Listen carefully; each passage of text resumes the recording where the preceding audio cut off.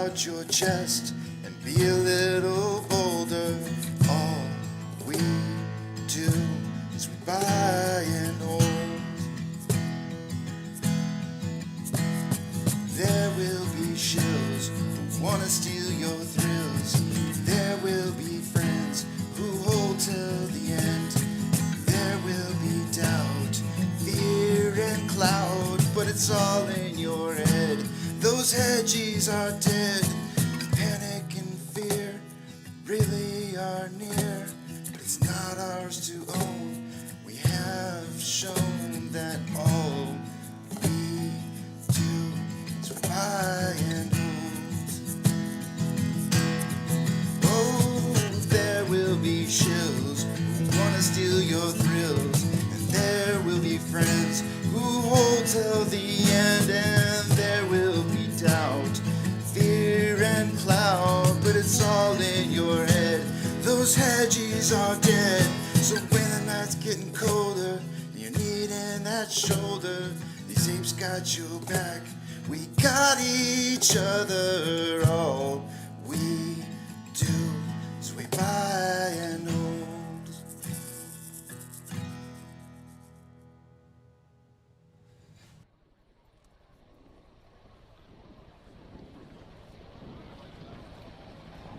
T-minus 90 seconds and counting. All systems are go. We're about 90 seconds from the launch of Space Shuttle Discovery.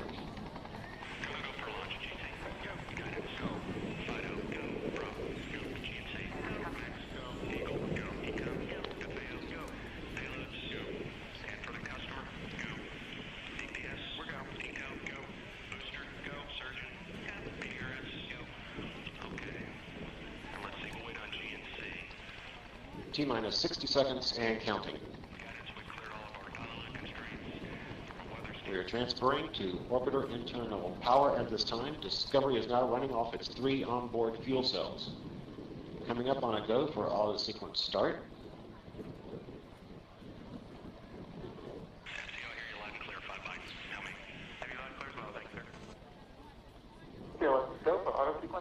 And we have a go for auto sequence start. Discovery's onboard computers have primary control of all the vehicle's critical functions. T-minus 17 seconds and counting. 15, 12, 11, 10, 9, 8, 7, 6,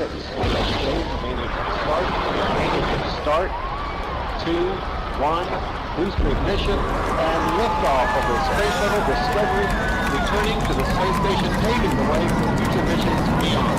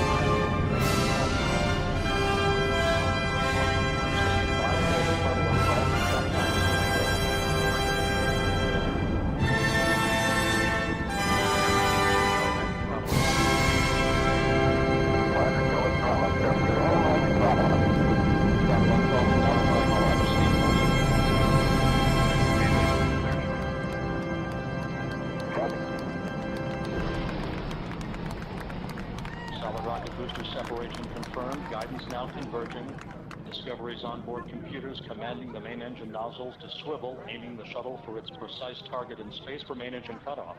Should have a good forward link now and you sound good. We are the music makers, and we are the dreamers of dreams.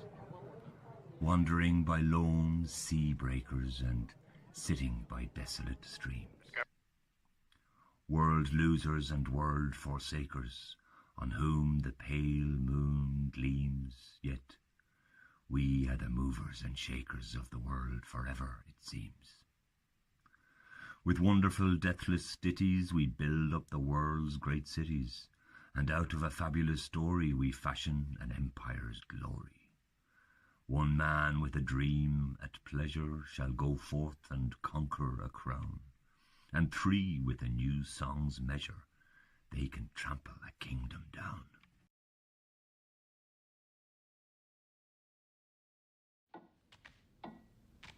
Don't make any noise.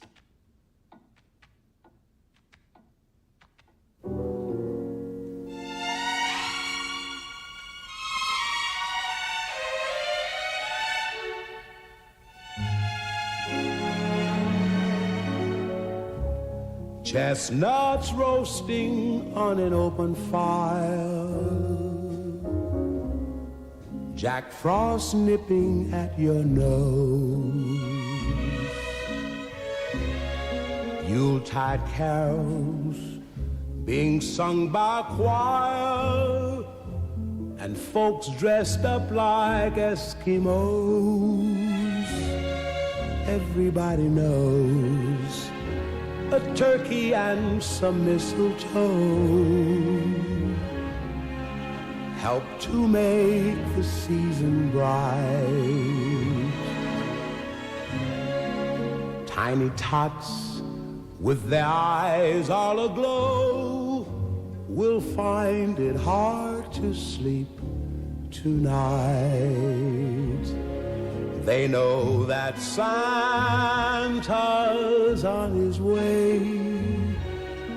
He's loaded lots of toys and goodies on his sleigh, and every mother's child is gonna spy to see if reindeer really know how to fly. And so I'm offering this simple phrase to kids from 1 to 92. Although it's been said many times, many ways, Merry Christmas to you.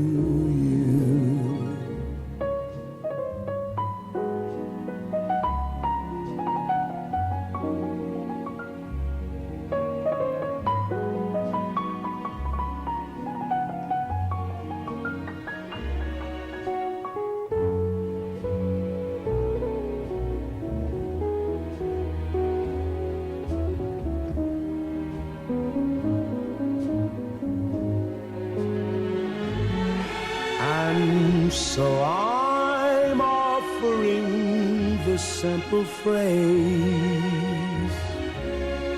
to kids from 1 to 92. Although it's been said many times, many ways, Merry Christmas to you.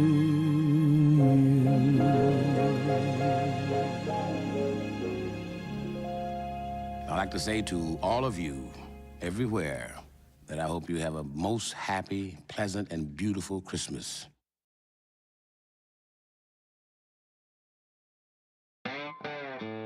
Good morning, you filthy apes. Welcome to AMC with KC, where we buy, we hold, and we screw those hedgies. Screw them! That's right. This is where we like to fling poo and eat crumbs for breakfast. Rock strong. Good morning, guys. Good to see you this morning. Hope you guys enjoyed that little reading this morning. In case you hadn't heard it before, so the title for the day is we are the music makers and the dreamer of dreams. And I did not know this. I actually found out for the very first time last night that that's actually the first line of a poem called Ode. And the author of the poem is O'Shaughnessy. I'm probably destroying his name. But anyways, it's kind of a cool poem. I like it, and I went and saw Wonka, and I told you guys that if they had the candy at the AMC theater I was going to, that I would be doing. I would buy all 4 kinds and be doing a taste test. Well, guess what? I'm not going to be doing today. I'm not going to be doing a taste test. Apparently, the truck that has all their stuff didn't show up yet, so they didn't have any of the candy. I did, however, buy me a top hat, a Wonka top hat, bucket of popcorn. I forgot to pick it up when I initially went up for the concessions, and then I still needed to hit the restroom. So everybody sat down in the movie theater, and I was like, I'm gonna go hit the restroom real quick. So I went to the restroom, and then I went right back out to the concessions again, and picked up my Wonka hat. I strapped on my hat. I say strapped on. There's no straps. I just put it on my head, and walked around the corner in the movie theater once I got in there and started doing that whole Willy Wonka gimp up the stairs to the seat. And my wife was giving me the funniest look. And finally, when about halfway there, she suddenly realizes it was me. She had no idea it was me in the top hat. And she's like, it looked really good, but I couldn't figure out who you were. I was like, she's like, you look like somebody else entirely. I wasn't sure if it was you or not. So apparently a top hat makes you look way different, apparently. My son liked the top hat so much, I could tell he wanted one. I asked him if he wanted one. He said, yeah. And I was like, well, then we're going to get another one because I'm not giving you mine. So we went back down to the concession stand after the movie was over, and I picked him up a top hat. So we ended up going home with two top hats. Maybe I'll put it on a little bit later today and show you guys. So anyways, that was the movie. How was the Wonka movie? You all know I'm not a huge musical fan. There's only probably about 2 or 3 musicals ever made or created that I've ever been able to sit through, and Wonka's probably one of them. Willy Wonka, or Charlie and Chocolate Factory, I should say. Obviously, keeping in good character, this is also somewhat of a musical as well. This current movie, and I feel like in Willy Wonka or Charlie and Chocolate Factory, I feel like I could walk away with, like most of the songs, not memorized, but, the tunes are stuck in my head. There's probably really only one that I can think of from this current movie that got stuck in my head, Scrub Scrub. If you see the movie, you'll know what I'm talking about, because it was kind of funny. It was cute. But yeah, the story doesn't really revolve around like how Charlie got from, I guess, childhood to learning how to make chocolate, but more about once he learned how to make chocolate, returning to his hometown, or what it seems like is perhaps maybe his hometown, and creating his first chocolate factory, and the story about how that process goes. So if you were expecting to get that first portion, like how did he become a chocolate maker and all that kind of good, a magician, quote unquote, you're not getting that. So don't expect that. You're getting that part that's after that. And so I was a little surprised because I really thought it was going to be like everything leading up to it as well. So I guess maybe if you want to say that they left room open for a prequel, they did. But I really enjoyed it. I had a good time. Unanimously, when we got into the Jeep, I asked everybody what they thought of the movie. And it was unanimous across the board, 8 out of 10. And it was so weird because like nobody even disagreed. It was just like everybody just unanimously just said 8 out of 10. And it was just kind of like, yep, 8 out of 10. So usually there's a little bit of a curve, I think, in the family where there's like some people that are like a 6, some people are 10, some people are in the middle. But it was just unanimous straight across the board, an 8. So a good movie. Highly recommend it. It's fun. Go see it. Your kids will definitely enjoy it. Let's see here. It's 6:20. It's time to take a look at the numbers. Let me start cleaning my glasses, and we will get into this. Uh-oh. I dropped my squirt bottle last night, and I forgot to go pick it back up again. Guess I have to use my backup.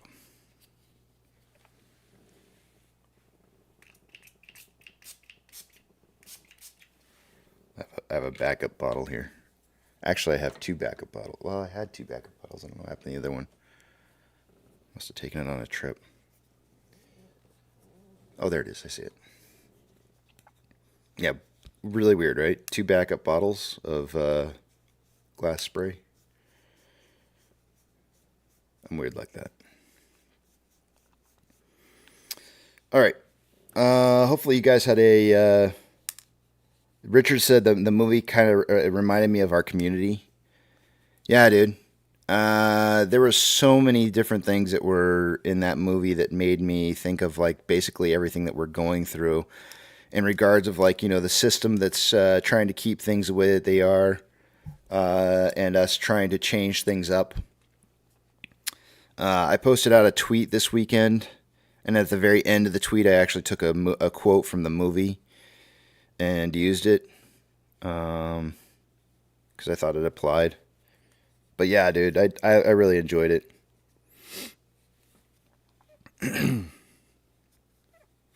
See, I think my glasses are clean. Let's see. Oh yeah, those are clean. All right, I'm going to take you guys over to the other page here. I'm not going to be able to see what it is you guys are saying. So hold those personal thoughts, comments, questions, and concerns until you see the big tramp, or actually until you see me slaying it. Speaking of which, I didn't put the slay up yet. So until you see me slaying it, then, you know, hold those comments, questions, and concerns. 2-factor authentication. If you don't have it, you may want to consider getting it, as it could prevent somebody from getting into your account that shouldn't be there. When you do sign up for that, if your broker allows you to put in a secondary device, might not be a bad idea, as you never know when somebody's going to try to get into your account. Closing price for the day on Friday was $665.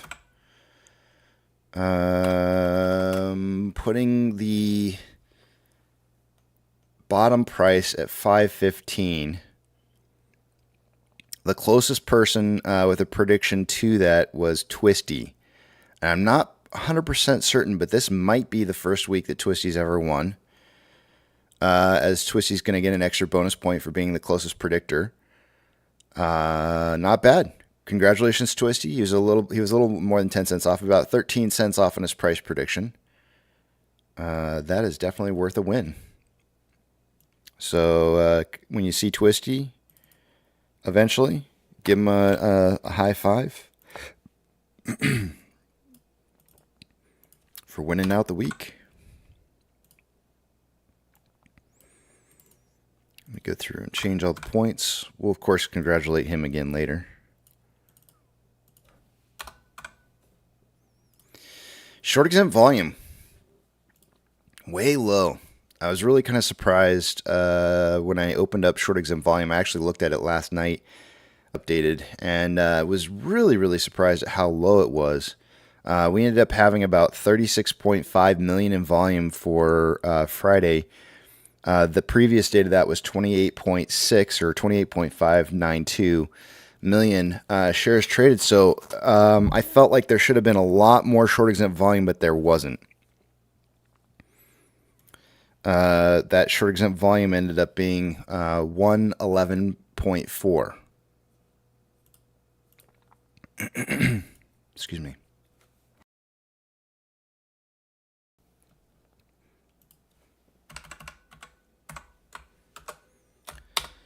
The percentage amount that we were down by was 0.89 on Friday. And utilization is, I believe, 22% even from 22.3, so a slight drop on that utilization. 22.04.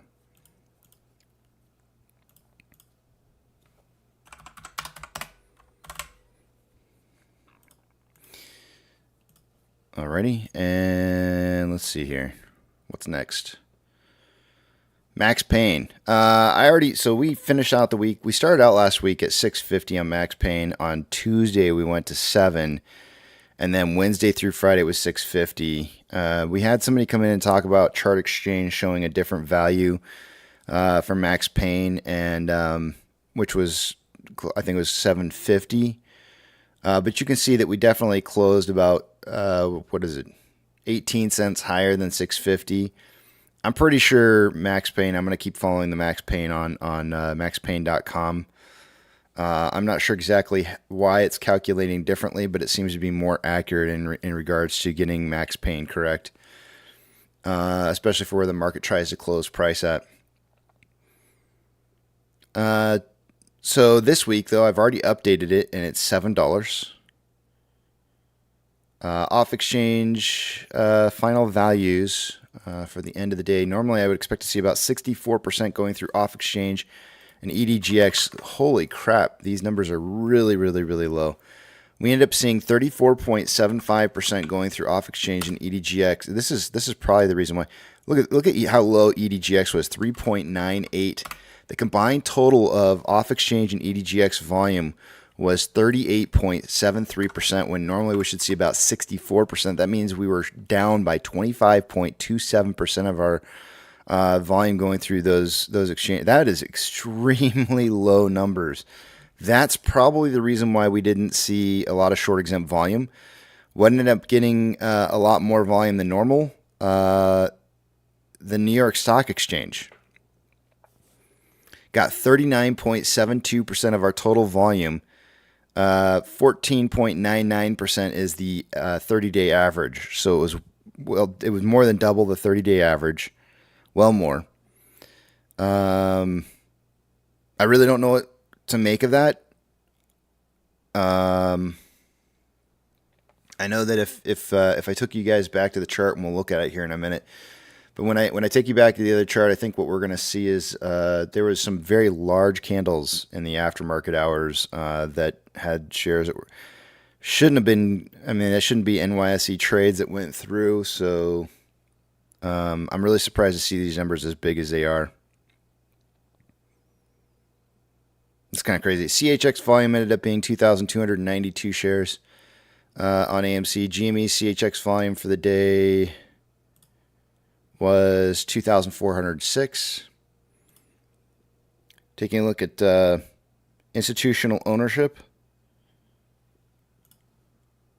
it was being reported at 41.707 on Friday. Today, it's being reported at 41.707, so no change.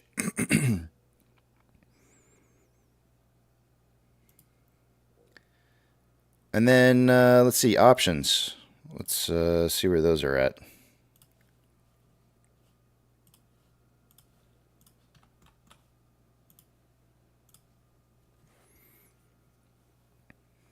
While we're waiting for that to load, maybe I should use that as my opportunity to move pages around. Why not, right?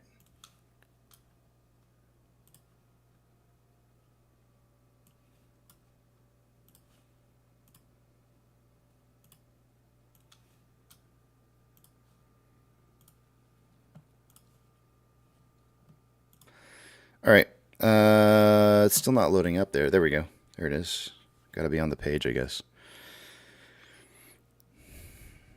Open interest expiring this week. Highest amount of volume is at a $7 strike.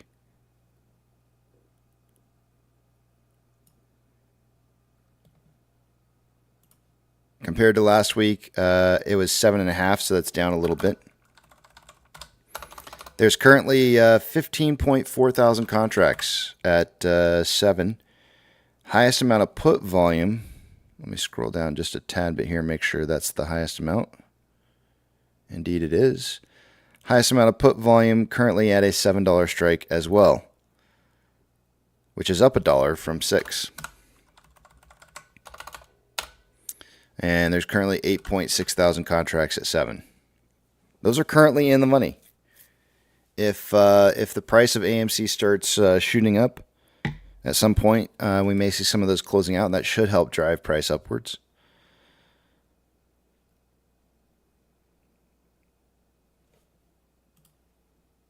Taking you over to the other screen here. Let's take a look at Ortex.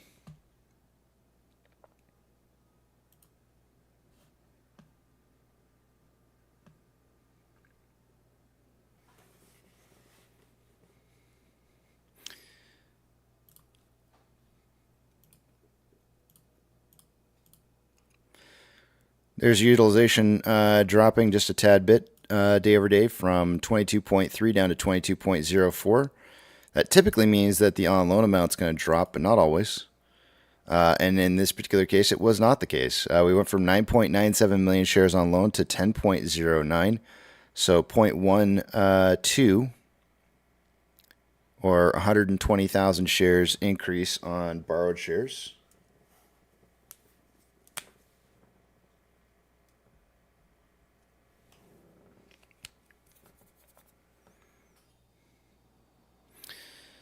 On loan average age per day.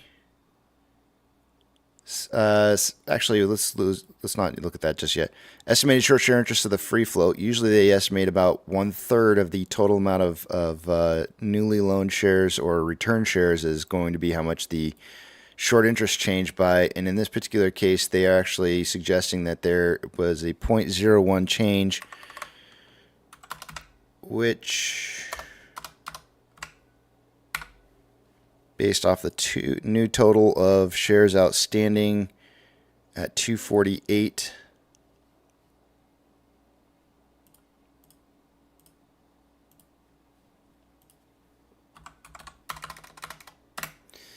It's going to be about 24,000.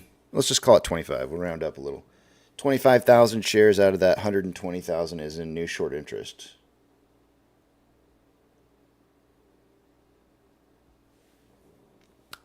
Not quite a third. On loan average age per day, with those newly loaned shares of about 120,000, didn't drive up very much, which means that there may have been some closed positions that occurred on Friday as well as the taking on of new loans. That usually is the case. It went from 35.14 to 35.17, so a very, very small drive up. Security lending volume day over day fell from 1.81 million down to 1.38 million.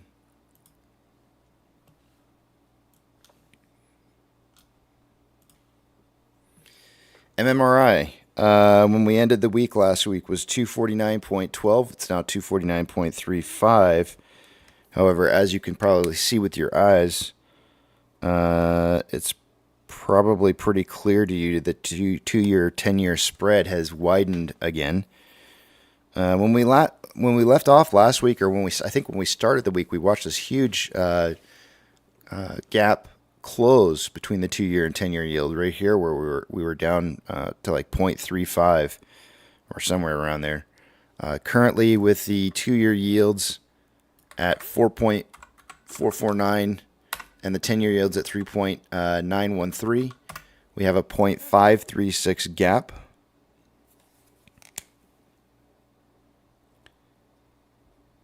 Which is pretty darn near close to what it was, I think, going into this Monday change here that we had last week. It's about the same exact gap that we had previously.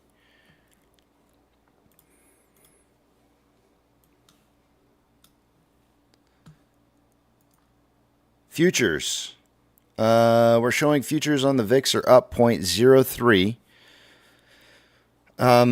The interesting thing here is that I'm seeing VIX at a 14.63 value. Now, if you've been watching VIX very closely, you know that we're running in the 12s, which means that there should be a massive gap up on the VIX between now and market open. That should lead to seeing the price drop in the market, but the futures on the different market quotes here are showing up anywhere from 0.11 to 0.26 currently. So I'm not sure if that means that we're going to see this like sudden gap down on at market open by a lot of different stocks, or if those are all going to start swinging the other direction, maybe perhaps just before market opens.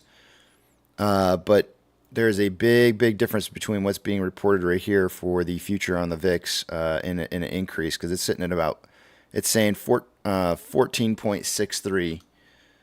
We'll go over and check that here in just a second, and I'll show you. Actually, let's do it right now. 12.28 is what it closed at. So we're looking at like a 2-point gap up on the VIX, which is pretty significant. That's going to take it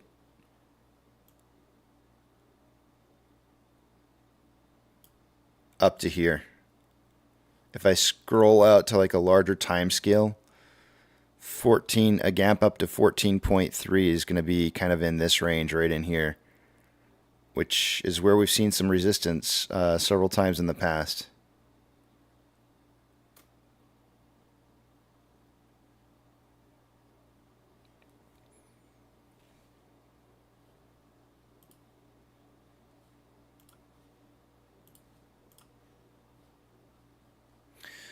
Orders by Fidelity customers by the end of the day on Friday. AMC and GME are the only two I'm looking for on this list. And neither are on the list. I'm going to scroll back through this list very slowly so you can look and see what had buy versus sell ratios. It looks to me like maybe 3, 4 maybe out of all of the 30 were in the above, had a better than 50% buy to sell ratio. We'll talk about maybe in a little bit here a tweet that I put out this weekend about what retail is doing versus what the market's doing, and you can see here that on SPY there was a 50% buy to 50% sell ratio. The idea that retail is buying right now in the marketplace, anybody who's going to try and convince you that, I'm not seeing it. It's not showing up that way. SSR trigger price for the day today is going to be $5.99. Shares available to borrow showing up at 1.4 million. There was more than that earlier. About 100,000 shares borrowed there, and then another 100, then returned, then borrowed again. Then about 4.3 million shares borrowed. So we're looking at 4.5 million shares in total having been borrowed so far for the day today. We had 10.5 million shares borrowed on Friday. There was a day, I think last week, where we had a really low borrow day. Actually, I think it might have been 2 days, and then all of a sudden 10.5 on Friday, which I think made up for some of that. But 4.5 million shares borrowed so far today. Fees are at 0.9%. There's currently 65.3 thousand contracts that are out of the money on the calls versus 9.1 thousand contracts that are in the money. 26.4 thousand contracts that are out of the money on the puts versus 17.4 thousand contracts that are in the money. There's our winter wonderland. Let's take a look at the Mag 7 and see how they're doing in the pre-market. In the pre-market, 5 out of the 7 are red.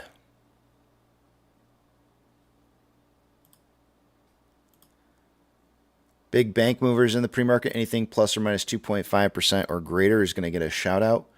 Coinbase is down 3.03%. A lot of the banks are looking green in the pre-market.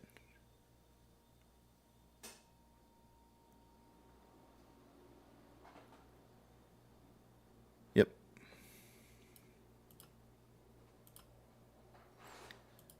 Silver futures are up 0.42 and consolidating after an uptrend from a downtrend drop. So kind of fluctuating over a little bit here, but currently consolidating. Gold is up 0.2, same kind of pattern here where it's kind of consolidating right now. Had a little bit of downwards activity, moving back up and starting to consolidate where it's at. Ethereum Classic is down 3.31, consolidating after a downtrend. The US dollar is down 0.03 and put it on 1 minute. Currently consolidating after a trend up. SPY in the pre-market is up 0.26 and kind of consolidating after a trend up. The overall trend up has not really been broken, so I'd say still on a trend up here currently. Tesla in the pre-market is up down 0.05. It gapped up in the early morning pre-market hour opening. Consolidated for a little bit and then started trending down. It's currently on a trend down. Amazon is up 0.24 and it's consolidating after a run up here that it just had. It was consolidating earlier this morning. It was consolidating a little bit. Cinemark is down 0.39 from last Friday, but has not yet traded this morning. Doge is down 4.74 and consolidating. Actually, it's a little bit on a downtrend right now. Downtrend. Bitcoin is down 0.41 and consolidating after it was on a downtrend. It came back up and is kind of consolidating a little bit. Maybe a slight downtrend showing up here.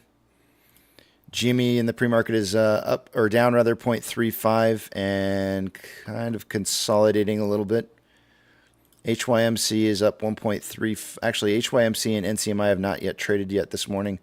Hood is down 2.22 and trending down, and AMC is up 0.6 and on a downtrend currently after having been on an uptrend in the aftermarket hours and pre-market open this morning. Inflow versus outflow from Friday, we had approximately just a little over $1 million more inflow than outflow. So far this morning, we've had about 37,000 shares traded on AMC, which is a pretty decent amount of shares. That's showing a continuation on volume, which is good. On a 4-hour time interval, we currently have more buying pressure than the selling pressure with an RSI of 43.06, which is below average, slightly below average. On a 1-hour time interval, we have more buying pressure than selling pressure with an RSI of 43.82, which is slightly below average. On a 30-minute interval, more selling pressure than buying pressure with an RSI of 45.1, which is slightly below average. And on a 5-minute interval, equal amounts, looks like maybe just slightly more buying pressure than selling pressure. It's close. RSI at 40.83, which is below average. Taking a look at the Ichimoto cloud on a 1-hour time interval.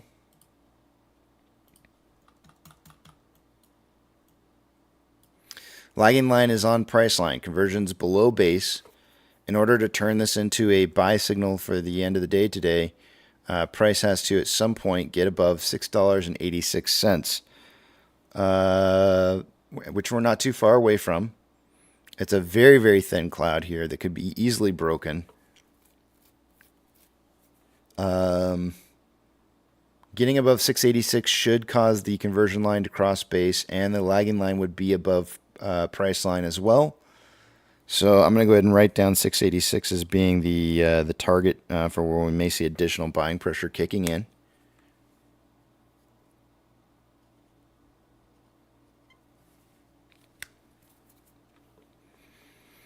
On a 4-hour time interval, and there's actually a point in here, I think maybe just slightly underneath the cloud as well, especially in the pre-market hours, where there would be a buy signal that would be started even earlier than 686. You know, it could be as high as low as maybe even 680, because it would be underneath the cloud. Conversion would probably cross base. Lagging line would be over price line, so even 680. It just depends on where we're at in the day. Later on in the day, it'll be a little bit higher at 686. On a 4-hour chart, lagging line is below price line. Conversion is on base. Any kind of price movement upwards will cause conversion to cross base. We need this lagging line to be above price line. And unfortunately for us, you can see where it's at right now. That's where it's going to be tomorrow morning, which means that we need to close out the day above 734 to keep the lagging line above price line. So in order to, the buy signal looks like it would come before that. As crossing through anything above 705 today would cause a buy signal. But by the end of today, price really needs to be above 734 to keep that lagging line above the price line to keep the buy signal there. So ultimately, you know, the buy signal starts at 705.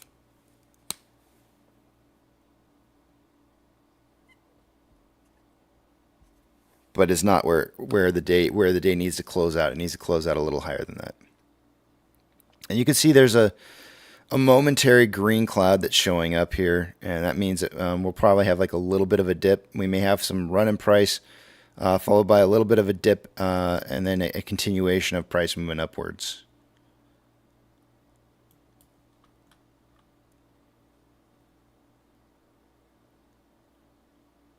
like price is going to probably, as we get closer to $7, price is probably going to stall out a little bit. Maybe test 7, come back down a little bit, maybe close out the day a little bit below 7, and then perhaps going into tomorrow getting that final drive that we need, a secondary drive, maybe even a couple retests throughout the day of around $7, and then a final breakthrough of 7, maybe Tuesday, or it could be Wednesday. Wednesday seems to be more popular for us for breaking upwards, but could be as early as Tuesday.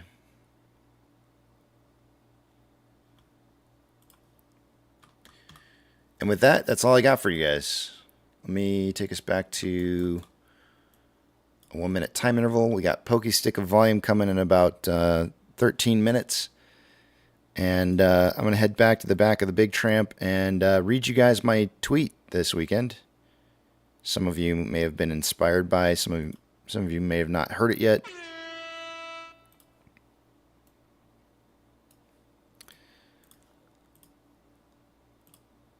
So I like to inform you guys kind of what it is that I'm seeing in the market.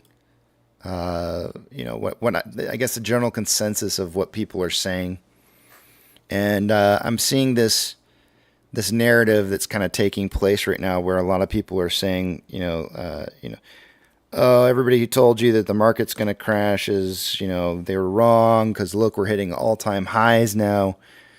And I want to be very, very clear. I don't see any possibility of any kind of squeeze play for AMC whatsoever without a market failure. Money doesn't grow on trees, which I'm going to say in this tweet. We all know that. The money that's going to pay you and I off is going to have to come from someplace.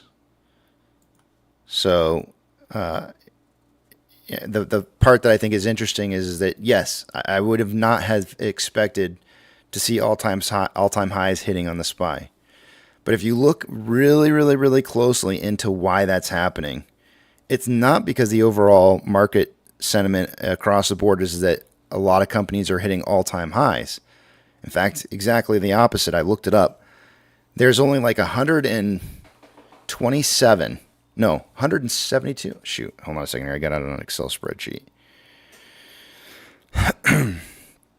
There is approximately, let me do the math. Yeah, 127. I was right.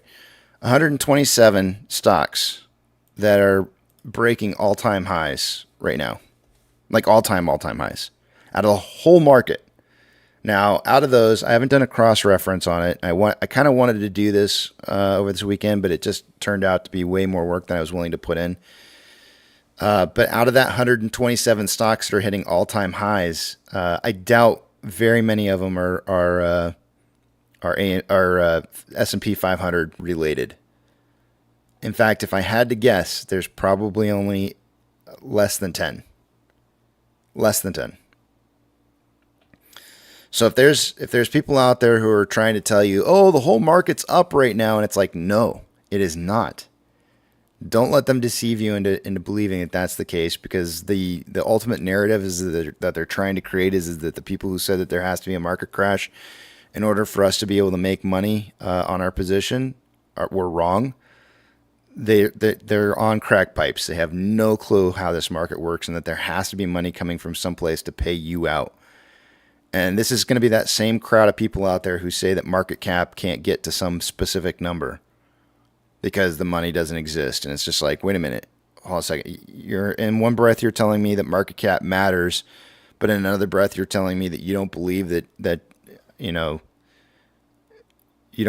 believe that the market can go up while AMC rips too. Anyways, this is the tweet that I put out this weekend. I hear murmurs of those that are mocking the crowd that believe a market crash must occur as a catalyst and are pointing to new market all-time highs being broken. If anyone is claiming that the market as a whole is breaking all-time highs, then they don't know what they're talking about. Institutions have been circling the wagons around the stocks that hold the largest of their collateral, and they've been bolstering those stocks to maintain margins across the board. When this no longer becomes enough, the flamingo legs this market is standing on will buckle. Money doesn't grow on trees. None of us will ever see a payout until that crash happens. The money has to come from somewhere. It's quickly leaving reverse repo to bolster fake crypto runs, only to dump out of crypto and into these mega cap stocks that are driving the market. Institutions are grasping at the final straws of life, and hedge funds are returning money to smart investors who know what's coming. Washington, D.C. is looking up what margin calls are. Time is ticking and it's on our side. 7 stocks are moving this market. Be wary of those whom are trying to convince you that you've lost, that your money is better invested elsewhere, or that the AMC board or staff is out to screw us. Watch for that. I see those common themes out there. Know what you hold. And in the words of Willy Wonka's mother, every good thing in this world started with a dream, so hold on to yours. We are the music makers and the dreamer of dreams. Willy Wonka. That's all I got for you guys. Twisty, good morning to you. I'm looking at the comment section I see in here. Congratulations on the win. Not bad.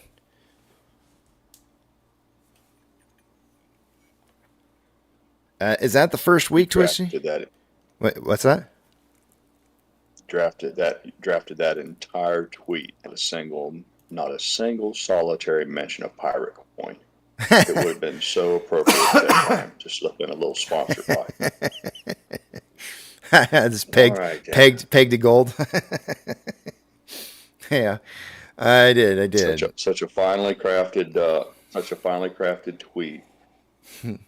So full of information and not a single solitary. The wonderful opportunities. Well, I'm sorry, man. I'm not a crypto lover, so I often forget about crypto in general. So it's a Monday, yeah. So I guess it's to be expected. Good morning, Casey. Good morning to you, sir. I'm gonna throw a commercial here. I drink some Coffee Mate. I like peppermint Coffee Mate in my coffee. I went to the store this weekend to buy some, and they didn't have any. I'm like, what the hell is this shit? It's wintertime. How do you run out of peppermint? It must be really, really popular. So there was no peppermint there, so I started looking at all the 18 other flavors that they have for their Coffee Mate. And one stood out in my mind. It was Cinnamon Toast Crunch. And I was like, oh yeah, that sounds like it'd be really good in my coffee. Don't do it. It's not what you think it is. It's not good at all. So I'm just throwing it out there. Don't buy Cinnamon Toast Crunch to flavor your coffee. It's horrible. It's absolutely horrible.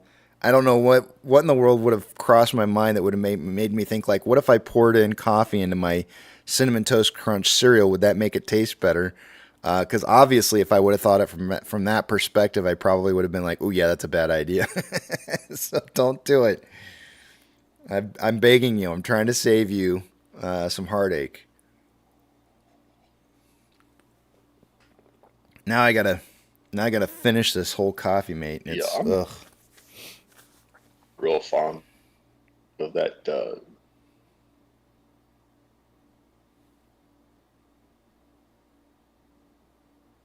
I lost you. Did I lose you, or is it me? No, it's not me. I lost him. I lost you. Go towards the light. Somebody turned on his microwave in his house. Mrs. Pirate's watching movies again. I can say all kinds of stuff. Oh, he's not even in here. He's not even in the back of the big tram. He just completely like bailed right mid-sentence. That's funny. 1796 Patriot says blackberry brandy is excellent in coffee. I think I'd rather have that.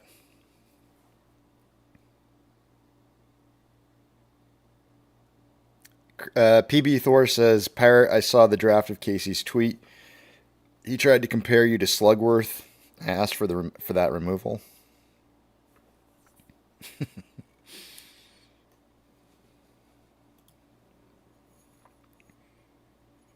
Gary says it's 7 stocks. Yep.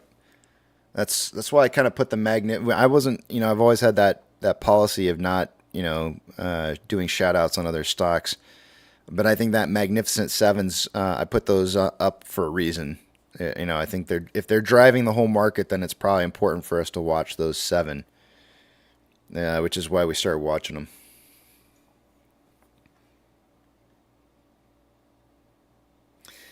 Jay says, "Who's Slugworth?" I think he missed. I think a lot of people know that it's from Willy Wonka, but I don't think that's his name. It's something else. Let's see. What is it? It's no,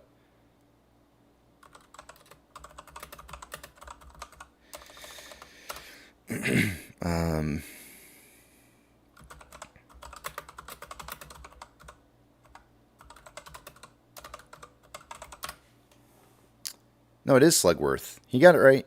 It's Arthur Slugworth.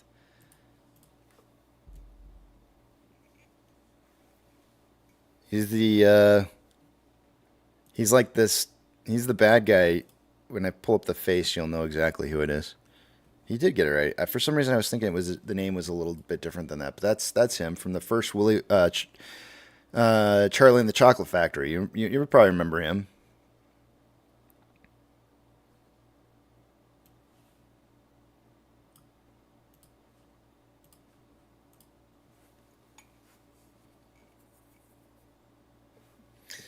Apex, good morning.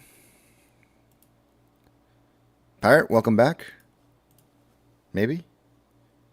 Sorry about that, buddy. I for some reason when I on Monday mornings when I turn on my Thinkorswim charts, I don't know if it's because of the amount of data that it pulls, but it interferes with my comms pretty bad. I apologize for that. Were you talking for like a minute before you realized you were off? How long did it go?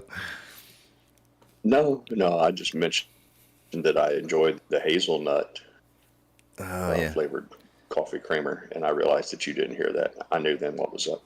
Yeah, the hazelnut. I'm real big on that flavored stuff. When I was a kid, that's like all they either had like straight up milk or hazelnut. Those were the only two that they had. And so I opted out. I actually used to drink just a little bit of creamer and a packet of Sweet and Low as a kid. That's how I drink my coffee because I couldn't stand the taste of the hazelnut after a while. So, but now that they've got all these different flavors, it's kind of, you can pick and choose.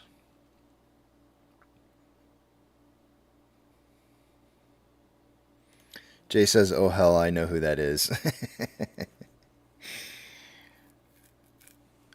Oh, Pokey Stick of Volume kicking in here. I can see the time and sales just went like crazy.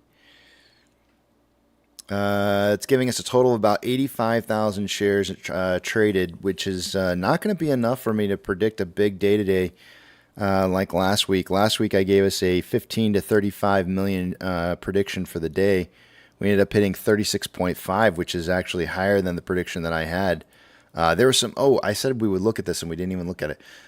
If we look at towards the end of the day, there were some very, very large orders that went through that got us over those numbers. We had an 860,000 share minute here.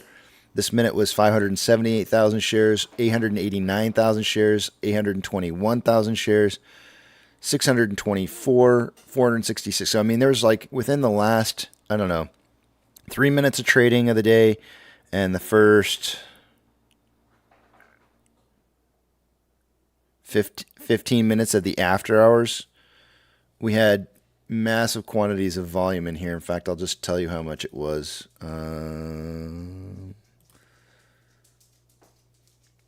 Over that time span, 4.71 million shares traded over 16 minutes. 16 minutes worth of time. 4.71 million. So we would have been darn near close 2 million, 32 million shares traded, maybe 31 million shares traded had it not been for those 15 minutes, 16 minutes there. So there was a lot of volume that went through. And as we saw earlier this morning, a lot of shares showed up on the New York Stock Exchange in volume compared to what we're used to seeing. But yeah, our current pokey stick of volume this morning coming in at about 48,000 shares. We're at, looks like we had about 85,000 shares going into this. So we're looking at about 40,000 shares going into about 38,000 shares going into the pokey stick. So to me, based off of these numbers here, I think we're going to see a little bit lower volume day to day than what we've been seeing. I'll probably go 10 to 30 million on volume prediction. It doesn't quite look as busy as it was on Friday in terms of quantity of shares being traded currently.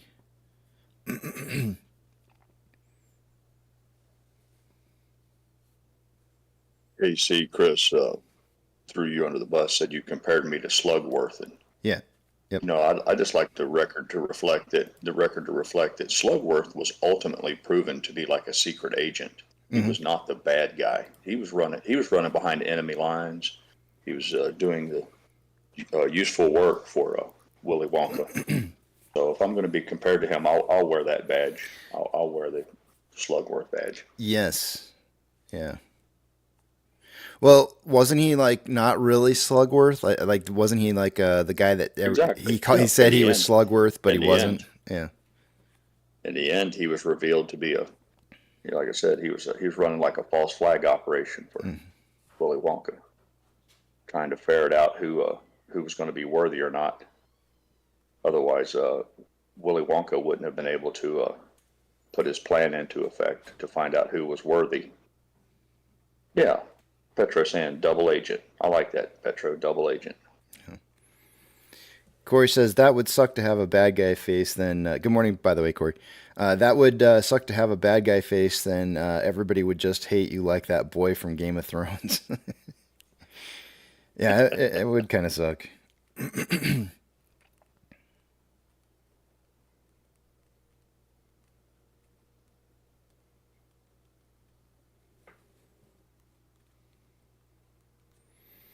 Apex is saying numbers.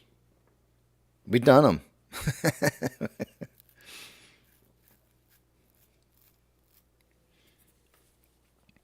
Andrew says, I think I'm going to ask for a new pokey stick for Christmas. Maybe this will help for next year.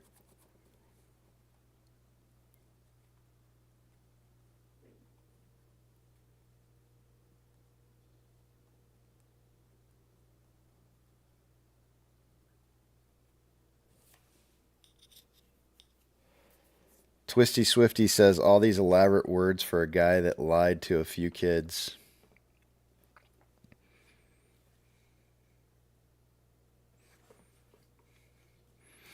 I don't know. I'm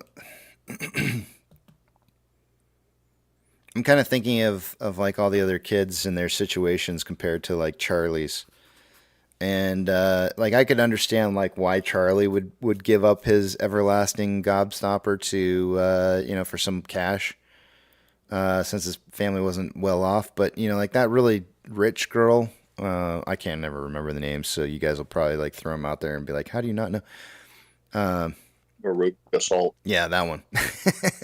As soon as you say it, I go like, yeah. The blueberry. Yes. The blueberry girl. Yeah, she had no reason. I mean, money was not an issue for her. Like, why would she give up her gobstopper to, to get some cash? That doesn't make sense to me. So I feel like some of those kids would have probably kept their gobstoppers, everlasting gobstoppers. What was the Augustus?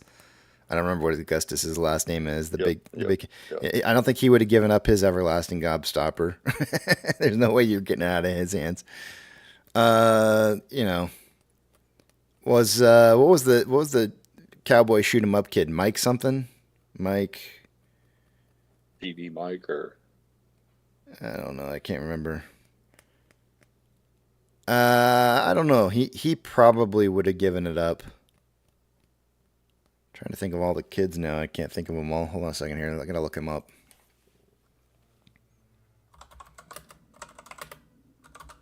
He said it right. Mike TV. I said TV Mike, but it's Mike TV. So there's 5 kids. It's Augustus Gloop. Veruca Salt. Beauregard. Does that sound right? That doesn't sound right. Oh no, it was Violet Beauregard. Mike TV. Oh, interesting. Did you know it wasn't spelled T and a V? It was actually spelled T-E-A V-E-E. Brian C put it in the chat, and that was the first time I'd realized that spelling was different. That's kind of cool. Yeah. 1, 2, 3, 4, and then Charlie was 5th.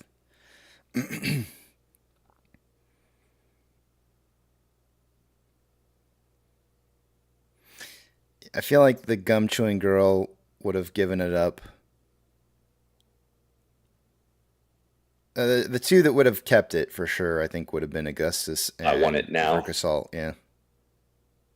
Yeah, Veruca Salt. I think wasn't there a band that stole her name, or didn't someone pen a song called Veruca Salt, something like that? Yep. Oh, so. Yeah, Brian, it's saying, at least according to the website I'm looking at here, it's saying it was T-E-A-V-E-E. T is in a drink, TV.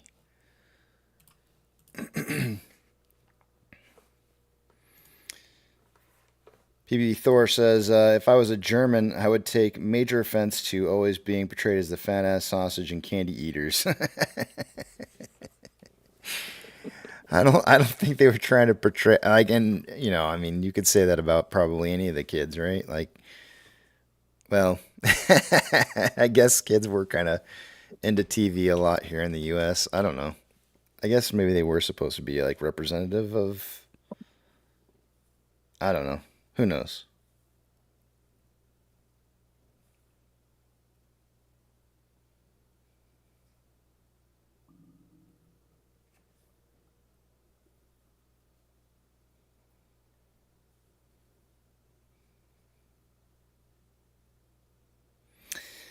Richard wants to know, did they have AMC candies at your theater? They did not. I was really disappointed, and I asked one of the workers that was there about it because I didn't see him on the shelves, and he said, we're waiting for our truck to come in.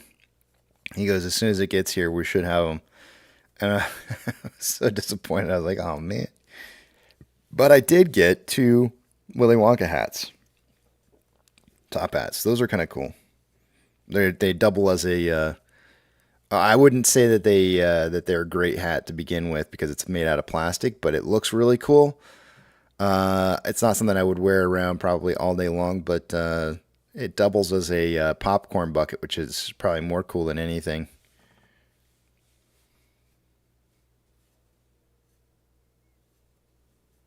But I was really hoping, Richard, because I was gonna buy a bag of each of the different ones, the almonds, the peanuts, the pretzels, and the raisins, and try them all out. I'm actually looking forward to the pretzels, I think, the most. I thought about it. I really do like chocolate-covered almonds, but I can only do maybe a handful. The chocolate-covered raisins, kind of the same thing. About a handful would probably be enough for me. The peanuts, I don't even know if I'd waste my time, because I don't know. But the pretzels, I probably would be, especially if you bought like a beer or something like that, it might be pretty good to go with.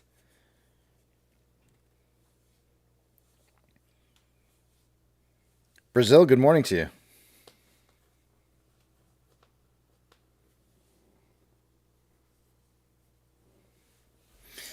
Living in 3D. I saw that you said that you were live from. Shoot, where did you say from?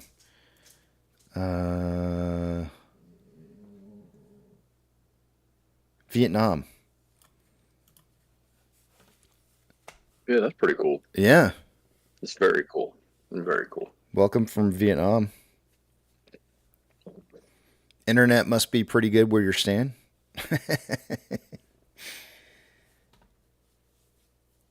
That's good, right? You're not missing out on anything.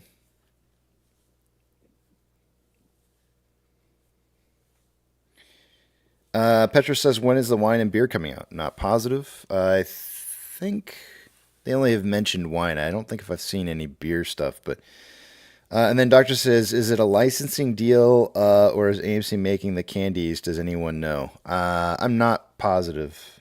I think we would probably need to ask John Merriweather.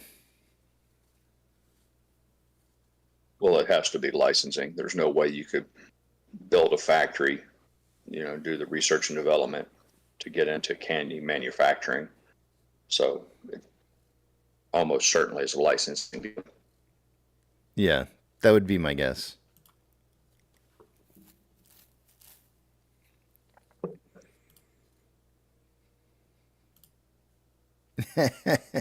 Rugged wants me to do the Good Morning Vietnam. Adrian Cronauer. Yeah, play some helicopters thumping in the background. Little Vietnam era music. I love the smell of napalm in the morning.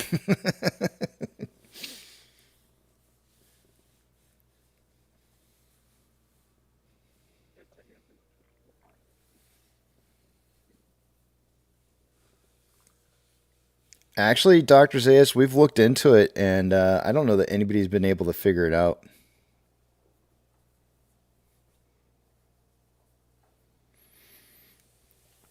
Jay says, any theories on the apple orchard video that Adam tagged? So, a lot of debate about it. Nobody really knows for sure.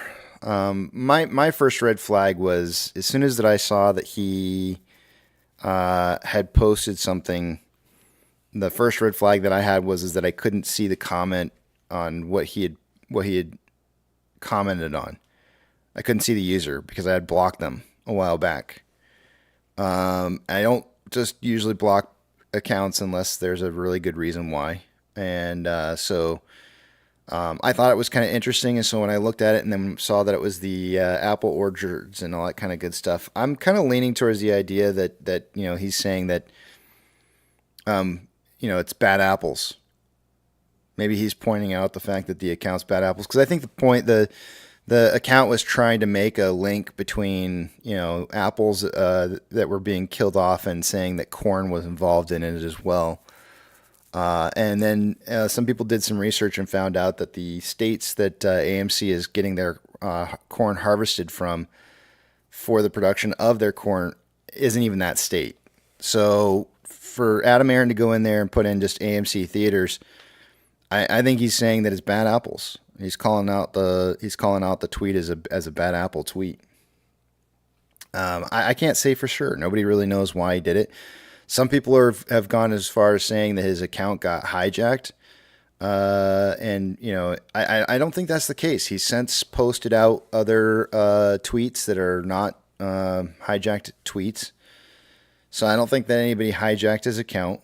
And I personally feel like he probably would have said something if it had been, or he would have deleted it, but it's not deleted.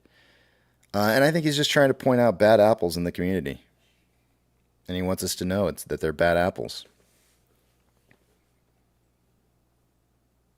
The one thing that I want to know, and I don't know how to figure it out, because I tried looking, but I want to know whether or not Adam Aron follows the account or not, right? And I'll tell you why. One, if he's following the account, then there's a reason why he saw it and flagged it. Two, if he's not following the account, that means he's specifically following the account for specific reasons. and I don't know which it is. I don't know if he's following it or not. When I go to his account to look to see who he's following, I can't see it. I can't tell whether or not he's following the account, but my guess is that he's probably not following the account, and he's more than likely probably watching specific accounts that are out there that he's probably deemed as being accounts that are probably saying nefarious things about AMC.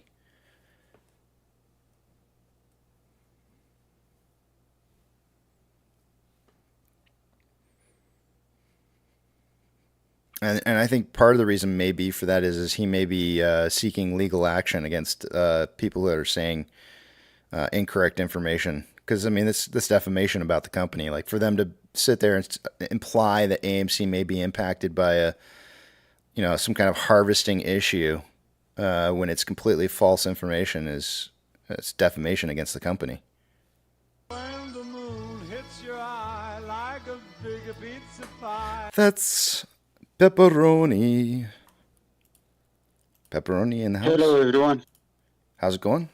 I went back and I actually stopped the stream when Pirate got disconnected.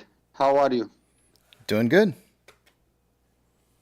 Very good intro for today, Casey. Congrats. You're awesome. Oh, thank you. The things you do, they're not easy to find, for the community and everything. Thank you. Yeah, I spent some time looking for just the right reader for that. Let me tell you, it was difficult. It was difficult to find somebody who read that just the way that I wanted to hear it. But the one that I settled on, I think, was pretty good. I could provide the link if you guys. The poem's actually much longer. I had no idea. I thought it was when I went through a bunch of different readings of the poem. Most people ended the poem right where I ended it at, but the particular video that I played, the guy actually reads the entire poem, and it's much longer. Oh, it was awesome. Well, I'm rather fond of good poetry, and I guess that's my punishment for showing up late today. I missed that, so I need to learn. Well, to get there's my always ass the out stream, Pirate. of bed. There is no excuse. You can always go back on the stream, That's true. That's true. Yeah. He doesn't want to miss out on what's happening live. You gotta do what Yucca does. He will be able to do it when on break. What does Yucca do? He plays it like in super fast mode, and he catches him. So because Yucca doesn't roll out of bed and get into his butt going until about he doesn't normally join us until about 10:30 in the morning, which is that's my time. So 6, 7, 8, 9, 10. That's like 4.5 hours that he misses out on. And so I think what he does is he goes back on when I go on my first break. He rewinds to the beginning and he plays it in like super fast mode. And 3 times speed. Yeah, and then just listens to it all while I'm on break. Wow, man! Can you imagine the brain he has?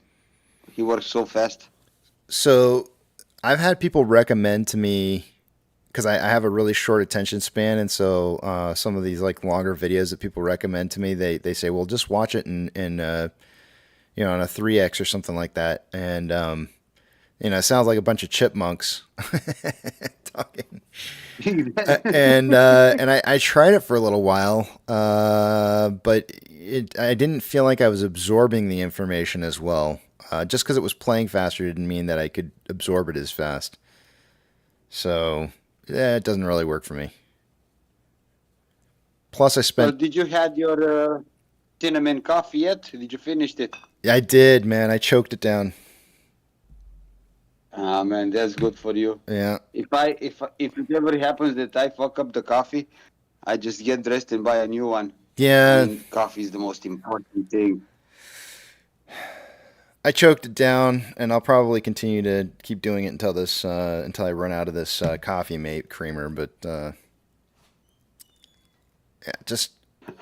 from now on, huh? You surely fucked up, yeah. Yeah, I definitely fucked up on this one. This was a bad mistake. I don't know why I didn't think like, hey, if I added coffee to my Cinnamon Toast Crunch, would that taste good? I thought it the other direction around. I thought like, if I'm drinking coffee and I added Cinnamon Toast Crunch to it, Cinnamon Toast Crunch tastes so great, it's gonna make that coffee taste better. I didn't think it from the version of pouring a cup of coffee into my cereal bowl.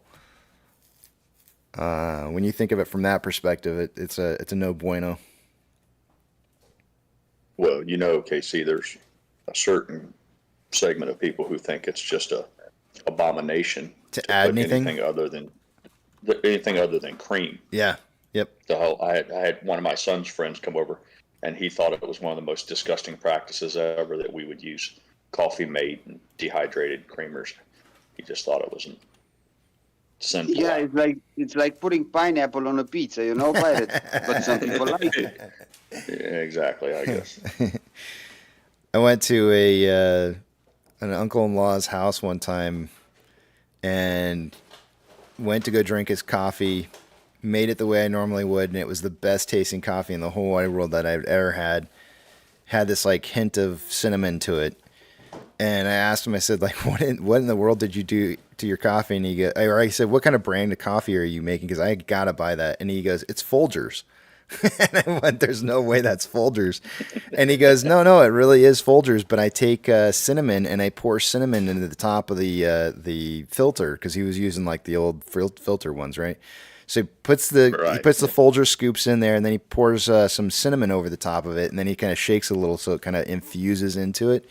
And then he just brews up a pot of coffee. And if you are ever looking for that, like that little extra added twist to your coffee that gives it just a little interesting new taste, I highly recommend doing that. It is so delicious. You can't really do that with a Keurig. I like my coffee black and pure. I mean, I don't even put sugar in it. Yep. It's just plain coffee. Yeah, that's just the way my dad used to drink. He always would say that I drink candy coffee. Have you ever had an occasion where you had to do the whole cowboy? Are you familiar with the concept of the cowboy coffee? Yes, that's where I've heard of this before, and I think I've even tried it, but I can't remember off the top of my head what it is. Yeah, if your coffee pot breaks down or your coffee maker goes down, you can brew coffee. All you need to do is boil water like the cowboys used to do over an open fire. Then you boil the water. Then you put the coffee grounds in the boiling water in the cup and let it steep for a while. You can boil it, and let it boil, and then all you do is in the end they put like 1 cup of a little bit of cold water on top of it, and that cold water falling to the bottom pulls all the grounds to the bottom. When you drink your cup of coffee, you just take effort not to stir it all up. That's not what I was thinking, so I have not tried that before. This is how I drink my coffee. This is exact. I just put the coffee in the cup, and then I pour boiling water on top of it. You're a badass cowboy. Who knew pepperoni was a cowboy? Nice. Yeah, something to do with heat rising and cold falling. When otherwise when you drank it, every mouthful of coffee would be full of grounds. Yeah, but they dump that little bit of cold water on top, and when it falls through the water column, it pulls all the grounds to the bottom. So you can always have coffee. Drinking coffee grinds sounds about as satisfying as swallowing tobacco chew. I kind of rank those about the same. Have you ever had chocolate-covered coffee beans before? No. That's actually kind of interesting. It's not too bad. You'd think it'd be really gross, but it's actually pretty decent. Oh man, Casey, you're ruining coffee for me. You're just ruining it. Chocolate-covered coffee beans? I mean, you don't throw in like a whole handful into your mouth. You just eat one, but it's not bad. You should try it sometime. I didn't even know you could eat a raw coffee bean. I don't think they're raw. Yeah, I don't think they're raw. I mean, they've been roasted. They've been roasted, but they've never been ground. So you just eat the bean. I like hard bean or something, peanut. I don't know about eating coffee beans, but our dog got a hold of one of those pouches that you make iced tea with. It's like for making a whole pitcher of iced tea, and he ate the entire tea bag. And man, he caught quite the zoomies from all the caffeine in that. So Zoomies. I love zoomies. Yeah, we missed out. We should have videoed that for historical purposes. It would have been quite entertaining. He was jacked up, to say the least. Derek Wethington says, Casey, my mom's been doing that for years. Your mom's a smart woman. Brian says marshmallows in his coffee. In your coffee, Brian? I mean, really? I mean, you got me thinking. It makes me want to try it. That's like honey. There's no more coffee in there. It's honey. Oh, he's saying, really, Brian? Jay says, really, Brian? And then Brian says, nah. Okay. Yeah.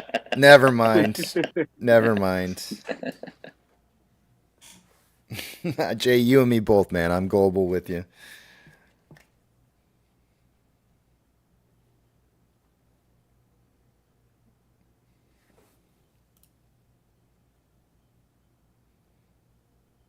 Nicotine in coffee sounds stimulating. Wait. Where did that come from? Coffee already has nicotine. Coffee, caffeine. Pepper, they already have caffeine. Already has nicotine in it. So. No. Wait, what?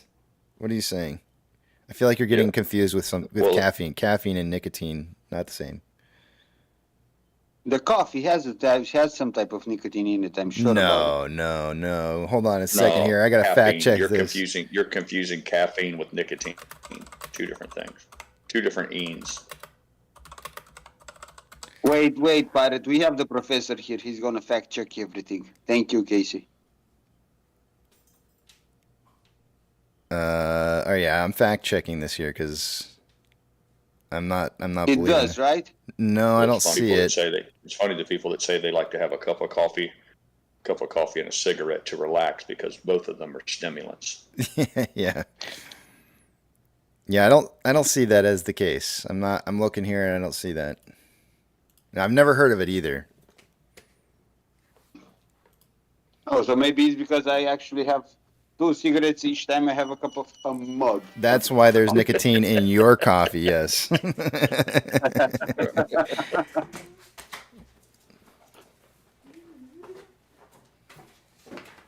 So, Casey, do you think we will mow ass when the market breaks? Because that's what you said in the beginning of the... Yeah. So somebody asked me. So there was a question that was asked of me. Let me pull it up here real quick because I think it's relevant. Give me 1 second here. Let's see if I can find it. I'll put it up on the screen so you guys can see it because it was a chart that I drew out for them. Let's see here. So I had AMC Lifestyle on Twitter ask me specifically. He said, "What do you say to the fact that AMC ran to 72 at market highs?" Question mark. You know, because I think he's kind of saying like, well, you know, AMC had one of its larger runs when the market was hitting all-time highs. So if you go back and you look, first off, we all know that wasn't MOAS when we ran up to 70 some odd dollars. But on this page right here, this is remember, of course, AMC's kind of drawn out a little bit weird here because of since we've had the reverse split and conversion, it's showing different values. So kind of ignore the values that are showing up on the page, but just know that AMC is in the bars, the candle bars that you have showing up on the page. In blue is Bitcoin, and then in gold is SPY. And one of the very first, I put a red line kind of like right here where where I felt like I saw like there was some unique instances that were happening. There was actually a fallout in the SPY just prior to some of the big rips that were starting to occur on AMC. So, and one of the things that I think is a little bit confusing, I think, for some people is they expect the SPY to fall like massive quantities. The SPY doesn't have to move very much in order for large quantities of money to be funneling out of the SPY. You have to remember where is majority of the money held, and it's held within those big, huge, I think a lot of people refer to them as mega cap corporations, right? And they're going to protect those. They're going to continue to protect those even through a market crash, because that's where they hold. Every institution holds their collateral. So you're not going to see these like huge, massive drops, but you do see dips that occur in the marketplace during the periods of time where AMC started to run in price. But more importantly, what do you see dipping more? You see crypto absolutely taking a dump as the SPY starts to drop, right? SPY starts dropping. When the SPY hits a certain point, they start pulling money out of crypto and pumping up. You can start seeing that as the money's bleeding out of crypto, it's going into both the delivery of payouts into AMC while raising the price of the market to keep those liquidations from occurring. They don't want to get liquidated. If they get liquidated out of their positions that they hold long on the most, then they're in super, super serious trouble. So we watched Bitcoin drop from probably some of the highest highs that it was ever at. What was it? 69,000 a coin. Nice. Down to what? What did we get down to? 15K a coin, right? It got liquidated. The cryptocurrencies got absolutely liquidated during that period of time. And we continued to see SPY moving upwards until the end of 2021. They were bolstering those positions with crypto. Now crypto's built back up and we're running in the 40s, low 40s. And I think the same exact thing is going to happen again. You're going to start watching, SPY is going to start taking a dump, very similar to last time. And you're going to see all these cryptocurrencies just start absolutely tanking to bolster that up. Because they can't, if they have liquidations in the marketplace, then it's all over. And that's when you start seeing, and it will be all over, because what's going to end up happening is that if AMC shareholders get paid out and they pull out, getting paid out and pulling out of the market is going to be a massive vacuum of money leaving the marketplace. And that's when you're going to start seeing the vacuum of that money leaving the marketplace is going to be when the market kind of starts to really take those biggest hits, right? So you're looking for a couple different things to happen. The big move in the marketplace won't, like the big major crash won't occur until after people start pulling their money out, but it will definitely be moving down. You can see it. You can see it move down before the 72 run up. So, and history will repeat itself. This is why I'm here, because I can't see shit. But anyway, I have another thing that bothers my mind. I have a lot of questions, and I wanted to ask you this: when SSR is triggered, or how do you call it, when they are able to create shares on the marketplace, they have 3 months to when they when the price hits the lowest level, and they are able to create shares to cover the call options. It's not covering. It's covering is different. So you're talking about delivering. You're talking about delivering of shares. Like they may create positions in order to deliver shares to those positions. That part of the deal. How much time do institutions have to report how many shares they covered in that period of time? Because it won't be done in the next day. Right? There is a time frame in which they have to report. In the 12th of December, we used RSI to cover these positions, stuff like that. Are you talking about short exempt? You talking about short exempt volume? Not exactly short exempt. SSR. Exactly. That's it. That's what I'm talking about. Because I am sure they do not have to report what they did the second day. Because we see in AMC a lot of time getting halted, and then the price dropped down.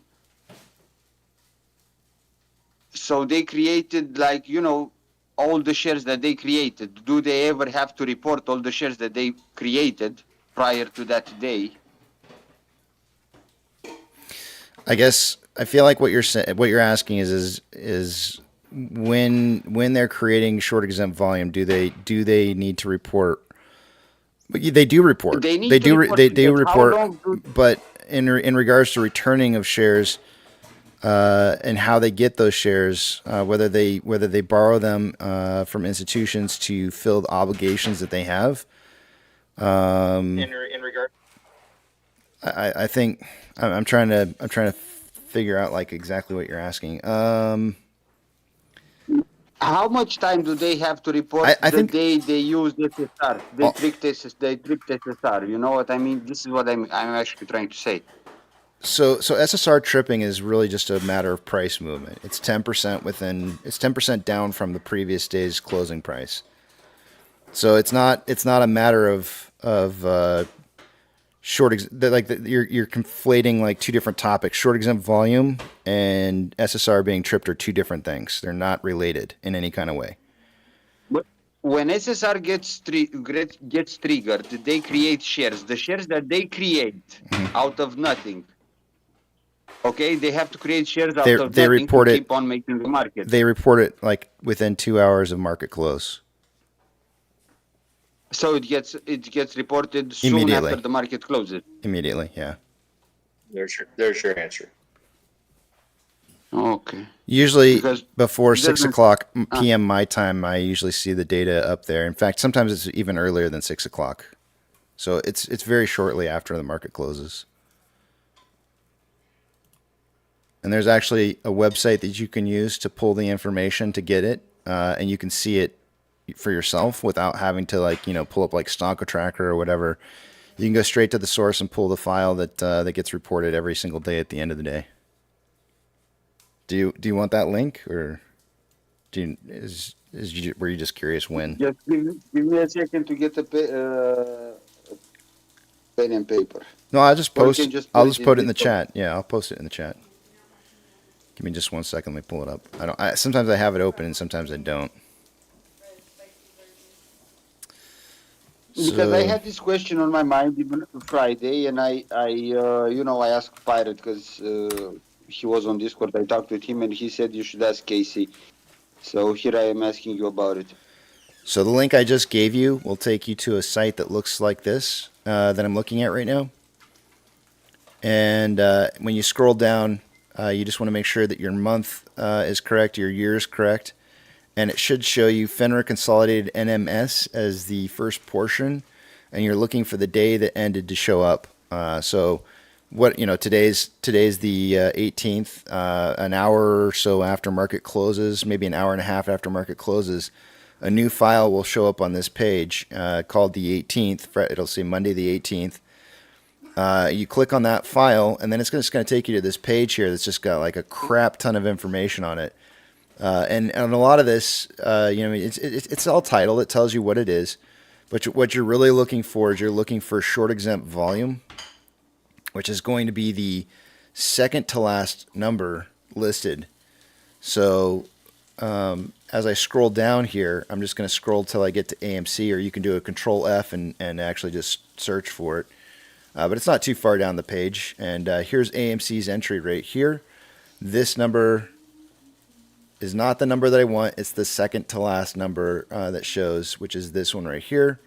And so it's 111,498 shares in short exempt volume that was marked for Friday. And if you come over to Stonko Tracker, you can verify it and see that Stonko Tracker has reported 11,498. So it's the exact same number. So you can verify that it comes out to the same thing. This is where you can find that information for yourself, and you can get it, because usually Stonko Tracker doesn't report it until the next day. But you can get it from this website within, I think, like an hour and a half after market close, or thereabouts. Somebody else might have like a better idea on exactly when that reports, because sometimes I just wait until 7 or 8 o'clock at night, and I if I really want to look at it, I go and take a look. I see.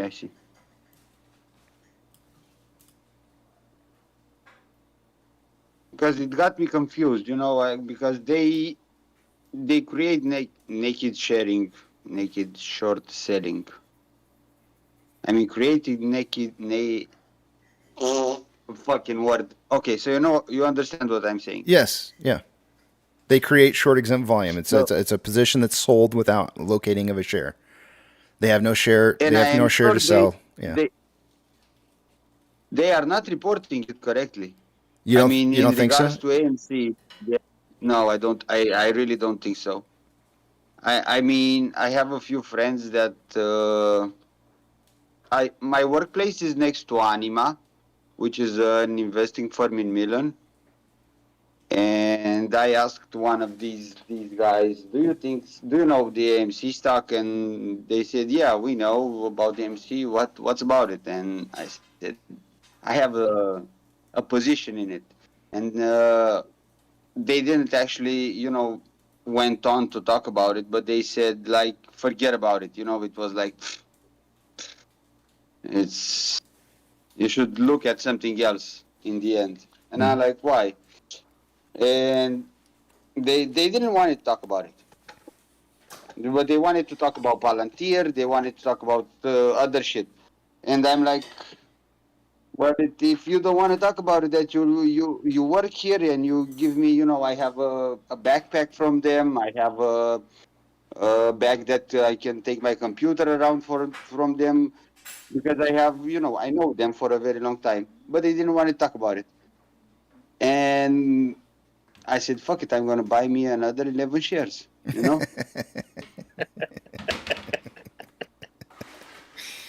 Screw those guys. Yeah, I mean, you don't want to talk about it. This is the only thing you tell me. Fuck it, forget about it. Just just leave it there. With something else. I find it. An answer. I find it interesting they didn't want to talk about it. They just didn't. They just don't want to. They don't want to mention. They don't want to talk about it at all. There's no. To be clear, did they not want to talk about it, or they talked about it in a negative way? No. They didn't want to talk about it at all. They said it's like I believe it's a failed investment. You should look at other stocks. The stock market is very big. There you go. So that's when I said okay. And then we talked about other stuff. They started explaining, the charts and stuff like that. Not on AMC, on different stocks because I was in the beginning. Yeah. Whenever you have somebody who wants to talk to you about a specific stock, you should ask them what their position is in it. You know what I mean? They are working for their personal, but their personal portfolio. What is your position? If you're really a believer, yeah. No, it's not. It's not whether or not they're really a believer, but if they're going to be talking to you about anything, then they should be willing to disclose legally. They should be willing to disclose what their position is in the stock. They only stand long or short. Yeah, they only stand to potentially make money from other people if they're already invested in it because they think so highly of it. Then they only stand to make money from trying to encourage other people to buy. Right. So it's always a good question to ask somebody, how much are you invested in this? And it doesn't matter if I don't care what stock it is. If anybody's going to talk to you about a stock, period, they should be willing to disclose what their position is. And they don't have to give you like an exact number. They can just say like, I'm very heavily invested in this, or not very much. I don't have much of in the game. Just kind of ballparking, kind of tell you where they stand. Well, you'll see that not as much as you used to, but when they used to have analysts come on the mainstream media, they would do a little quick disclaimer, and they would have like a menu. Does your family own this stock? Are you paid by all that stuff? And so they have to disclose it, so that they can show their bias, so that you can their bias into calculation. Absolutely. Calculation. And they have to. They're legally required to talk about, how they are biased on the stock. So anyways, I got to go to break, guys. 7:45. I'm only going to get 30 minutes here. So let me head out of the back of the big tramp. And Pepperoni, thank you for the questions this morning. Appreciate it. Hopefully I answered them well enough for you. Yeah. I mean, even if you didn't, it's good enough for me, Okay. Because I make this for a living. It's a lot. All right. Cool. See you guys later. Yeah, sounds good, man. All right. See you guys in a bit. We'll see. All right, let me put up the message on the screen here. Good morning, hon.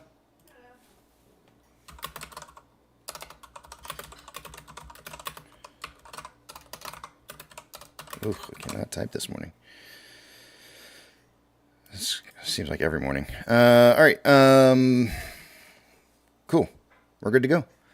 I don't think I really gave out a price prediction yet for the day, or even kind of gave an inkling as to which direction I'm heading on price prediction. I really kind of want to see where the overall market's heading a little bit closer to the open this morning. I'm really kind of curious about the VIX reporting on this one, because it's showing right now the futures is showing down 0.31 on the futures, but it's showing 14.58 for an open, which is a massive gap up on that's like a two. It's more than a 2-point gap up on the VIX.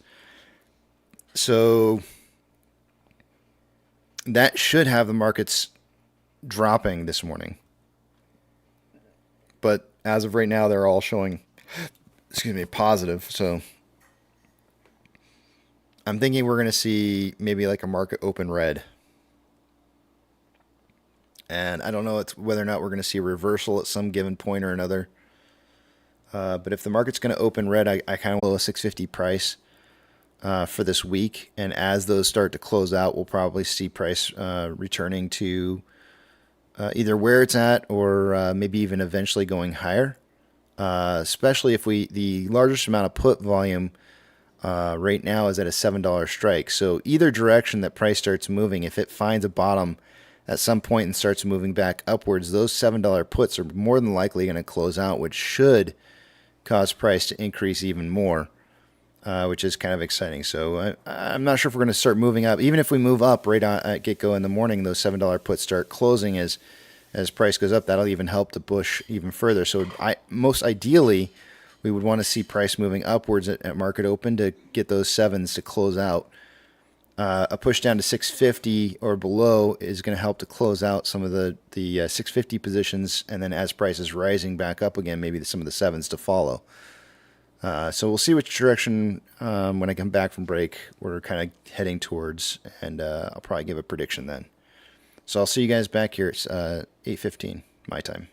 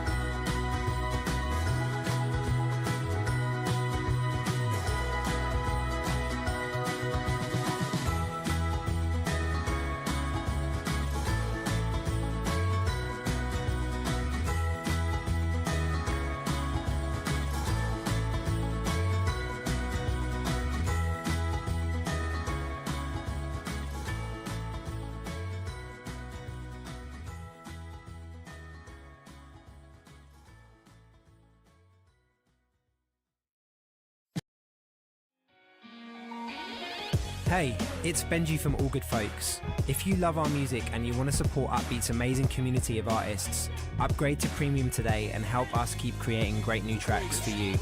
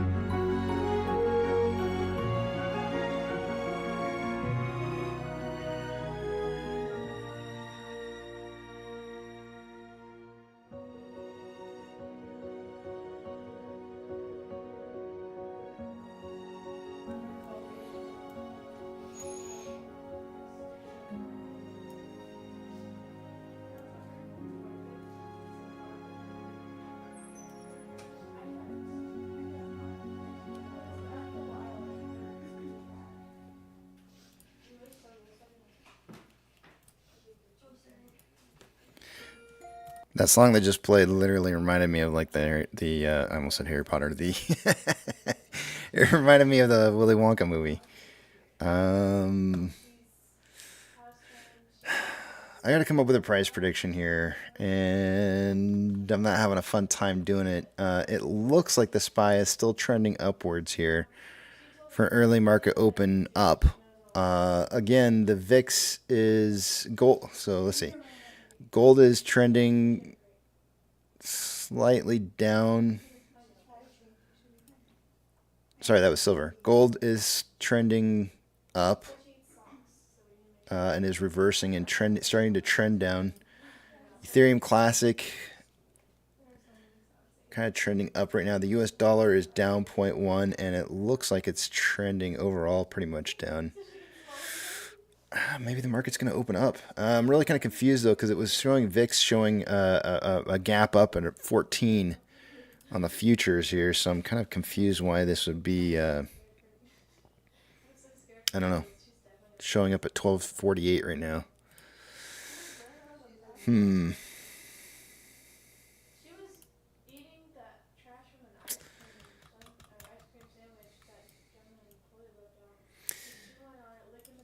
On a 5-minute interval, I've got a set for a breakout here. I really feel like this wedge kind of, I'm leaving out the tip already, but it's kind of, this is a weird wedge. The bottom side of this wedge here is driving up so hard that I have a feeling that if we do come down and test that, it'll probably break through it. No problem. I do feel like there's going to be an attempt to try and close out puts early this week at 650. Are we going to shoot for a triple bottom here?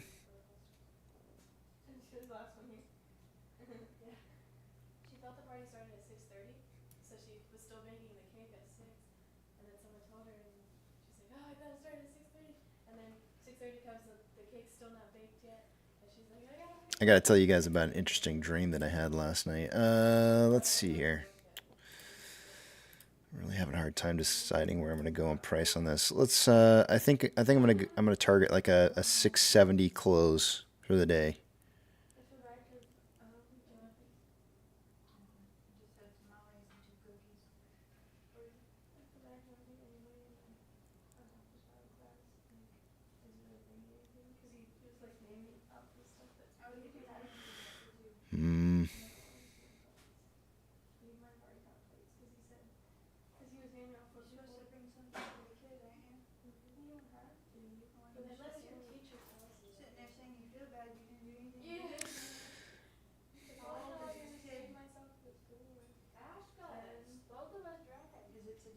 Yeah, 672. I'm gonna go 672 plus or minus 10, or obviously a buck 50. I mean,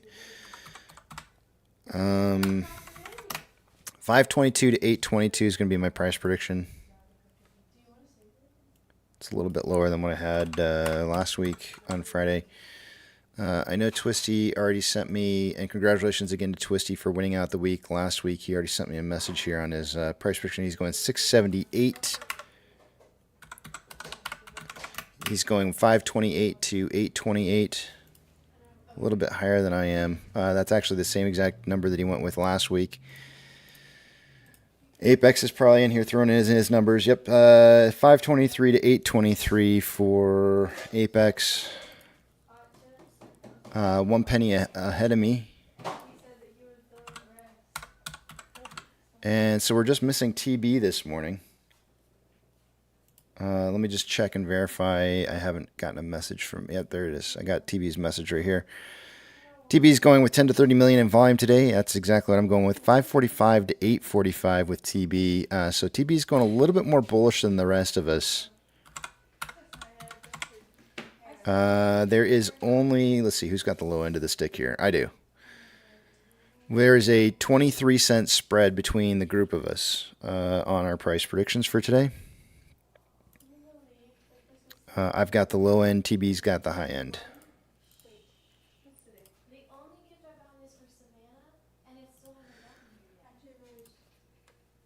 I'll wait till after I do the whole market open. If somebody reminds me to discuss my dream.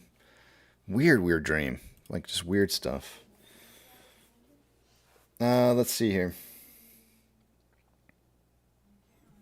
Apex saying, coming in with the block. Nice.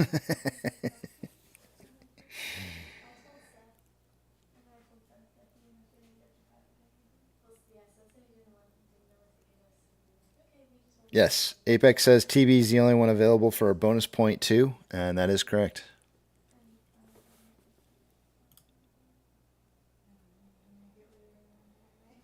Albert says if it was about a scarecrow, a tin man, a lion, we've heard it. Nothing like that.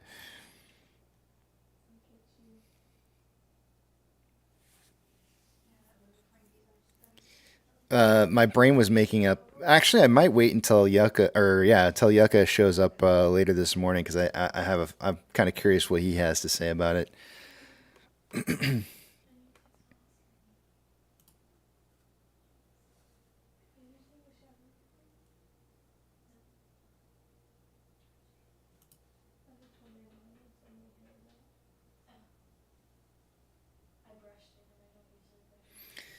Joe says he went to IHOP for the Wonka menu. I think it's Wonka menu. I didn't even know they had one.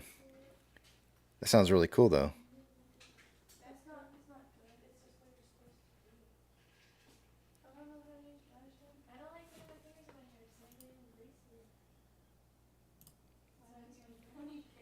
But yeah, no, not about a scarecrow or tin man or a lion or a wizard.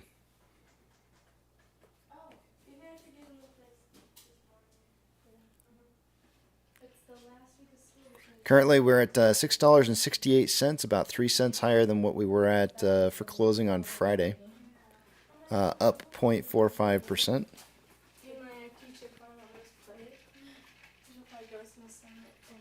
Did they just rename everything, Joe, or did they actually add stuff to the menu?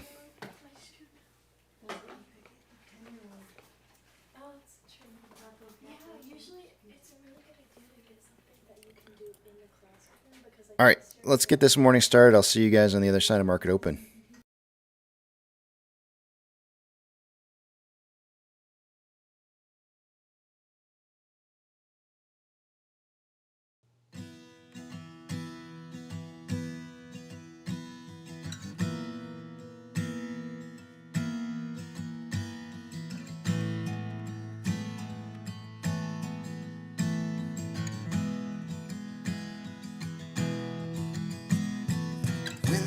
Getting cold, you're needing a shoulder. Puff out your chest and be a little bolder. All we do is we buy and hold. There will be shills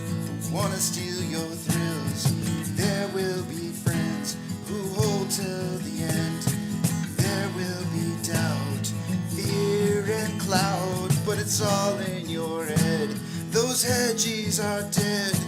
Panic and fear really are near, but it's not ours to own. We have shown that all we do is buy and own.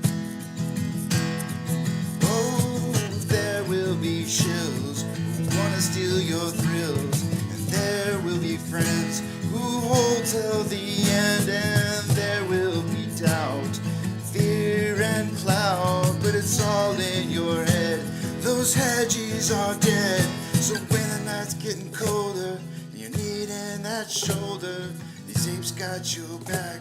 We got each other. All we do is we buy and hold.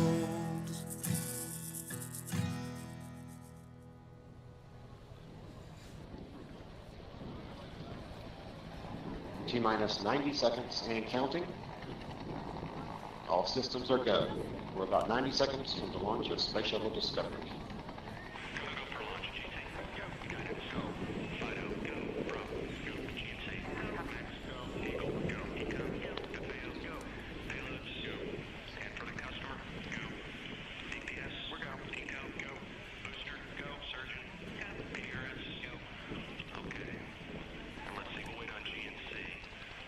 T-minus 60 seconds and counting. We are transferring to orbiter internal power at this time. Discovery is now running off its 3 onboard fuel cells. Coming up on a go for auto sequence start.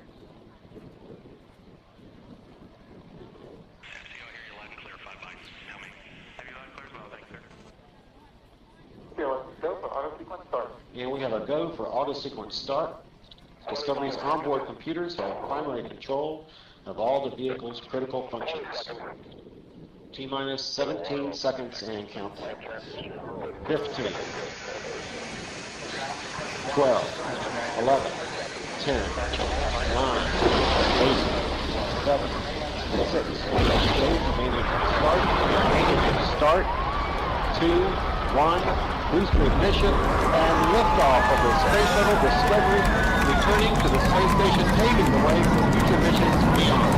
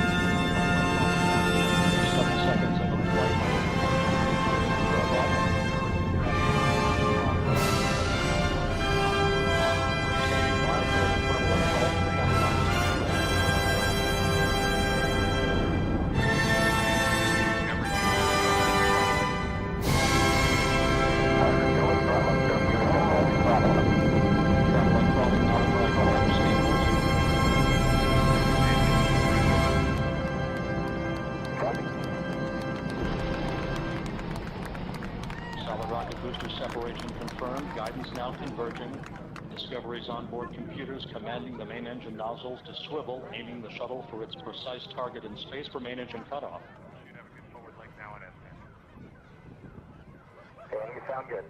We are the music makers, and we are the dreamers of dreams, wandering by lone sea breakers and sitting by desolate streams.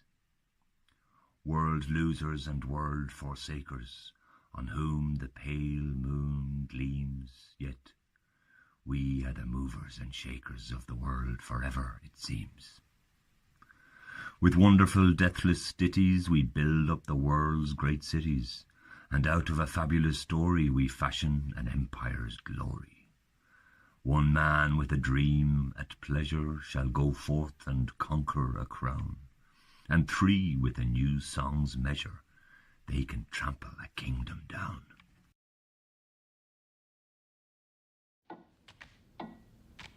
Don't make any noise.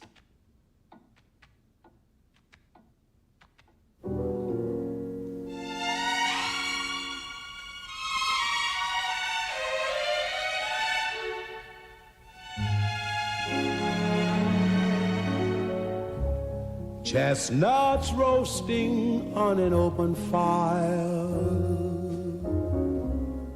Jack Frost nipping at your nose, Yuletide carols being sung by a choir, and folks dressed up like Eskimos. Everybody knows a turkey and some mistletoe help to make the season bright. Tiny tots with their eyes all aglow will find it hard to sleep tonight. They know that Santa's on his way. He's loaded lots of toys and goodies on his sleigh. And every mother's child is gonna spy to see if reindeer really know how to fly. And so I'm offering this simple phrase to kids from 1 to 92. Although it's been said many times, many ways, Merry Christmas to you.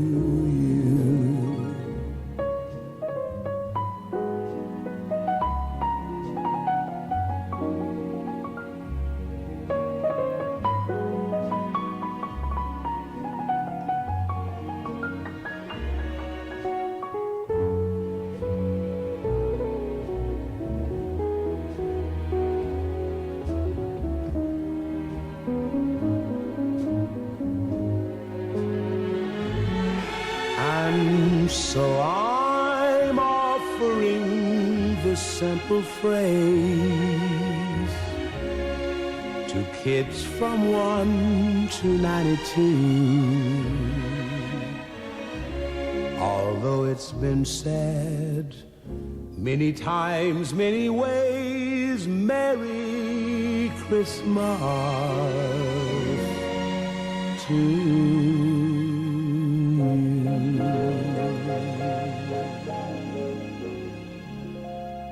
I'd like to say to all of you, everywhere, that I hope you have a most happy, pleasant, and beautiful Christmas.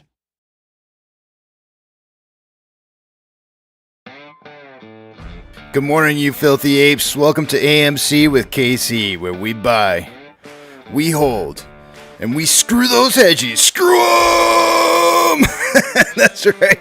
That's where we like to fling poo and eat crayons for breakfast. Rock strong. The title for the day today is "We Are the Music Makers and the Dreamers of Dreams." It was a quote from the Charlie and the Chocolate Factory. That was what Willy Wonka said. But his mother said had a quote. They had a quote from his quote unquote mother from the movie here that I went and watched on Friday, and the quote from that. Which was kind of neat, and I felt was applicable. In fact, there was a lot of things that were really kind of applicable to us, I think specifically, was every good thing in this world started with a dream, so hold on to yours.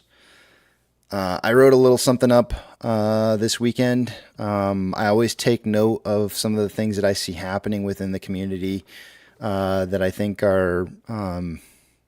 I guess general trends on what's being said and what's just in general what's being talked about. One of the things that I was hearing is that there's an attempt to try and discredit anybody who says that there's going to be a market crash prior to AMC ripping, and they're the push to try and discredit those. I'll just read you what I wrote. I hear murmurs of those that are mocking the crowd that believes a market crash must occur as a catalyst and are pointing to new market all-time highs being broken. If anyone is claiming that the market as a whole is breaking all-time highs, then they don't know what they're talking about. Institutions have been circling the wagons around the stocks that hold the largest of their collateral and have been bolstering those stocks to maintain margins across the board. When this no longer becomes enough, the flamingo legs this market is standing on will buckle. Money doesn't grow on trees. None of us will ever see a payout until the crash happens. The money has to come from somewhere. It's quickly leaving reverse repo to bolster fake crypto runs, only to dump out of crypto and into these mega cap stocks that are driving the market. Institutions are grasping at the final straws of life, and hedge funds are returning money to smart investors who know what's coming. Washington, D.C. is looking up what margin calls are. Time is ticking, and it's on our side. 7 stocks are moving this market. Be wary of those whom are trying to convince you that you've lost, that your money is better invested elsewhere, or that the AMC board or staff is out to screw us. Know what you hold, and in the words of Willy Wonka's mother, every good thing in this world started with a dream, so hold on to yours. We are the music makers and the dreamers of dreams. Willy Wonka. I believe it. I really, truly, and honestly do. We are the music makers. We make this story. We get to decide what the narrative is because we are the masses. If you don't believe that, I've got 3 point something other investors here who probably do. So take courage in knowing that there's others with you.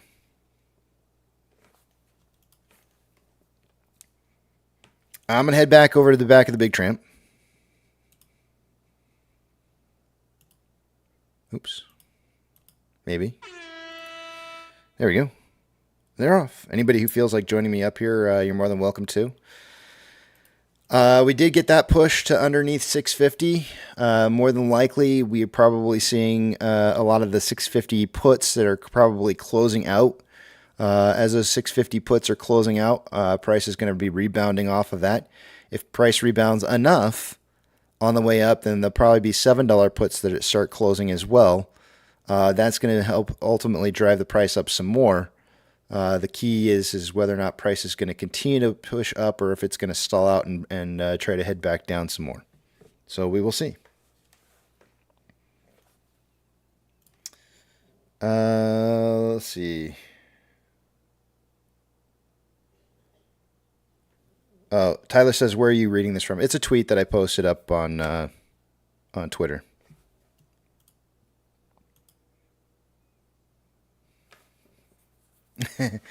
Albert Amato rolling on the floor laughing. Hi, I'm a senator. What is margin call? I don't know. Better look it up since I'm on the finance committee.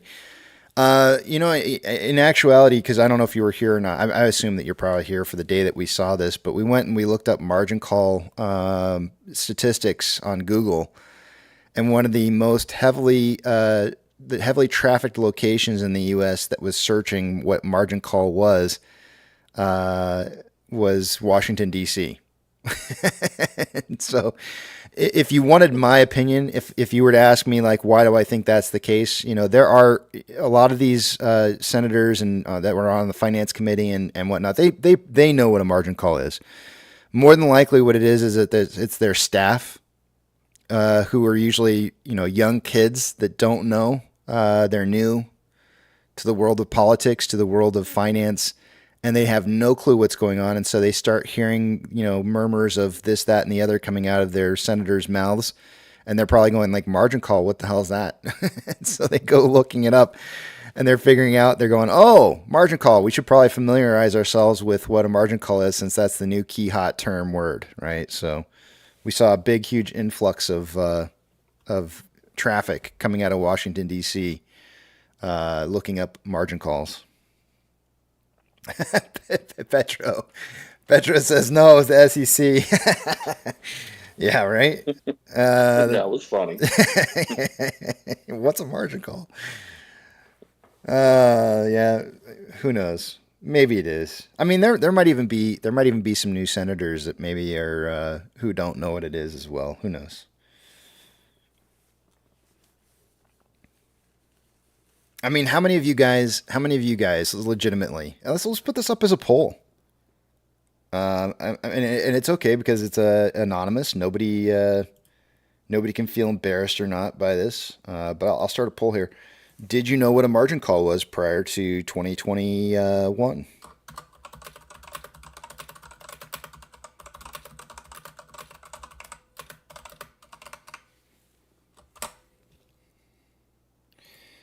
I feel like I need to add an option. Let's see here.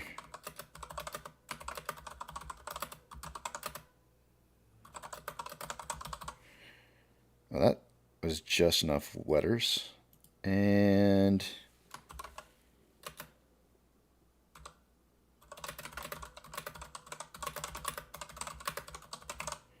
all right, I'll give you guys a couple different options there. Did you know what a margin call was prior to 2021? Yes, no, yes, but I didn't know how it worked. And then no, but I had heard the term before. And all are good. Perfectly fine options. There's no. Don't be embarrassed to answer this correctly. It's not an embarrassing thing. I mean, obviously, Washington D.C. doesn't know what it is, so why should you? Why should you know what it is if Washington D.C. doesn't even know? So, yeah, pretty cool.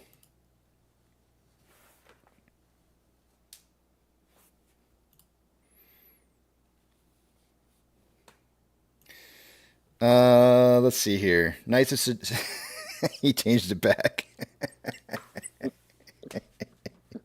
Knights of Sidonia, if it must be. Prior, that's a big fat no. Now, absolutely do.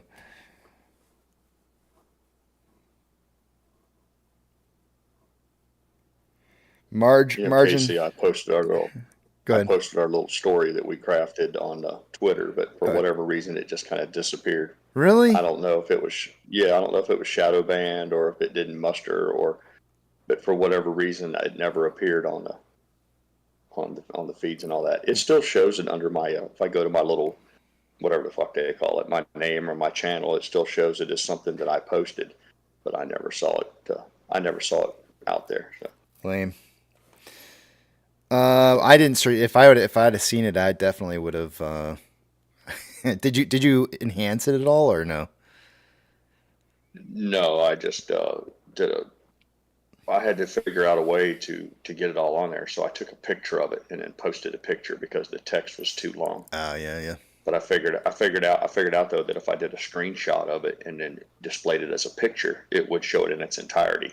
So I posted that, but it never got so much as a single. Nothing, not a thumbs up or thumbs down or anything. So I'm relatively certain it never made it onto the publication or however you describe it. I know it never came through on my feed whatsoever, so I know I didn't see it. I'm looking at your post right now, and the last post that you had was December 16th, and it was a retweet. It doesn't show it. Yeah, it doesn't show it. Yeah, I got nothing. Wait, 16, 17, 18. I got nothing. Oh no, wait, here it is. I found it. No, it's here. I see it. I had to scroll down far enough. Did it? Yep. I just liked it. But I'll even retweet it. But I never. Okay, we'll see.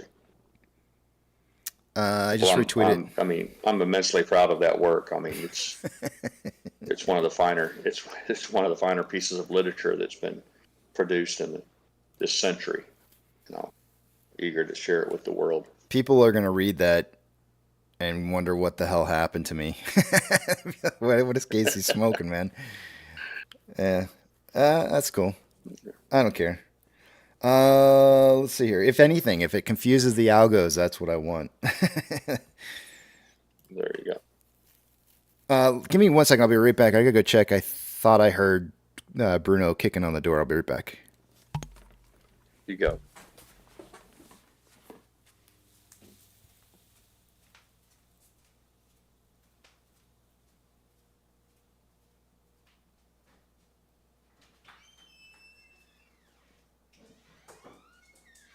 I didn't know you were outside.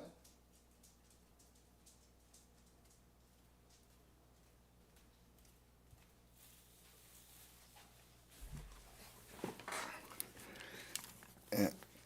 Bruno was just outside hanging out. All right. Let's see here. Oh yeah. All right. You want to hear this like really crazy dream? We got like a little less than 15 minutes to do it in, so I'll tell you this really weird dream. I feel like I want to save it for like when Yucca gets here, but maybe we'll retell it when Yucca gets here. So I had this dream. Me, my wife, and my brother-in-law Eric. We decided to go try this drug called MDS. Now, in my dream, this is apparently, I looked it up this morning. There's no such thing. MDS is a medical term for something that happens to it's a disease or something like that. But anyway, it's a syndrome. But anyways, in my dream, MDS was supposed to be like mushrooms or something along those lines, right? And so we signed up.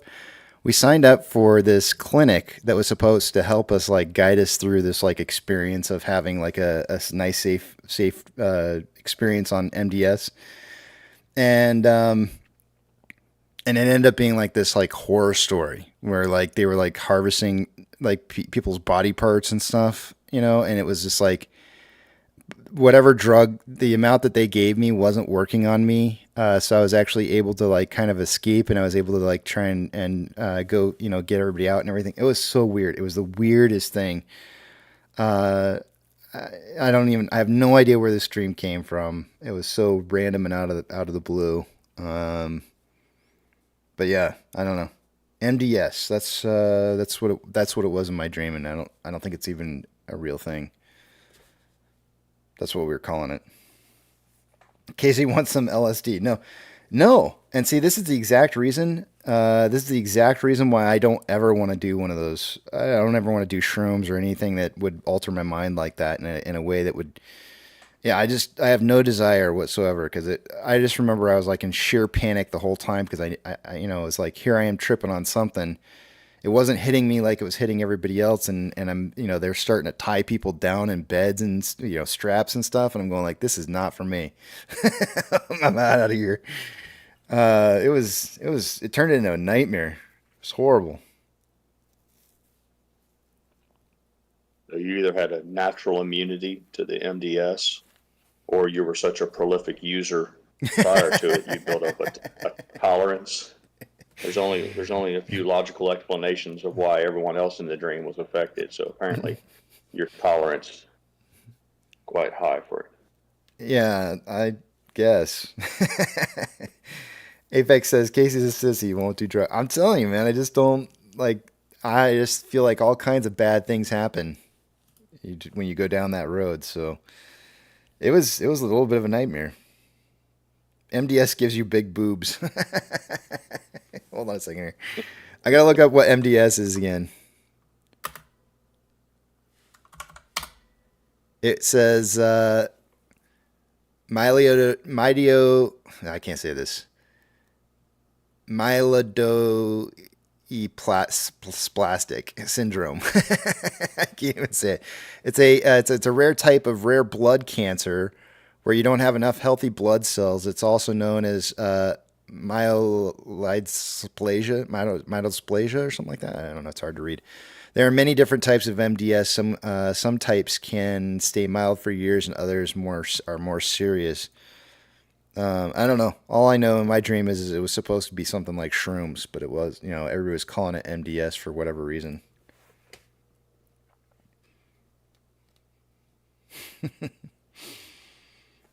Apex says, I heard MDS makes your schlong 3 sizes larger each time you dose.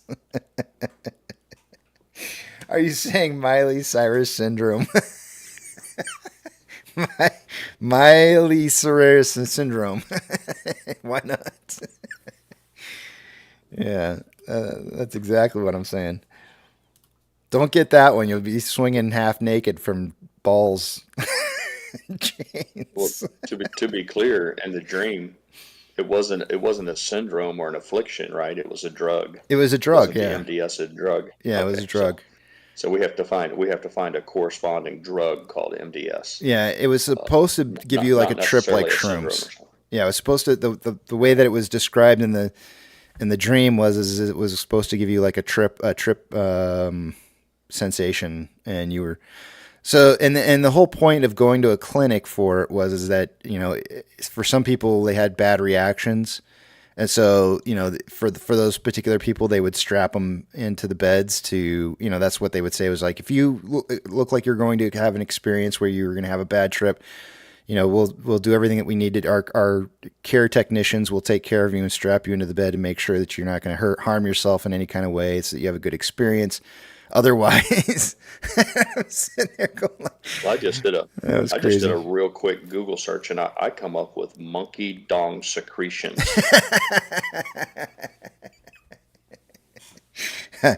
Hey, we got those all the time around here. Man. I don't know if that's the particular drug that was in your dream, but monkey dong secretions. Did you do Urban Dictionary? Is that what you did? No, I just made it up. It's just a piratism, but it sounded good. Guess who's back? Back again. Censored content. Back again. Yeah. How's it going, censored content? Good to see you. I think in your dream you just confused MDA with MDS. What's MDA? I don't even know what that is. I've heard of that now. You haven't heard of that? I see. It's just an amphetamines. It's a methamphetamine. Yeah, okay, so I'm actually looking at Urban Dictionary, and it says short for MDMA, which in turn is short for, and then I'm not even going to try to pronounce this one, but yeah, it says a methamphetamine. It says the most purest, cleanest chemical in the world, powdered from the street drug ecstasy, usually found in unclean, impure pill form.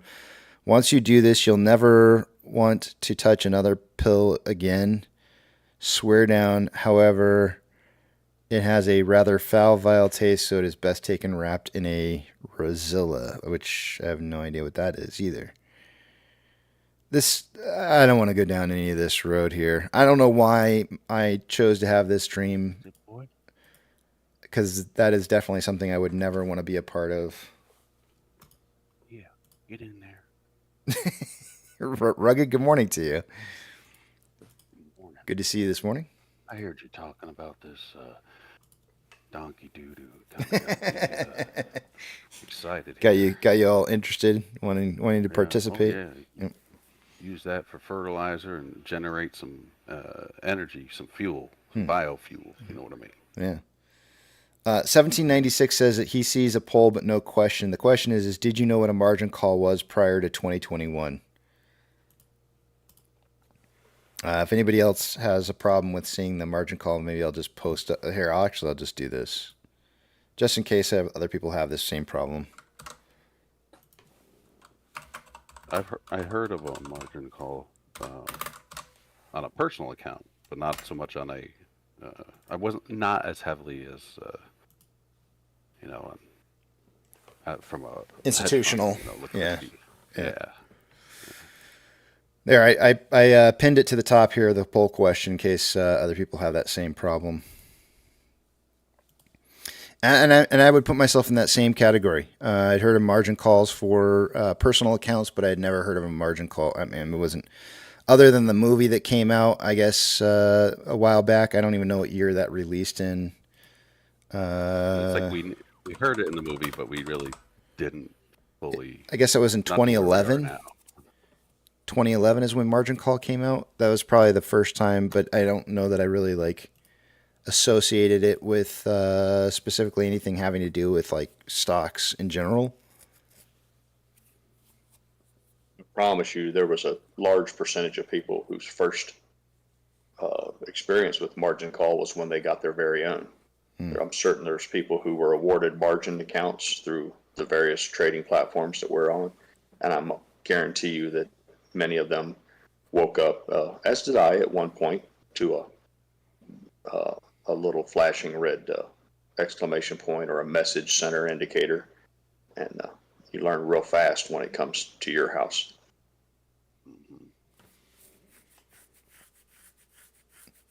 Apex says, I learned from watching you, Casey. That's thanks.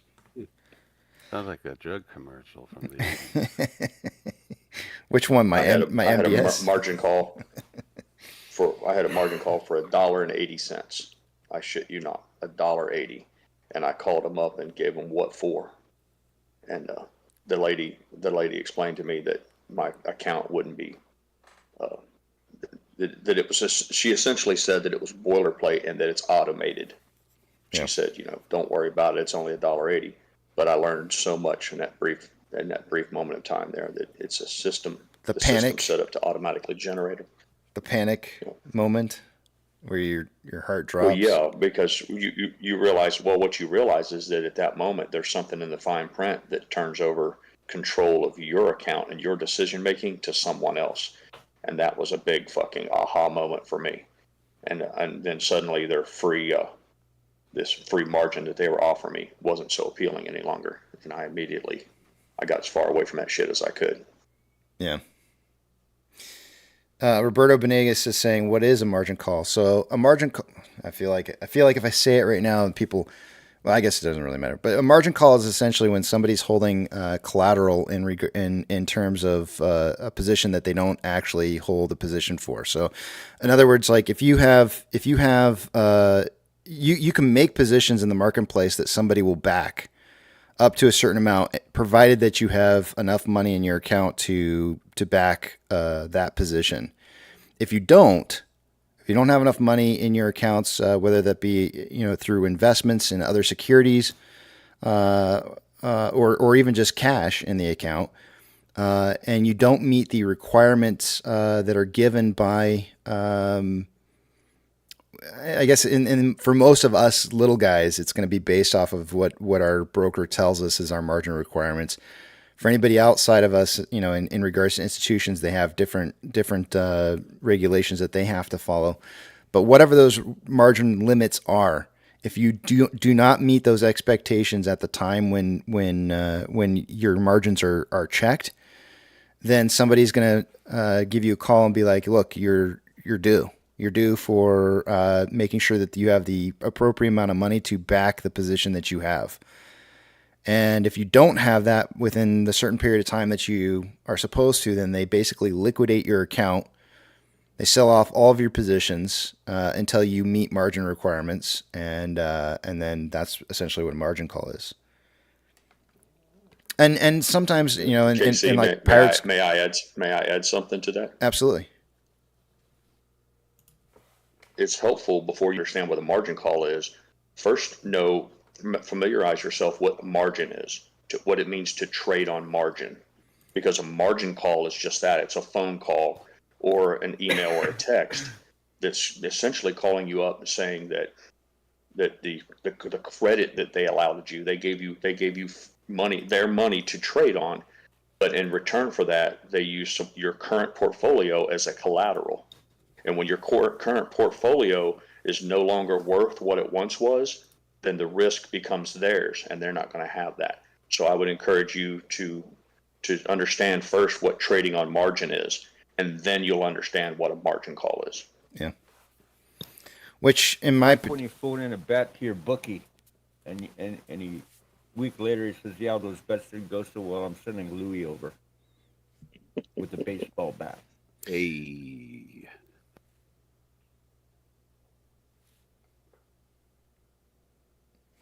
Derek says, have you all heard of Melvin Capital?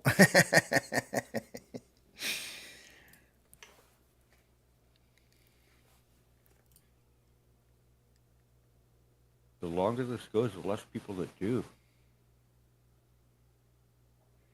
Yeah. Interestingly enough, what used to be a joke is now kind of it's sad because you can right now I could probably put that up as a poll, and probably some people in here probably can't even answer what the heck happened to Melvin Capital. They don't know. We've been in this long enough. No shame in not knowing. But my point being is that we've been in this long enough to where there's people who haven't been around to know that there's already been hedge funds that have closed up shop.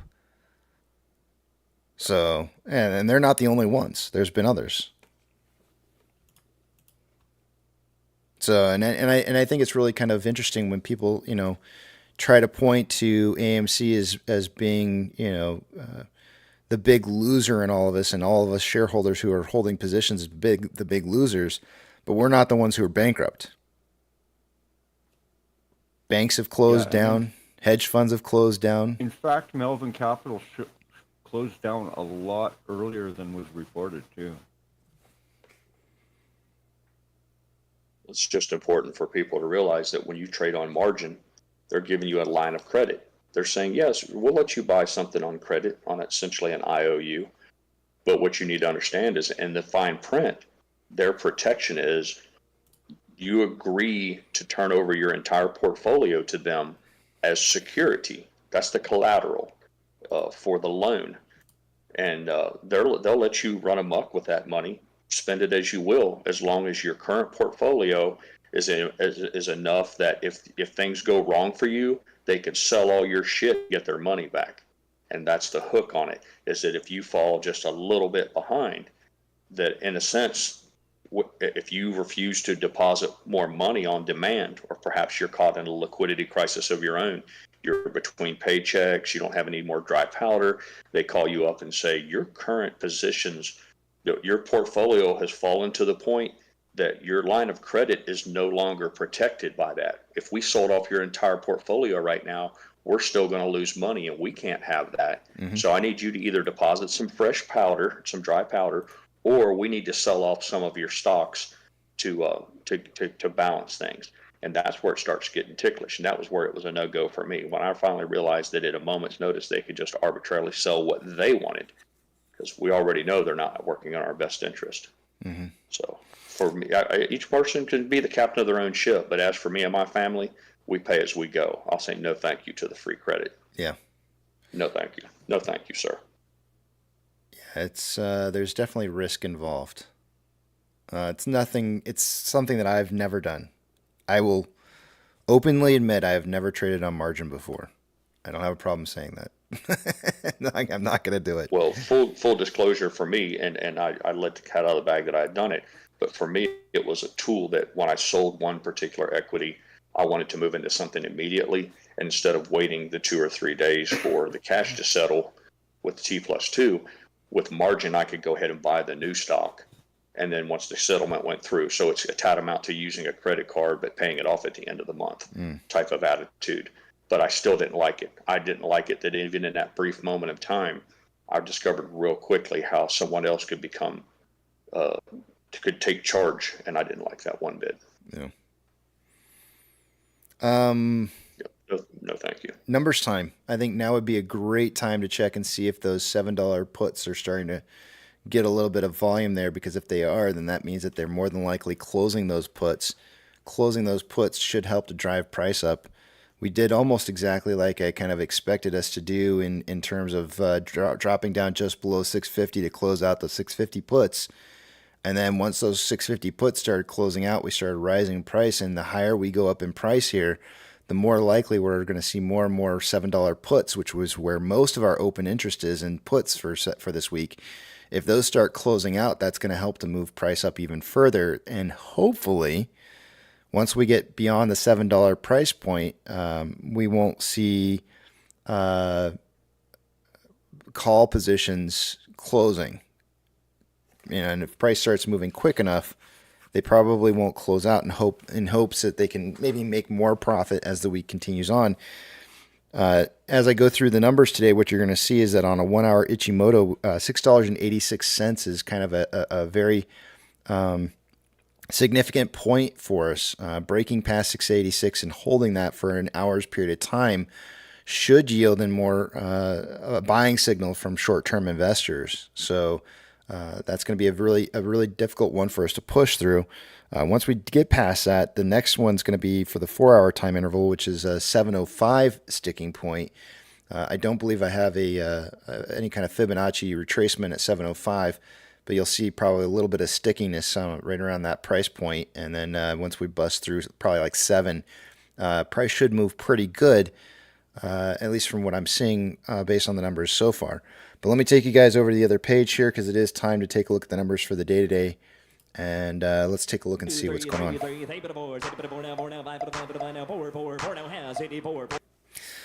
Alrighty, since this is the first view for the day-to-day, we'll do a full look at everything that's going on here. Starting on the top left-hand side, we're looking at price predictions, and one of these pages is jacked up. Give me a second here while I fix it. There we go.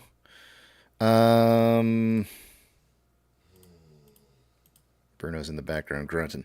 Price prediction tally points. Twisty won out the week last week with his price prediction. He was about 13 cents off on his price prediction, and he got the extra bonus point for the tiebreaker.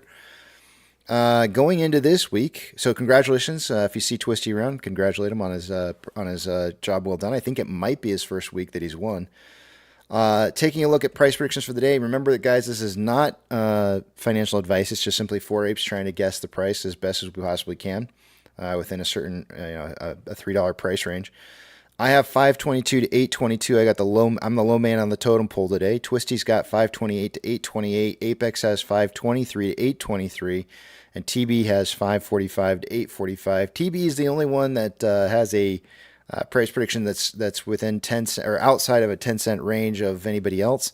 So he's the only one for an extra bonus point if he gets priced within 10 cents on his prediction. And there's only a 23-cent spread between the lowest prediction and TB's highest prediction. So it's pretty tight today. Short exempt volume for Friday was extremely low. Considering our volume was up for the day on Friday, and as you can see from the exchange volume percentages that's showing on the screen right now, there were some really large quantities of volume that went through the New York Stock Exchange. Now, remember, when it goes through the New York Stock Exchange, it can't be a short exempt order, right? Like, that's an actual position that has to be traded. So because of the fact that we had such large quantities of volume going through the New York Stock Exchange, I think that's part of the reason why we saw such a low short exempt volume value. Our normal percentage, our 30-day average is 15.99% of our volume going through the New York Stock Exchange. We had 39.72%. It was massive. The total amount of off-exchange and EDGX volume was in the range of about 25% less than what we see on a normal day. Very odd numbers coming through on Friday. I can't even begin to tell you how odd those numbers are. So short exempt volume was only 111.4 thousand shares. The day-over-day price increase was a decrease on Friday by 0.89%, and the utilization did drop marginally to 22.04%. Max pain for this week, we're starting out the week with a $7 max pain. Last week we ended the week with a $6.50 max pain, closed out a little bit above it. Let's take a look at the off-exchange data currently.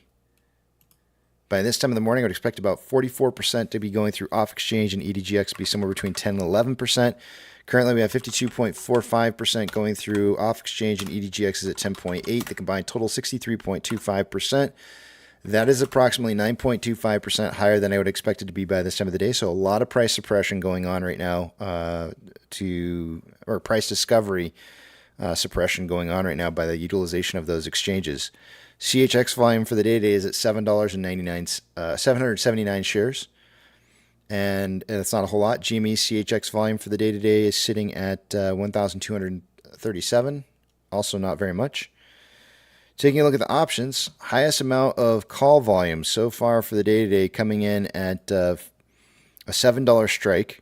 That's where we ended up the week last week. There's currently 14.4 thousand contracts in volume so far for the day today. Highest amount of put volume coming in at a $6.50 strike. That's 50 cents lower than where we ended the week last week in volume, with 5.7 thousand contracts in volume so far. That means the market's suggesting a closing price at the end of the day somewhere between $6.50 and $7. What I do note, that there is some $7 put volume that's occurring right now in the form of about 2,631 contracts. So it does mean, to me, that kind of means that there might be some puts that are closing out as price was moving up this morning. So somebody is expecting price to move perhaps maybe above 7. So they wanted to try and collect on some of their earnings for whatever positions that they had out there. So the more volume we see at 7, the better. The better of a chance that we'll have it moving above $7 before the end of the day. Give me just a second while I move a couple screens around and we'll take a look at the rest of the data.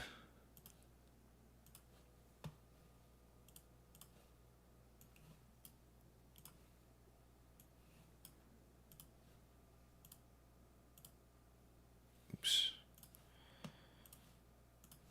I'm so glad I'm not a doctor. The amount of times that I say oops, my bedside manners would not be good. The amount of panicked people. Oops, what do you mean? Oops. Let's see here. Let's see what we got going on here.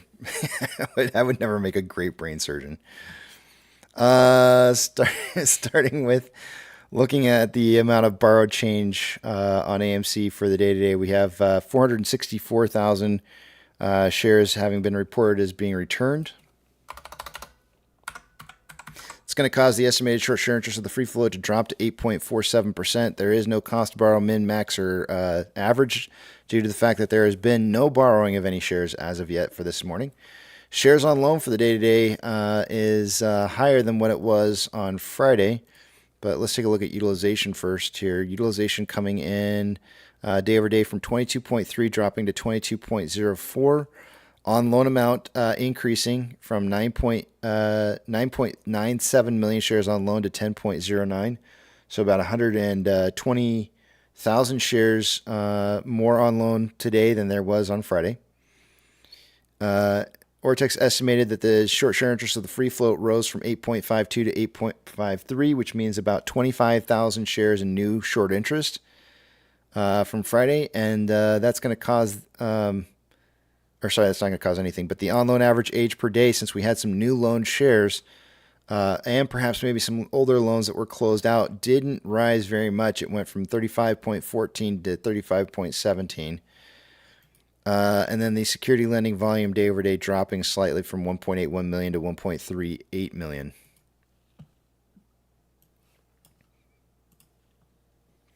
MMRI this morning, earlier this morning was at 249.35 and doesn't look to have changed a single bit. So it makes me think this chart's not right.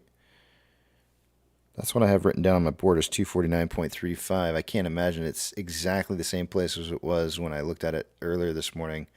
Let me give this chart a refresh.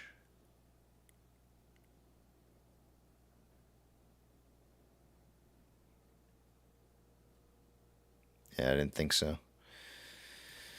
252.67.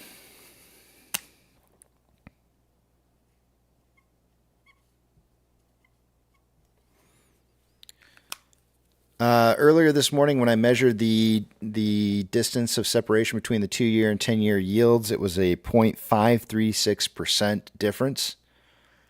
So the yield difference in the spread is widening, although based off of current movement on these yields here, I would say that it's getting closer as of right now.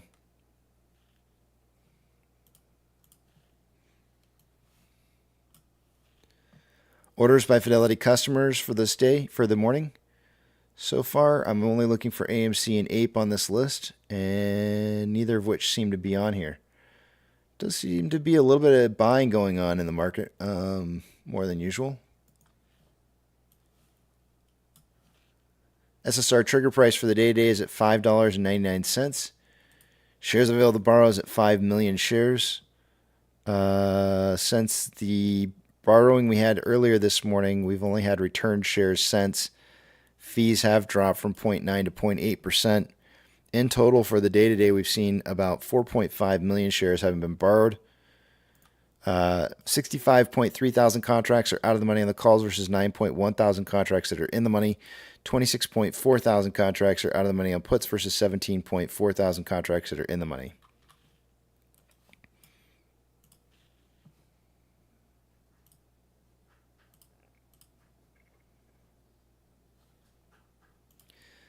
NASDAQ is up 0.41, Dow Jones is up 0.03, and the S&P 500 is up 0.37. We have 3,154 advancers to 2,680 decliners. The market is more advancing than declining currently. Not quite cooking with bacon grease yet, though.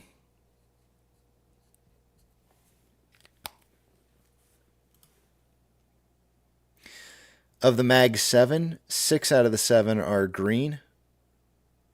Apple's the only red one right now.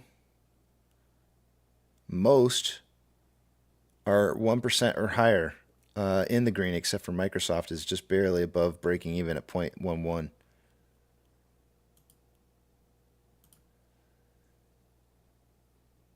Big bank movers this morning. I don't see as much green going on here. Seems to be a lot more red. Anything plus or minus 2.5% or greater is going to get a shout out. FRC is down 50%.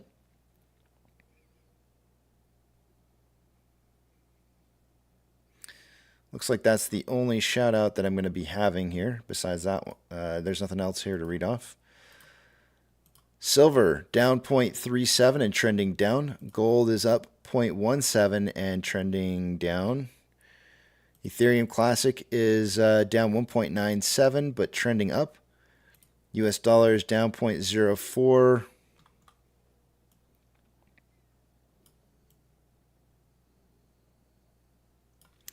It's hard to say.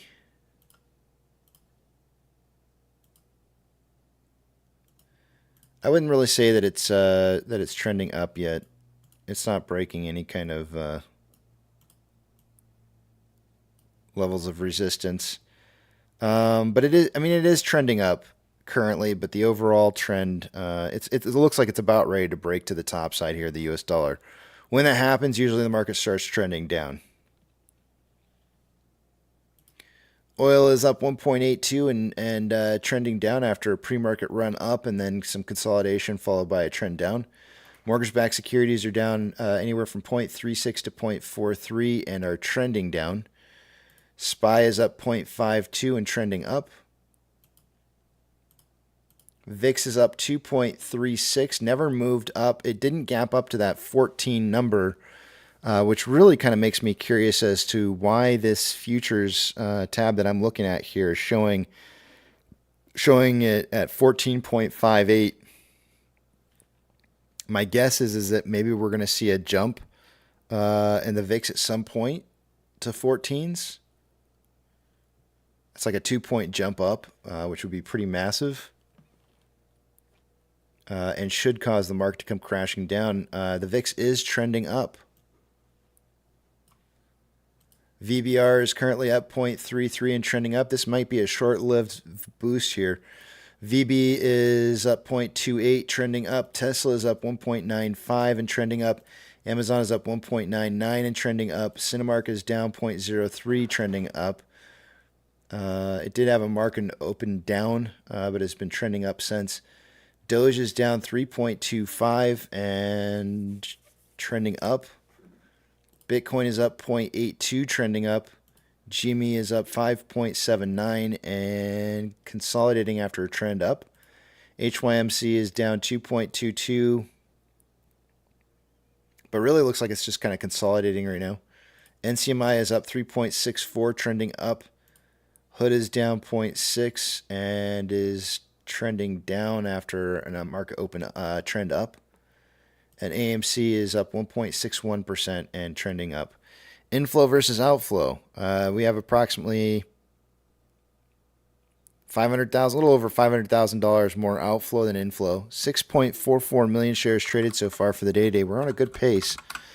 After, 51 minutes worth of trading, we are on pace for 49.24 million shares traded by the end of the day today. I suggested that we would see somewhere between 10 and 30 million. My guess is that we're going to see a big slowdown here in volume, probably starting within the next half hour to 40 minutes or so.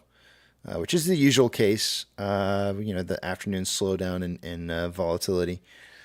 And let's see here. On a 4-hour chart, we currently have more selling pressure than buying pressure with an RSI of 48.06, which is average. A little bit of whipsaw going on here on some of the on the vortex indicator. On a 1-hour time interval, currently more buying pressure than selling pressure with an RSI of 54.74, which is slightly above average. On a 30-minute interval, currently more buying pressure than selling pressure. The divergence on the vortex indicator within the last 30 minutes, RSI is at 63.8, which is above average. And on a 5-minute interval, we currently have more buying pressure than selling pressure with an RSI of, looks like, 68.72, which is almost signaling oversold. On a 1-hour time interval for Ichimoto, lagging line is just slightly above price line. Conversion is just slightly below base. What we want to see in order to really get like a big buy signal, we need to see conversion crossing base. They're actually right on top of each other. I'm looking at the data. It's 6.65 for each of the base and the conversion. Any price movement up from here would more than likely cause that conversion to cross base. And breaking through the cloud is going to be the ideal point at where we would see more buying pressure kicking in, as it should cause a signal that would cause the market to say, like, yeah, this is a good buying point. On a 4-hour chart, and that number crossing 686 is the key number. On a 4-hour chart, we have lagging line just below price line, conversions below base. The price point for today on this is going to be somewhere around 705. That's going to kind of give us the buy signal that would be kicking in, because that would cause, actually it might be a little bit more than 705. I said 705 earlier, but I'm going to change it to 715. I'm re-looking at it right now, and I'm realizing that the lagging line has to stay above price line. And as the day continues on, 715 is going to be the key target number. Ultimately, by the time we close, or before we open up the market tomorrow morning, we need to be above 734 in order to keep the lagging line above price line. That's only for a 4-hour period of time. If we were to cross through the 734 hour, and then you can see that there's obviously going to be lots of room for prices moving down. Lagging line doesn't really have to stay too much higher than perhaps maybe like 715, 720 to stay above price line. So I've recorrected that number that I said earlier this morning from 705 to 715. And with that, that's all I got for you guys. I yield the rest of my time back to the back of the big tramp.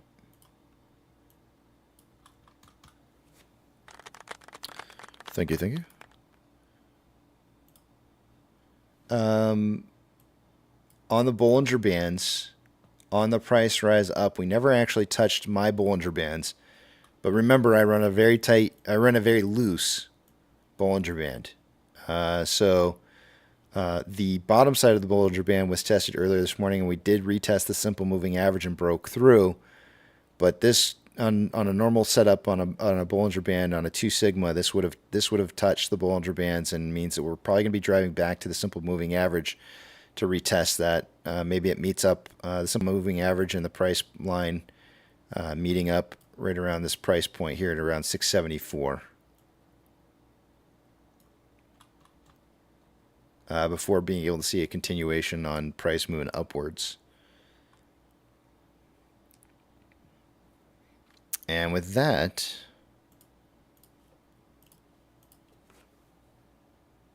that's all I got for you guys.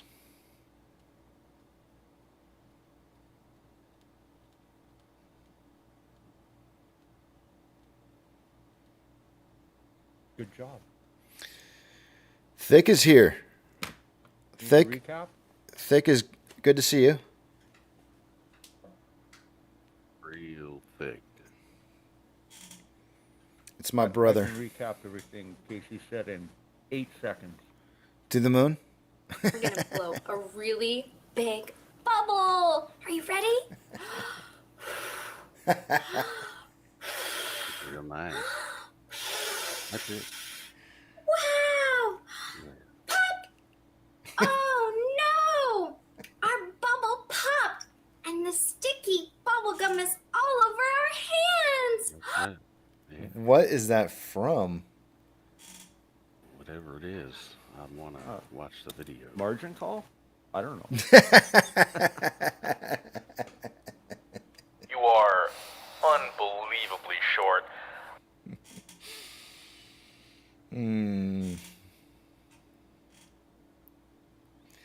Thick says I had to step away to eliminate all distractions until I passed my test. Good, man. Hey, there's nothing wrong with that. You do you. Whatever works best for you. Take the test. Take the test. Andrew says you need to do some Kegel exercises to tighten up your lower Bollinger Band, Casey. Oh, wow. Yeah, especially if you push one out, you know. Do you think that no? Somebody tried to tell me that there's such a thing as a male Kegel, and I was like, I think it's probably called something else though. Well, you can. Hamstring? Prostate muscles. And whatnot. Yes, see, that's yeah. They call it pinching a loaf. I think male incontinence issues that you can do Kegel exercises to strengthen your, sphincter area or and such where you, whatever controls your bladder release. If it's designed to strengthen the pelvic floor, you have to have a pelvic floor in order to do You don't make men. We don't have a pelvic floor. What about my taint? Tendy says there's a muscle down there. He's like, go check. You'll find it. You don't say. It ain't easy.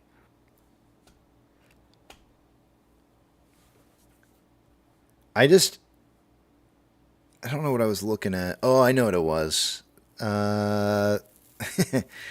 There was a comment that I read earlier this morning. There's apparently this new drug.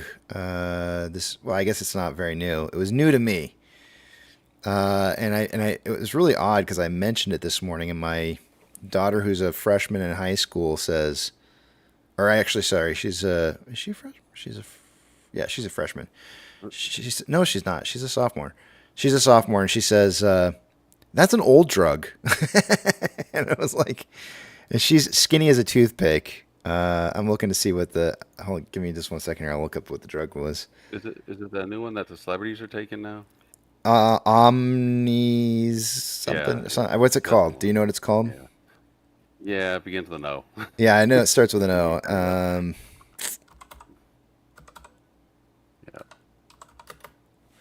Hold on a second. I know where I saw it, so let me just look it up and see.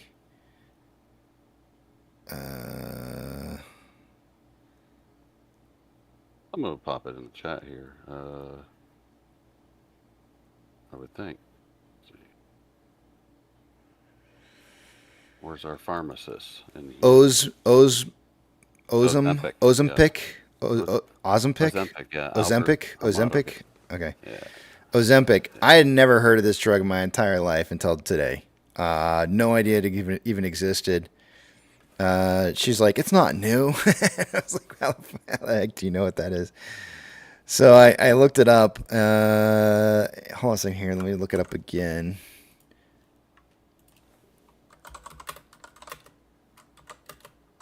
It was released in 2017. And there was a period of time where my wife and I were working the same shift, and so we would take the kids over to their grandparents' house to stay there overnight.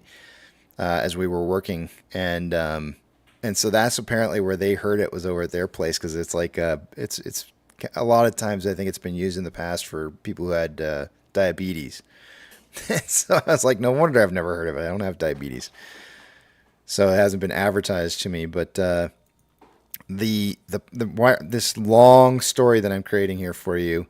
Do you know what the generic brand name is for this drug?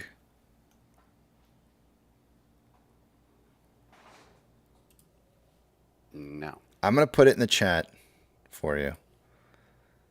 And you know how often you've seen me misread stuff all the time, right? It's like, it's just my thing.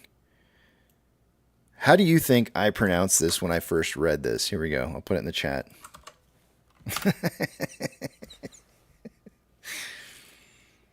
How do you think I read that? Not how. Sherry Weber had it. Sherry Weber gets the cool points because she knew. Yeah. How do you think I pronounced it when Smegma. Yes, that's exactly. It was smeglatide. And I was like, oh my God, people are taking smeglatide? Rugged was going with semen glue. Do you see where I'm going with this? We were talking about taint and smeglatide. That's what you take when you're, I don't know. And it's got to be like the worst name for a drug ever. Smeglatide. If you don't, nobody's laughing. None of y'all must know what smegma is. Do you guys know what smegma is? Oh, they know. Okay. Nobody's laughing. Yeah, they know. I was like, oh yeah, great drug name. At one time, just for fun of it, I had memorized a medical dictionary definition, something about a sebaceous sticky substance found between the the labia majora and the labia minora, something along those lines. I used to think it was funny that I could rattle off the medical definition. I'm slipping. Albert says slipping on that smegma. Casey should read Cardi B's lyrics as poetry. He'd probably make them better. Oh. I just got one question. If we're going to start like this on Monday, what's it going to be like by Friday? Oh, who knows? Who knows? I should read Cardi B's lyrics as poetry. To be fair, since for many months, KC was de-escalating. He would tamp it down. He would kind of slow the roll. But anymore, he throws fuel on the fire. He's come a long ways. He's just, as opposed to holding it back, he's goading us onward. What are my parameters? Because I've got a song for the shorts. Oh, I don't know. You don't know? I don't know. Do we need parameters? Well, you have to revert. You have to go to KC's. You have to go to his rules, the channel rules. It probably has a list of infractions and their corresponding punishments, like crime and punishment. But, Wait, so you need to scroll through that. You need to scroll through that, identify where your particular comedic bit falls, and then see if you're willing to pay the ensuing penalties. To harass people. Nope. Not just to harass people.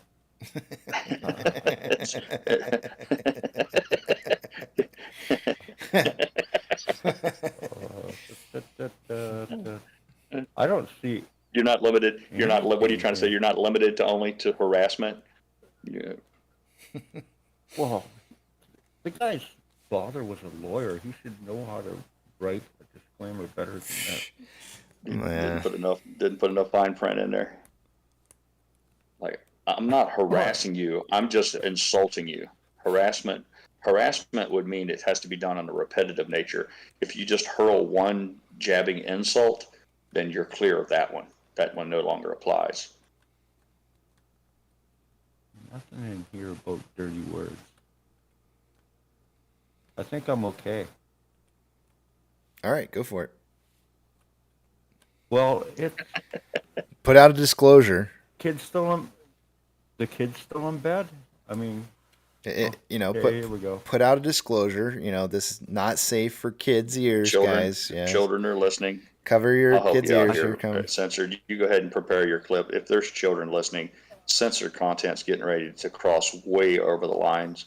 So please mute your microphone or mute your speakers, deafen your speakers so that they won't partake in this bounty of disgustingness. And if you don't, it's you're choosing the harassment for yourself. It's on you. Yeah, exactly. Yeah, well, it's just a little short bit on the shorts, and I don't like the shorts. Yeah. So here we go. Yeah, let's hear it. You're a short motherfucker and nobody likes you. Short! Everybody says, fucking short that guy is. And that stops you from forming meaningful relationships. When you were born, everybody thought that you were just a head. But then that doctor said, wait, this stupid motherfucker tiny short ass baby got a tiny little itty bitty body and I hate it. I feel like I need to take That some. wasn't that bad. I don't know. I feel like I need to take like some Adderall now or something. I think that was pretty mild compared to some of the stuff he's come up with. Usually the most offensive stuff is the stuff I do by accident. Probably why I'm divorced. Well, thank you. Thank you for that. Can you name the title of the song? I can't. I couldn't tell. Was it "I Hate the Shorts"?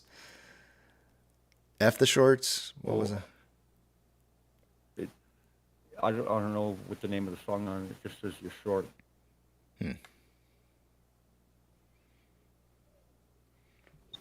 Tendy says, I saw an XXX gay porn video filmed in the Senate. Pretty sure censored's not gonna F with my brain. It was staged. It's all fake. Yeah.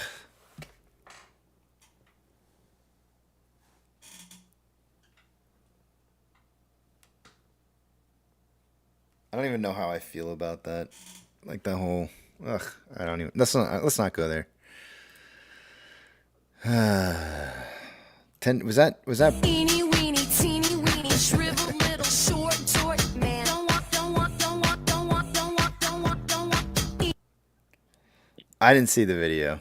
I don't even know what you guys are talking about. So, I mean, I saw a picture of a still shot, but that's all I saw. Tendy's like, yeah, I went and searched now. The unedited version.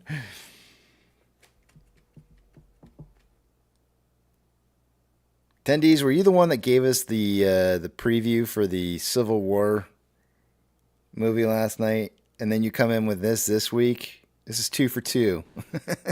You're striking out here, man. I don't know what your third strike's going to be, but this is terrible. Your content choice is awful.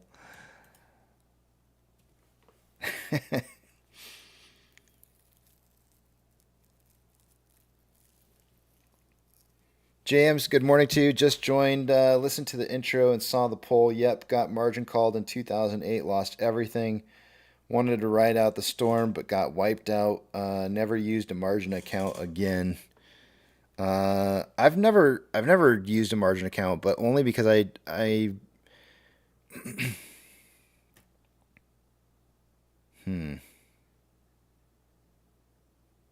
Probably because I was too afraid to make trades that maybe weren't trades that I should be making, and so by not using margin and forcing myself to only use funds that I had available, I felt like I was keeping myself safe.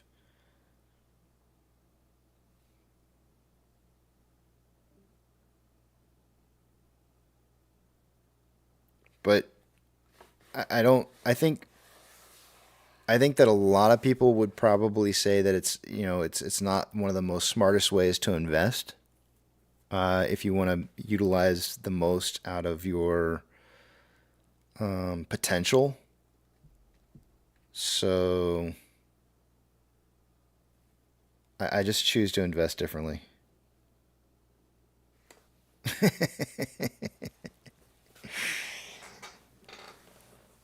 I was reading Tendy's comment there. Sorry, Tendy's.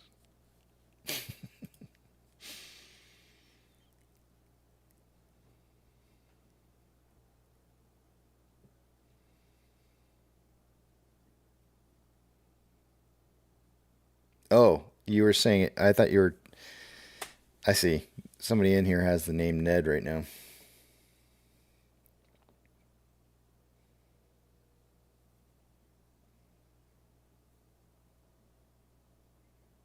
Tendies says, I remember getting in trouble for my margins in typing class. I was like, you must be old. They haven't done typing classes in forever.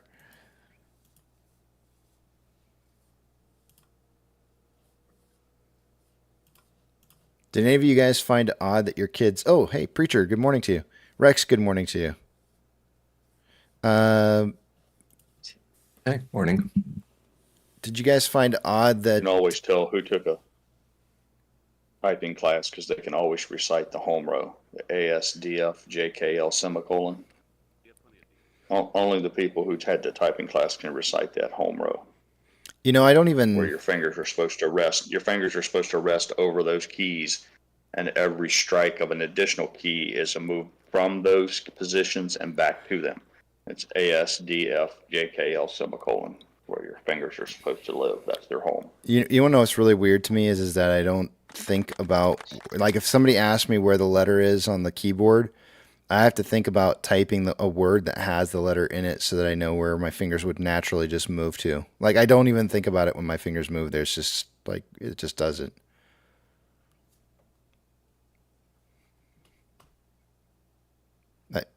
If somebody said, hey, where's the U? I would literally have to just think of, like, a U word. I'd think about typing user. And I would just think about what finger moves and where does it move to. Oh, yeah. Hey, that's right above the J.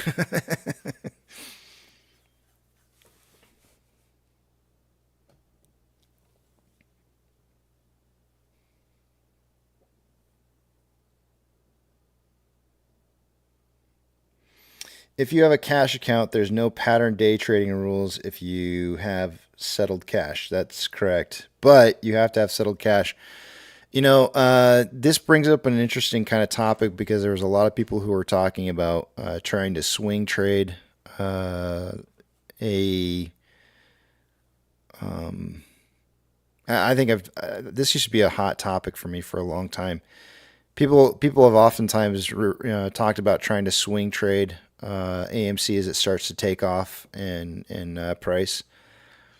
And if you sit down and you think about settled funds and what it would be required for you to not have your account blown up by your broker for good faith violations, you would, with a cash account, there is absolutely feasibly no way that you would be able to do it unless you were running like different tiers of money flows that were entering and exiting at different times. So you would always have some portion of your money not in it, not in the game, and it would be very, very, very difficult to manage, and not something that I would suggest that anybody try. If you're on margin, you could do it, but you run extreme risks. I would suggest that anybody who's thinking about trying to do something like that, go back and look what happened in 2021. The buy button was taken away from many, many investors and many different brokerages. And once you exit out that position, if you decide to buy back in at some point, you may not have an opportunity to, and so you're just done. You aren't getting back in the game. And I would recommend that undoubtedly that will happen again. Because there were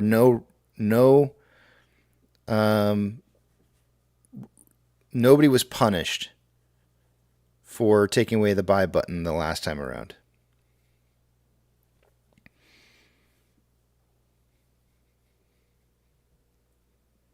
So be really, really, really, really careful, because if you're thinking about doing something like that, you could be missing out.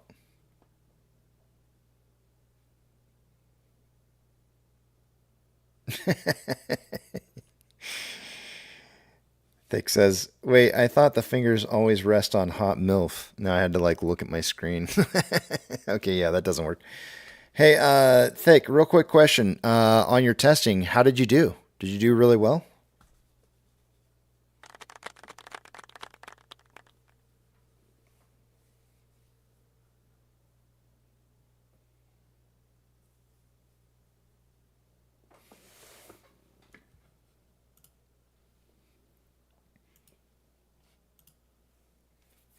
And since we got you back here, preacher, how's life been treating you lately? Are you feeling? guys. Are you and the family feeling better? Well, we were feeling better for a bit, but I think this week we're starting again. No. Round 2 of sickness. My daughter's round 24 relapse. or something. Man, big relapse. Yeah. But yeah, things are good. I've had my last, let's say, part of the working day today, so I'm off for the rest of the year. Well, that's nice. Yeah. Got any special plans? Not really. Just spending time with the family and taking care of some chores around the house, maybe. Not a big ignored.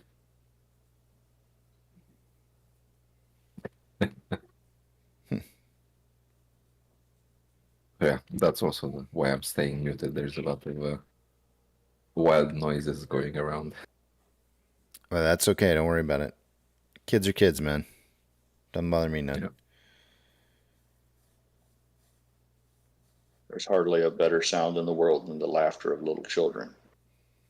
Well, for the parents, yes, but usually not for everybody else around. So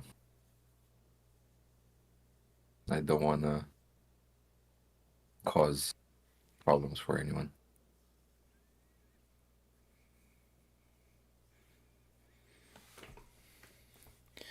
Dr. Zayas, I saw that message before you deleted it, but I don't recall hearing. I think Robinhood may have settled that case. I don't know. I'd have to go back and check and see whether or not they settled on that case to pay out for taking away the buy button or not. But in regards to it being illegal, I don't think anybody was punished for it.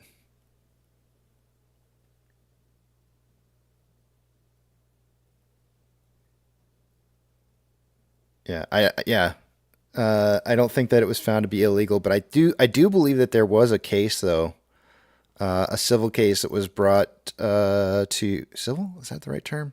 I think that's the right term. To Robinhood for taking away the buy button, and I think they did settle on that one. I think they settled. I'm pretty sure they settled. I'm not positive, but I'm pretty sure they did. But I mean, it's once the damage is done, it's done.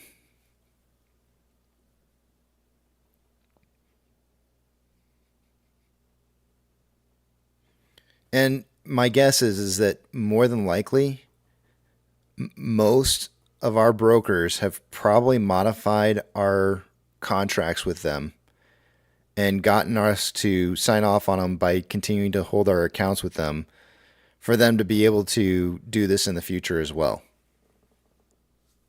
I would imagine that they've probably covered their bases now, knowing that was probably going to be an issue in the future. And none of us go in there and read our agreements with our brokers. None of us do that. But I'll bet you it's in there somewhere now.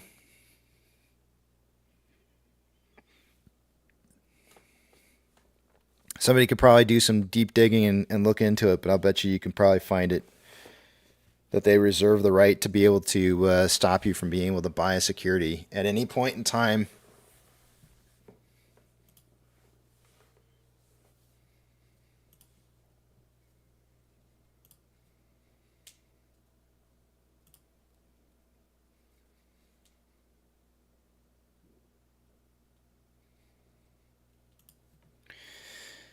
Novocaine says Robinhood repercussions, retail closed their accounts and looked for other brokerages.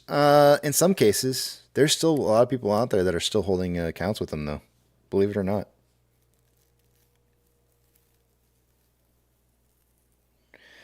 In November of 2021, a federal judge in Florida dismissed one of the major lawsuits against Robinhood, finding that the company had not acted illegally. The judge ruled that Robinhood's customer agreement gave it the right to restrict trading at any time in its sole discretion. Well, there you go. Case closed. So, And Casey, you're correct. I bet the farm that there's similar language written into every single boilerplate agreement that people sign to open an account They just know that it's not necessarily the best thing for their business model to engage in that. But I promise you, it's written in that at any given time they can, because they're selling you a product, they're selling you something, and they would say, listen, at any particular time, we can choose to stop doing this particular business. You can rest assured it's written in there somewhere. Mm-hmm.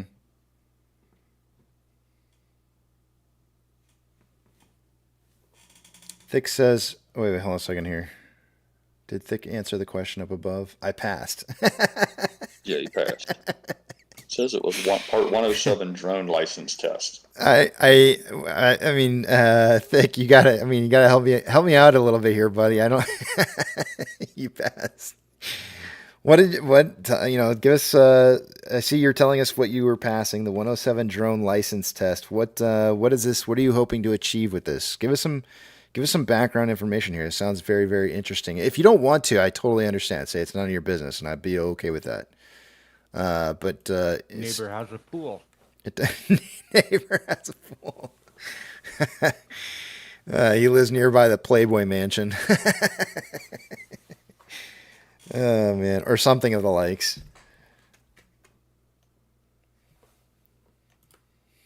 All right, that's cool, man. That's totally cool. The nope, don't wanna. That's a perfect answer. Well, congratulations on passing the test. That's awesome.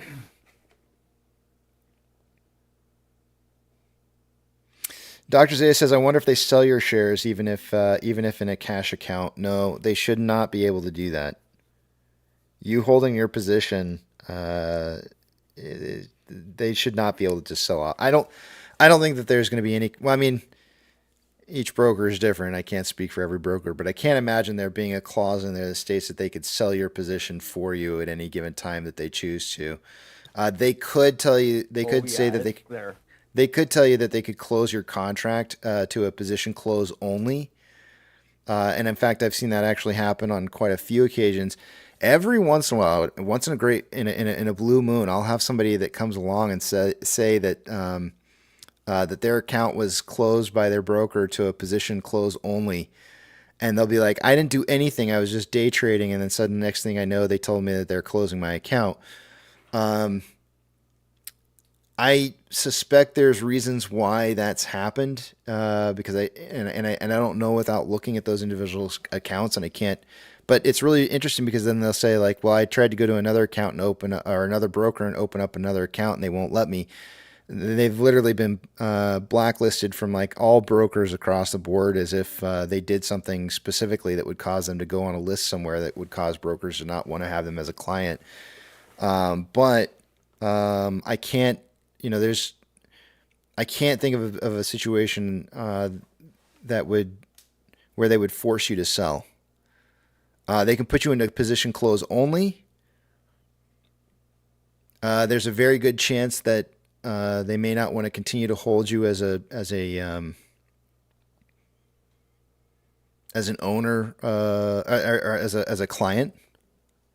If it come, at some point that may be the case, and they may try to make it feel like they're pushing you out of the company, doing business with them. But I wouldn't panic about it. I think you'll probably be okay. I like breast.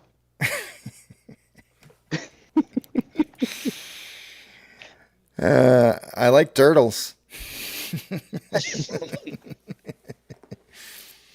How's it going, man? Good to see you. Welcome back to the Big Tramp. Yeah, I was gonna tell you what it is. I wasn't gonna leave you hanging. Oh, okay. No, now I can actually get paid for it instead of lying about it. That's cool. Yeah, they kind of want you to have a drone license to get paid for doing stuff. Very cool. Yeah. But now I can do get hired to do inspections and stuff. Oh, very nice. Very nice. Yeah. So I'm trying to buy me a drone with a thermal cam on it.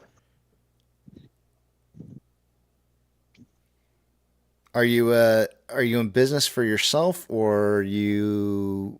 I can be. Yeah. For hire. Okay. Yeah. Cool. That's awesome, man. Congratulations. Oh yeah. Now I get paid the big bucks. Yeah. You know, it's funny. Yeah, get away from the sheetrock stuff. We were talking about drones, I think probably about a week or so ago. Arthur came in here and we were talking about, he was showing some of his video footage that he had from some drone flying. And I was asking him, I was like, you know, is there a way that I could, is there like a good, cheap, under $500 drone that you could buy that basically is like everything all in one package deal that's like a great deal? And if so, yes, you need to DM me and let me know what it is, because you know, I know you know, because we talked about this a long time ago. Bradley wanted one for Christmas one year, and it was just like it was so expensive. I was like, "There's no way." So, and if it means he has to build it a little bit, I think that's okay too. What price range are you looking for? Less than 5. Yeah, I got plenty. Yeah, I send you plenty of links. but he's not on a base anymore, so you know. Oh, okay. He can actually own one now. Yeah, I'll shoot you a few links so you can go through. Cool, man. Thank you. No problem. Dr. Zaya says most of those cases are violations, too many trades without 25,000 in the account.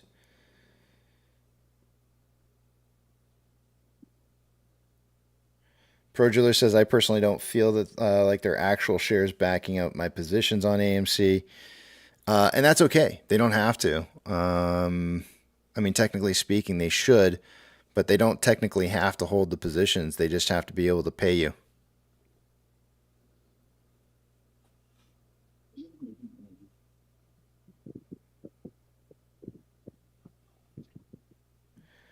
Find grown houses to rob with that thermal camera. Grow houses to rob with. Yes, sir. I feel like we just turned into a bunch of like evil, menacing, laughing guys. Yeah. Wario. We're going to get rich.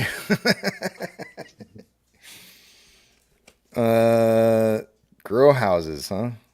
I think that's like the last house I would want to target is a grow house. Speaking of If it's snowing robbing, outside, just look for the one that's got melted snow on the roof. robbing grow houses, Casey, have you yet to see the movie The Gentleman? I have not. Let me see.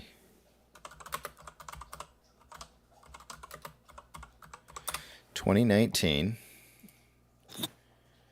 Matthew McConaughey. No, I do not think I have seen this one. You need to move that up on your list. Okay. I can't say enough good things about that movie. Oh, I know I've seen clips from this though, because I just stopped on a spot here where I remember like does one of the guys like chase a bunch of kids into an alley? Yeah. That stole his his phone or Yeah. something like that. Yeah. All right. Yeah. Right. I have seen bits and pieces of this. Yeah, it's a little movie that you need to watch it twice, because the first time you watch it purely for entertainment, then the second time you watch it, more of the plot line will be revealed. It's kind of along those lines, but I give it a 5-star rating. Nice. I'll have to give that a watch. Your wife would probably like it as well. It has a nice element of storytelling that male nudity. Lady. No, it just has some real strong female characters. His wife is a real strong female character, and she's really cool and all that kind of thing. So I know Mrs. Pirate found it entertaining, so I'm certain that the other ladies will enjoy it as well. Dr. Zaya says brokers can sell your position for margin call, securities lending. Margin call would only be for margin account. If you have a cash account, that wouldn't be a possibility. Securities lending, if you lend your shares, that seems like that could be a. I'm trying to think like how that would work.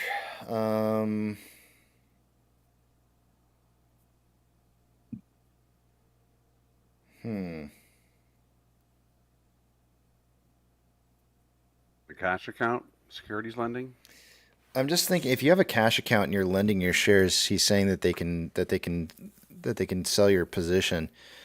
But I Yeah, I feel would like disagree with that. I feel I well. would disagree It's like that I can't quote just the regulations, but it's They can lend your it's shares like a if you have caveat.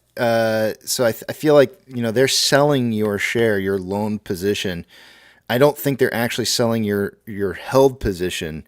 They're selling the position that you're loaning. So I think that's like a trick. I think it's confusing. It's mincing words, I think, in a way. Unpaid fees or debts. That would definitely be another reason why they could sell your position for sure. Regulatory requirements. In rare cases, regulatory requirements or legal proceedings may force a brokerage to liquidate positions. Yes, I would agree to that. Yeah. that would require a judge. That's and usually in the United States, the only person who can force the sale of a personal item is a judge. There's rare exceptions to every rule, but No, certain retirement accounts are still off. Usually not subject to that. Sometimes.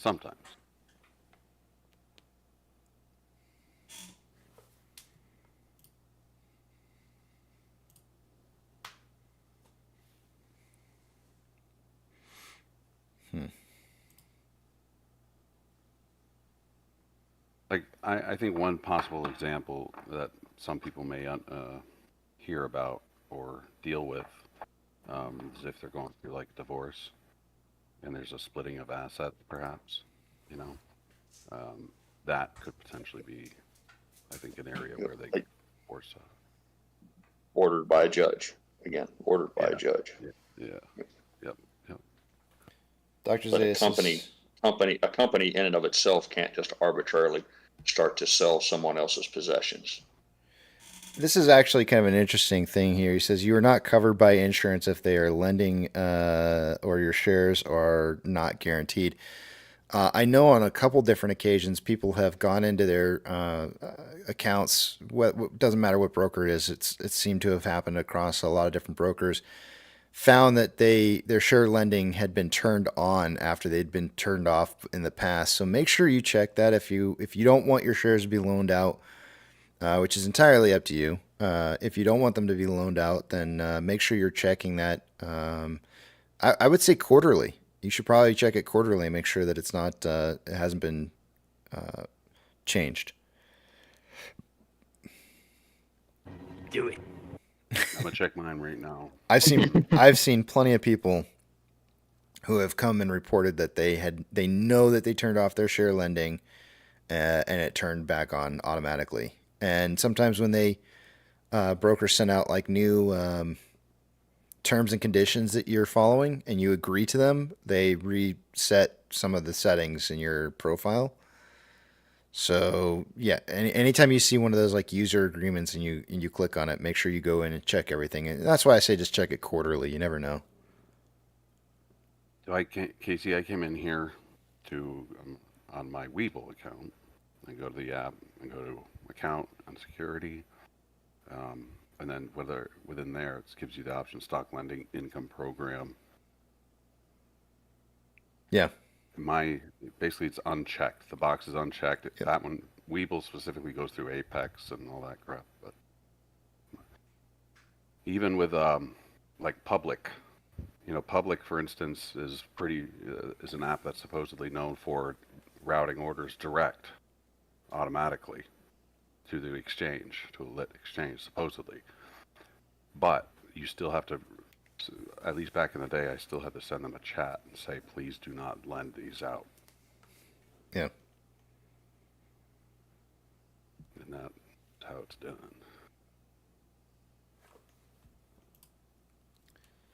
Well, it's numbers time. Shall we do it?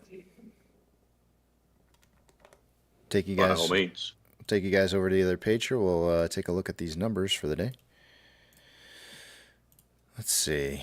I sent you 2 links. Awesome. Thank you, sir. All right. Let's do this. Starting with off exchange. By this time of the day, well, actually, hold on a second here. Let me get rid of this so that doesn't show up like that. There we go. All right. Starting with off exchange. By this time of the day, I would expect to see about 59% going through off exchange and EDGX to be somewhere between 11 and 12%.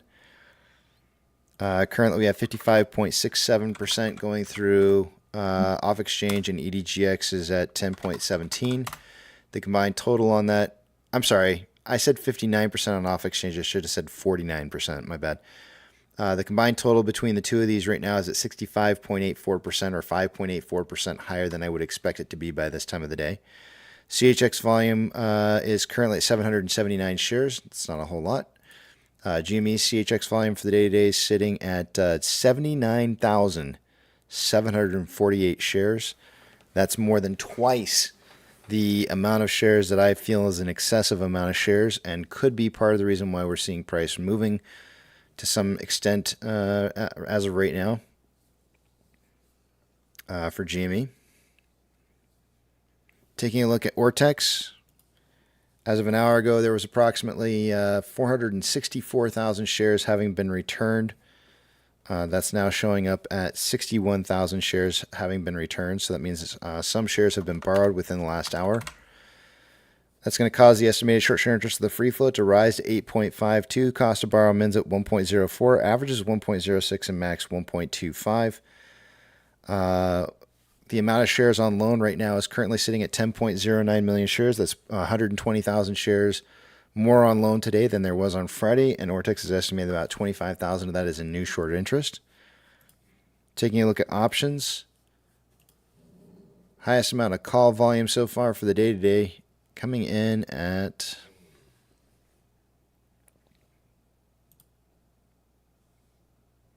an hour ago was coming in at a $7 strike with 14.4 thousand contracts in volume so far for the day today. It is now currently probably still at a $7 strike. Let's see, it's still loading.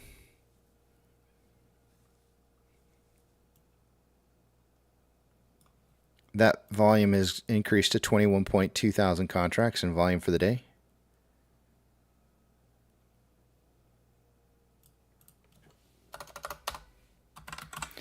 Highest amount of puts at a $6.50 strike. An hour ago, there was 5.7 thousand contracts. There's now 8,000 contracts in volume.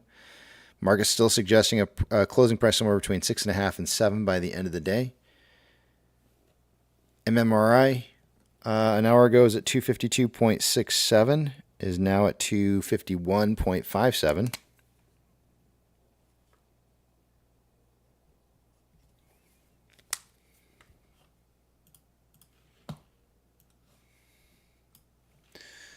Orders by Fidelity customers, AMC and GME are the only two I'm looking for on this list. Neither of which are on here.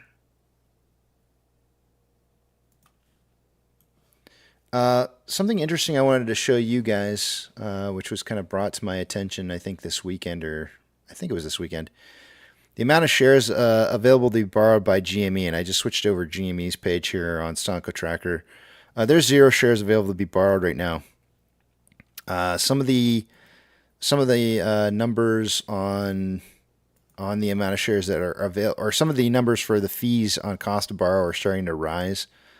It's fluctuating around somewhere around like 4.9%, and I can pull up their Ortex data here in a little bit, but I think that we're seeing a little bit of stress in finding shares to be borrowed. Which does usually tend to lead to higher cost to borrow numbers, but doesn't always necessarily lead to price improvement if there's not volatility. So they need a lot of volatility in order to have an uncontrolled event occur in price movement. That's going to cause a lot of call positions to go into the money. And as you notice down here on the call versus put ratios, there's currently 52.7 thousand contracts out of the money on the calls versus 16.4 in the money. So not a whole lot of calls going into the money. 13.4 thousand contracts are out of the money on the puts versus 428 that are in the money. So they really would need volatility to drive price up to where they're significantly moving up and causing more out of the money calls to come into the money and to turn this into more of a gamma type squeeze. That's not likely to happen with large quantities of shares being tied up. Do note, I thought this was kind of interesting when I was looking at this over the weekend. This number that's being reported by Stonko Tracker, I'm not sure how they get this number on how many shares are registered in DRS, but it's reporting 48.06% of the float is in DRS.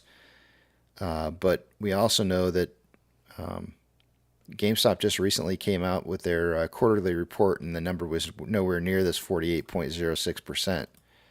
So it was kind of an interesting disparity between the two numbers. Anyways, going back to AMC and looking at AMC, SSR trigger price for the day is at $5.99. 4.7 million shares available to be borrowed. Looks like earlier this morning or within the last hour, we had another 300,000 shares borrowed, 100,000 returned, and then another 100,000 shares borrowed. So about 400,000 shares borrowed in the last hour. That's going to put us at 4.9 million shares in total for the day-to-day borrowed.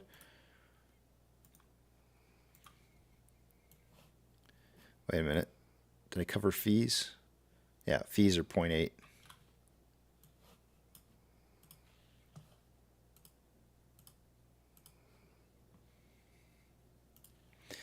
NASDAQ is up 0.26. Dow Jones is up 0.15. And the S&P 500 is up 0.37. We have 3,076 decliners to 2,831 advancers. The market is more declining than it is advancing now.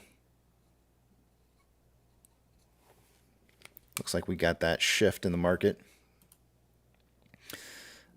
An hour ago, we had 6 out of 7 of the Mag 7 being in the green. It's now only 5 out of 7, with one of them borderline, green-red. Big bank movers for the day-to-day, anything plus or minus 5% or 2.5% or more is going to get a shout-out.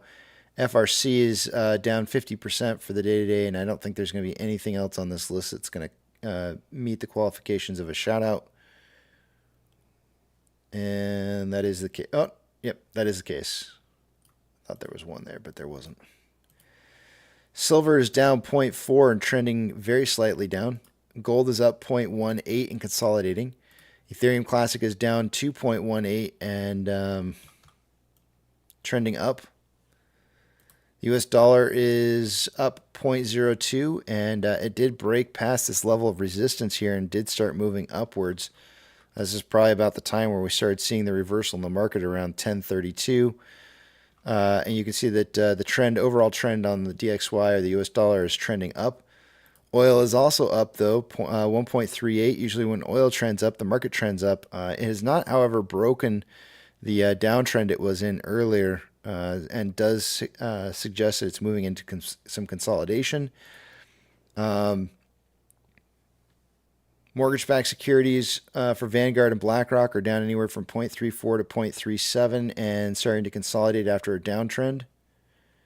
And SPY is up 0.53, started to move into a downtrend after the initial uptrend it had this morning, but is now breaking that downtrend once again and moving back up again.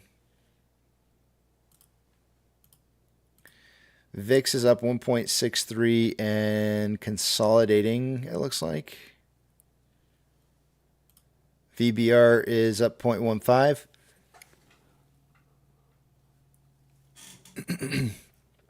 And it's trending, the current trend is showing down. It looks like it's trying to break that trend, though. VB is up 0.09, same thing with this one. The overall trend is down. Tesla is up 1.38, same thing with this one. Was in a downtrend, and it looks like it's trying to break it. Amazon is up 1.91 and is breaking a downtrend and moving into an uptrend. Cinemark is down 1.6% and trending down. Doge is down 3.08% and trending up overall. Bitcoin is up 0.39, trending up. GameStop is up 5.39 and consolidating after an uptrend at market open. HYMC is down 3.78 and trending down. NCMI is up 2.89, trending up.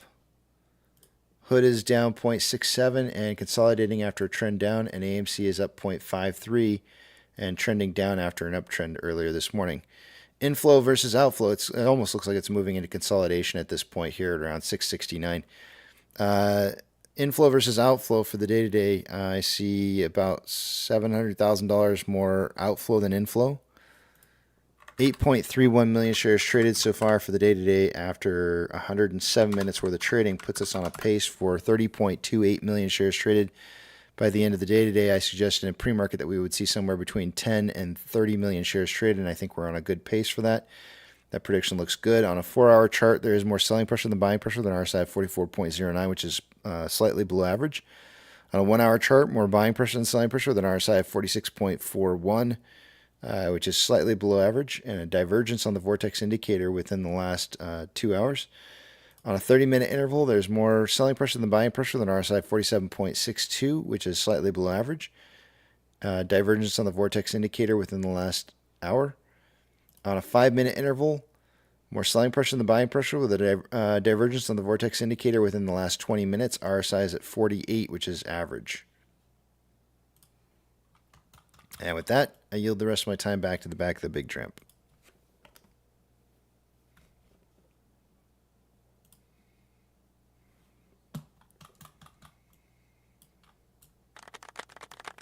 Thank you, thank you.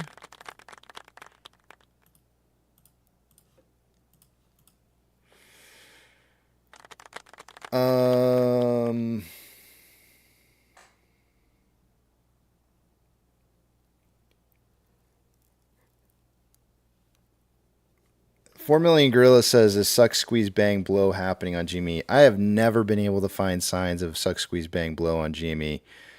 Every time I've gone to look for it, they don't have volatility. It's gone. There is no volatility there. And 4 million Grilly, happy belated birthday. I feel like I've already told that to you once, but I'm doing it one more time here. Now I'm gonna erase your name off my board so I remember I said it.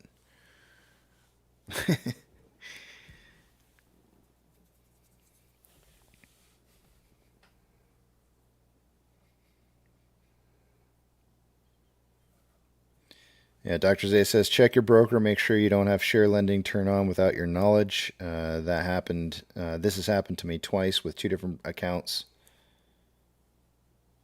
Actually, but 4 million Jilly, let's take a look at it though. I do want to share with you guys some interesting data from GME. We've talked about on many occasions a squeeze cake. What are the proper ingredients that you need in order to have a squeeze cake? And so let me pull up that real quick here.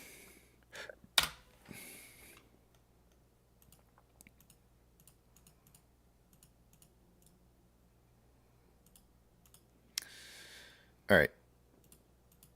So first off, one of the key main ingredients to a squeeze cake is buying volume, and that's kind of like your flour. Key main ingredient. Well, you can see that historically speaking, the volume is definitely increased right now, right? We haven't seen this kind of volume activity in quite a long time, so that's a good thing, right? We know.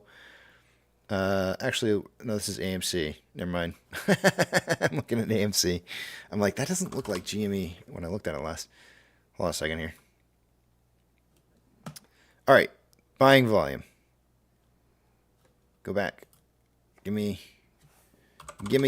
what I want.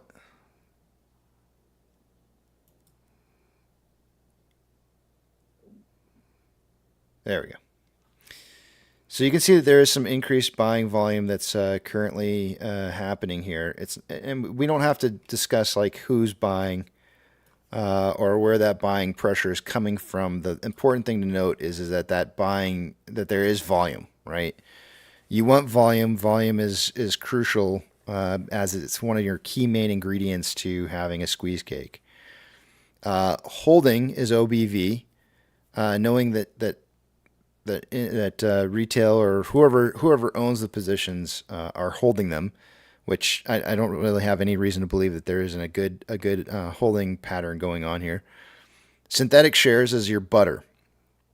There's a really easy way to figure out roughly, when I did this with you guys like last week, I think it was, how many synthetic positions there might be in existence, theoretically, right? It's a theoretical calculation. So, and it's simply it's looking at your average daily volume that's being traded and seeing, percentage-wise how much is being traded. So 5.91 million shares are being traded on a daily basis over the last 3 months. We're going to divide that by the total amount of free float shares in existence, which is 263.31 million. Times 100 gives us 2.21. What does this tell me? This tells me that this number is not exactly what I would consider to be a massive amount of times that the share is being traded in quantities of volume. So is this volume significantly high enough for us to say that there's volatility here to make the assumption that there's vast quantities of shares that need to be accounted for? And my answer is no. Do I believe that they exist? Yes, I do. But the quantity of volume that the market's being forced to trade right now is only 2.21%. For me, the number needs to be over 3%. That tells me that that's a significantly large quantity of shares that the market's having to balance around. They're throwing around a crap ton of shares. 4%'s even better. Anything over 6% is massive.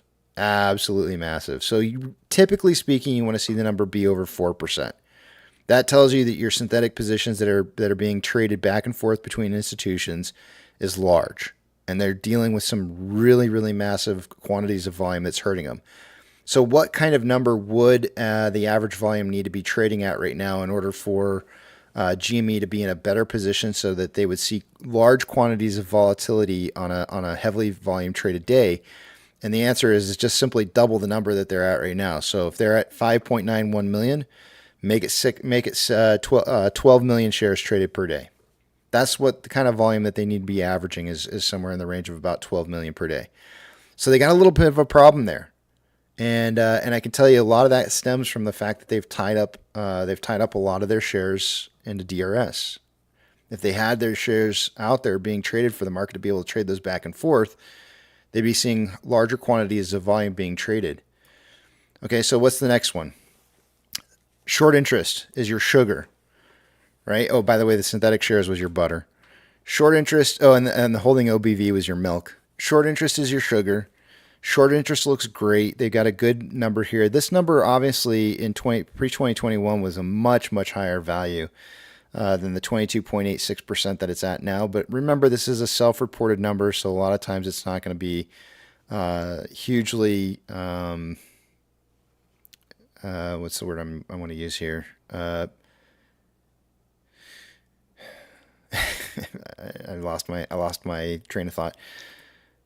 This number, while it's very big, anything over 20%, and actually anything over 15% is considered to be pretty high, pretty elevated.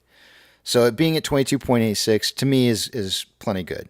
Short interest really doesn't need to be massive numbers, although it does help when it is really super high.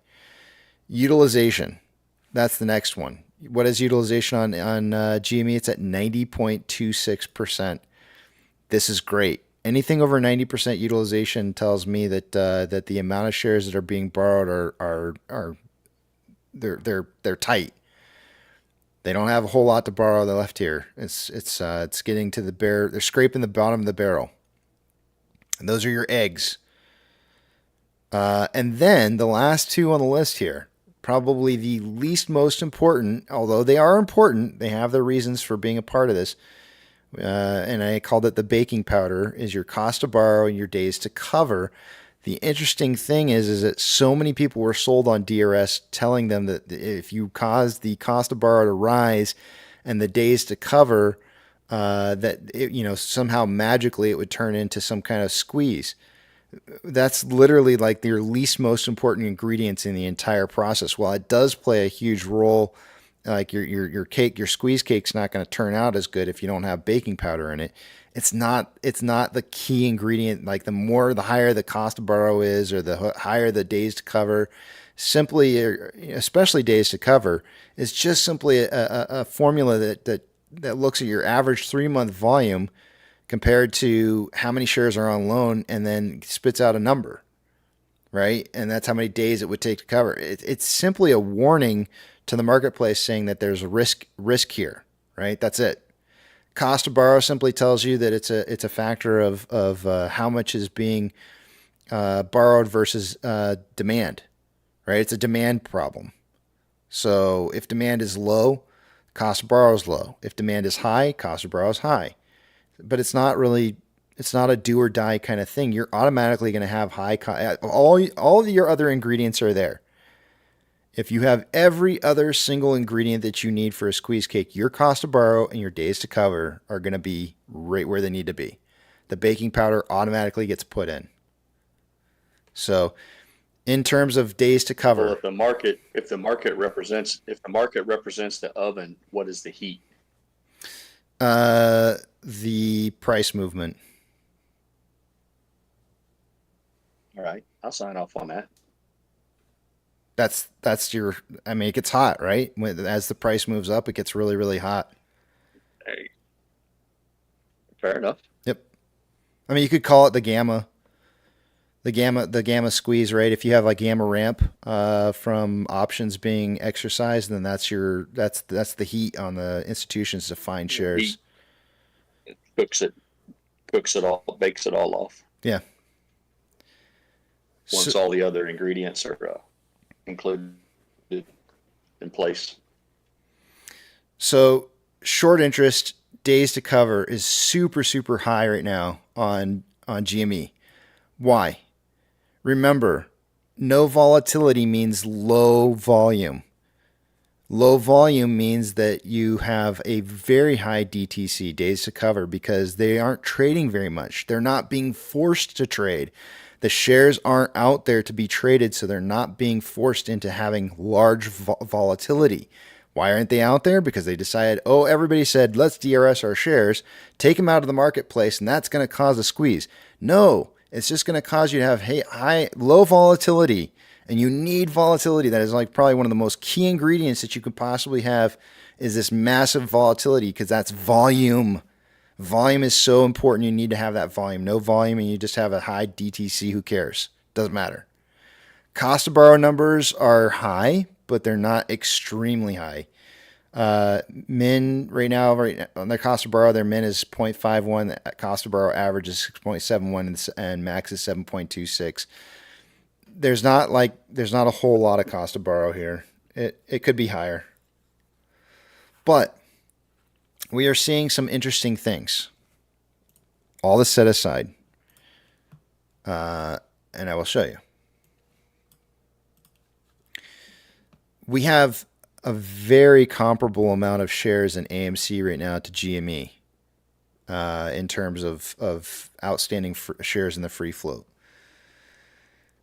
As I scroll down on this page here for GME, what you're seeing right now is you're seeing the shares that are being traded through the different exchanges.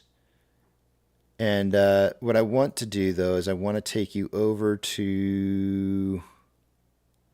Actually, I don't think this is the one that I wanted to show you guys. Give me 1 second. It's dawned on me, KC, this is going to be a pretty bland cake. You have no cocoa powder, chocolate, or no vanilla extract. What kind of a cake? You know what? Here? No vanilla extract. It's all about the fluff. No cocoa. Okay, I'm just going to say you can add whatever flavor you want. It was supposed to be a flavor neutral cake. You can add whatever flavor you want to it.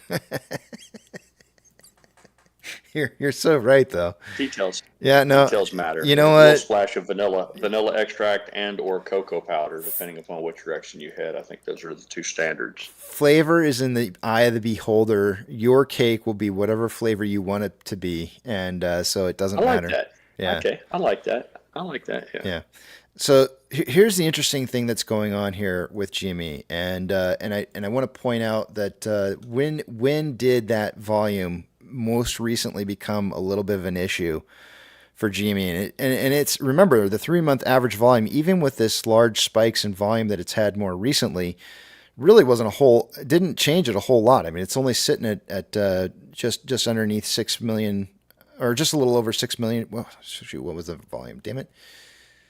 It was 5.9. Yeah, just underneath 6 million shares traded on average per day. But yet they had this huge spike in volume where that went to 14.19 million shares. Then we had 61.17 million shares. And even with these large days of volume in here, it never actually saw a rise in the 3-month average volume that went very high, right? It's still really low. But the very first day was November 28th. So we're going to go back over here to Stonko Tracker. We're going to look at the short exempt volume on the 28th. And you see right here that on that particular day, and buy shares, right? So if these numbers are small, like they're sitting right here at these numbers down here in like the low thousands or hundreds of shares and marked as short exempt, nobody gives two shits about it. Those are going to be super easy to find in the marketplace. That they don't care about that. That's not a problem. These numbers, not here, but starting on the 29th and going forward all the way up until the 7th, those are the problem numbers. Because now all of a sudden you're talking about 261,000 shares, 186,000 shares, 261, 138, 125, 194, 158. All these numbers are super, super big numbers in here. Remember, I always say anything over 100K is a lot. Anything over 300K is massive. Nothing hit over 300K, so there's not massive in here, but there is quite a few days of a lot of shares. Those shares are going to have to be found at some point or another. And it doesn't start lowering again until it reaches about the 8th of December. There's going to come a time where this block of volume that went through in short exempt volume, where those shares are going to have to be found to be purchased at the market. And I know, T plus 35. They have 35 days to find those shares. In the grand scheme of things, these numbers are not really, really, really massive, but it's definitely going to put some buying pressure 35 trading days out from 11/29. Right? So you can do the math yourself. Just count 7 weeks ahead in time from 11/29 and come up with whatever date you want to. But that's what you're looking at. Don't forget that there's some holidays in there as well. We got about 2 or 3 holidays, I think, coming up here. We got the day after Christmas, or the day of Christmas, the day of New Year's. Do we have any more holidays? Hold on a second here. I can't remember off the top of my head what we have. Martin Luther King Day's the 20th of January, right around Inauguration Day. Okay, so we've got about federal holiday. We got about 3 holidays in there that you're going to have to account for. So make it 7 weeks plus 3.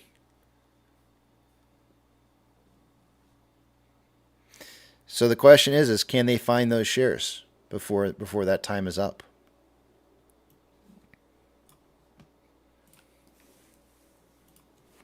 That is the question.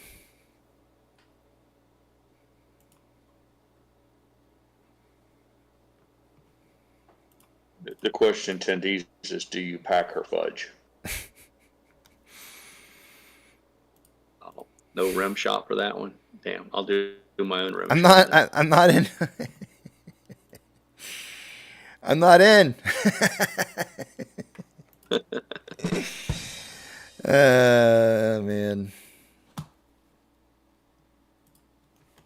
Let's see. For those of you listening, Tendy said you guys wish y'all could get your hands on my wife's fudge. Made another batch last night. Bought her a good mixer years ago for it. The key to fudge is stirring the molten sugar long enough. Hence my question.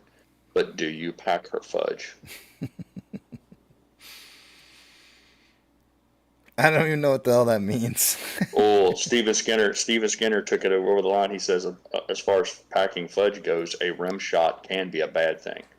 Nicely done, Steven Skinner. Nicely done. Way to dog pile on. Tech We Love says, Casey, question I had when you discussed GME, is there a difference to trading volume if people turn off share lending, keep share lending on, or DRS like some of them have? So I already discussed the DRS portion of it. And in regards to share lending, I've kind of thought long and hard about that because I think, share lending does help towards creating short interest. But I don't think retail, I have to be very careful about how I say this because this could be construed as financial advice. What you want to do with your shares is your choice, ultimately. Whether you choose to lend your shares or not is up to you. I personally don't want to give any more ammunition than is needed to lend shares. I think that there's plenty of institutional shares that are owned that can create that short interest that's needed to get us the short interest that we want to see that helps us with the squeeze cake, so to speak. So that's just me. I'm not telling you what to do. It's entirely up to you. I just don't want to give any more ammunition.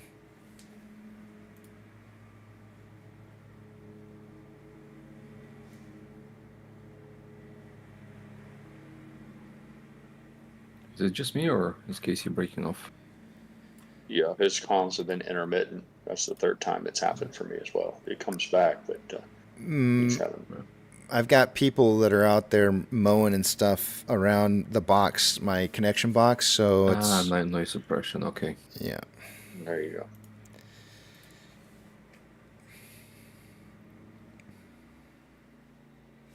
I don't know that I have a connection issue. Let me see. Yeah, I don't seem to have a connection issue right now, so it's probably just you guys.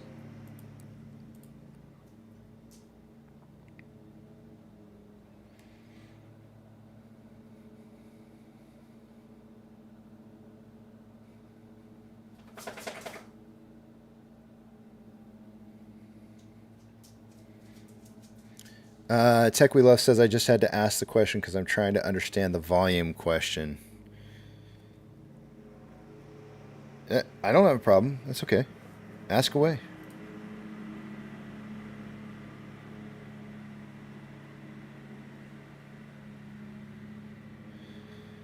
Do you think that...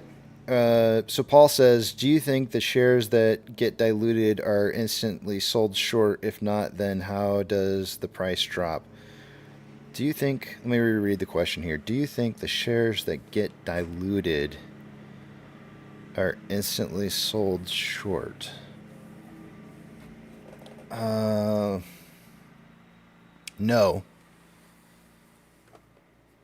If they did, if the shares that were... If the dilution from AMC were going into short interest, we would be seeing short interest like rising pretty quickly.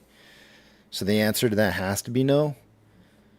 And so then you said, if not, then how does the price drop? And the price drops from institutions trading, basically spoofing the price down.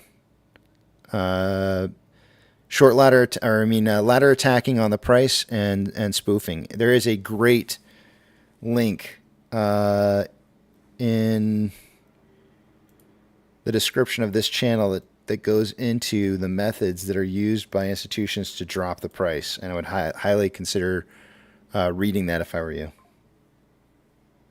It's under the hedge fund. If you look into the description of this channel, you'll see it under hedge fund playbook.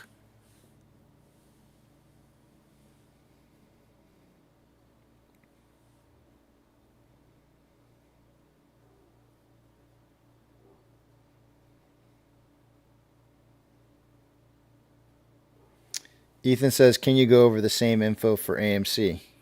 What's AMC's volume say about the actual share count? It's we have, I think I went over this like last week. I don't mind going over it again, though. AMC right now has a very high volume. Like I said before, our free float's pretty close to what GME's is. Unfortunately, I'm going to have to base this off of the current free float numbers that are showing up here, but I'm not going to. I'm actually going to use what was been kind of sort of reported by AMC and that value is at about 248 million shares. So we're going to take our current volume, 3-month average volume, 20.27 divided by 248 million shares, roughly. Oops, 248 would have been good enough. And then multiply by 100, and it comes out to 8.17% of the total daily floats traded on AMC. And that's including the new shares that were diluted into the marketplace. I think I might be missing like 1 million or so, or maybe a couple million. I think I don't think I've included the 8K that was just most recently released, which had some additional shares in there that's going to add to that. But it's pretty close. You expected around 10%? Yeah, it was prior to the dilution when we were hitting some of those numbers. It was very, very close. Bruno, thank you. I know. Bruno, I know. I'm quite well aware. Thank you.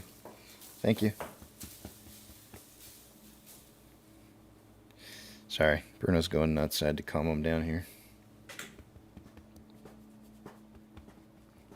All right. In regards to the rest of that information, we can go look at. Hello, love. Who are you talking to? You talking to me? You talking to me? Mr. Pirate. Yeah, that's pretty good. Hello. Hello, stranger. How you doing? Mrs. Pirate. So, made an appearance. So. What you wearing? Yeah, my best. That was my best Cockney accent. Hello, love. In terms of AMC's Ortex data, because we were talking about so volume's good. There ain't nothing wrong with our volume. I love it. We have great quantities of volume right now, and part of the reason for that is that I think a lot of shareholders for AMC don't DRS their shares, and that creates a lot of ability for the market to be able to create short interest, which is beautiful. Anybody who's going to tell you that short interest is bad has no concept of how a squeeze works. The reason that it's called a short squeeze is because it talks about what the reference in that short portion of a short squeeze is it's talking about short interest that's being squeezed. So the less short interest, or the least amount of short interest that you have, the less of a chance at a squeeze you have. So the more short interest that you have, the more possibility you have at squeezing a stock.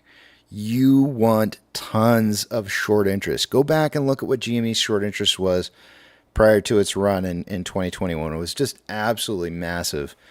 It was ridiculous how much it was. Hold on, I'll pull it up. Let's just look at the page. We got like 15 more minutes before we got to look at the rest of the numbers. Massive quantities of short interest. Some of these numbers might be altered a little bit due to the fact that they did this split. I'm not sure. I'd have to go back and take a look at some of my notes. But if we go back to the time frame just prior to the run-up and we pull up the amount of short interest at the time leading into, let's look at it as a percentage. Leading into their run, they had as much as, was that right? 170% short interest of the free float.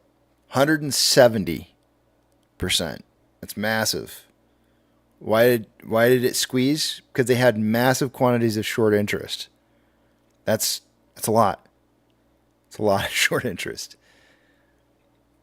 In total, I don't know if you guys know this or not, in shares, at the time, you guys maybe some of you don't know this, but GME had about 69 million, 69 million shares in total in the free, I think in the outstanding shares. I think it was 69 million. In short interest reported in December 31st of 2020, there was 284 million in short interest when they only had outstanding shares of 69 million.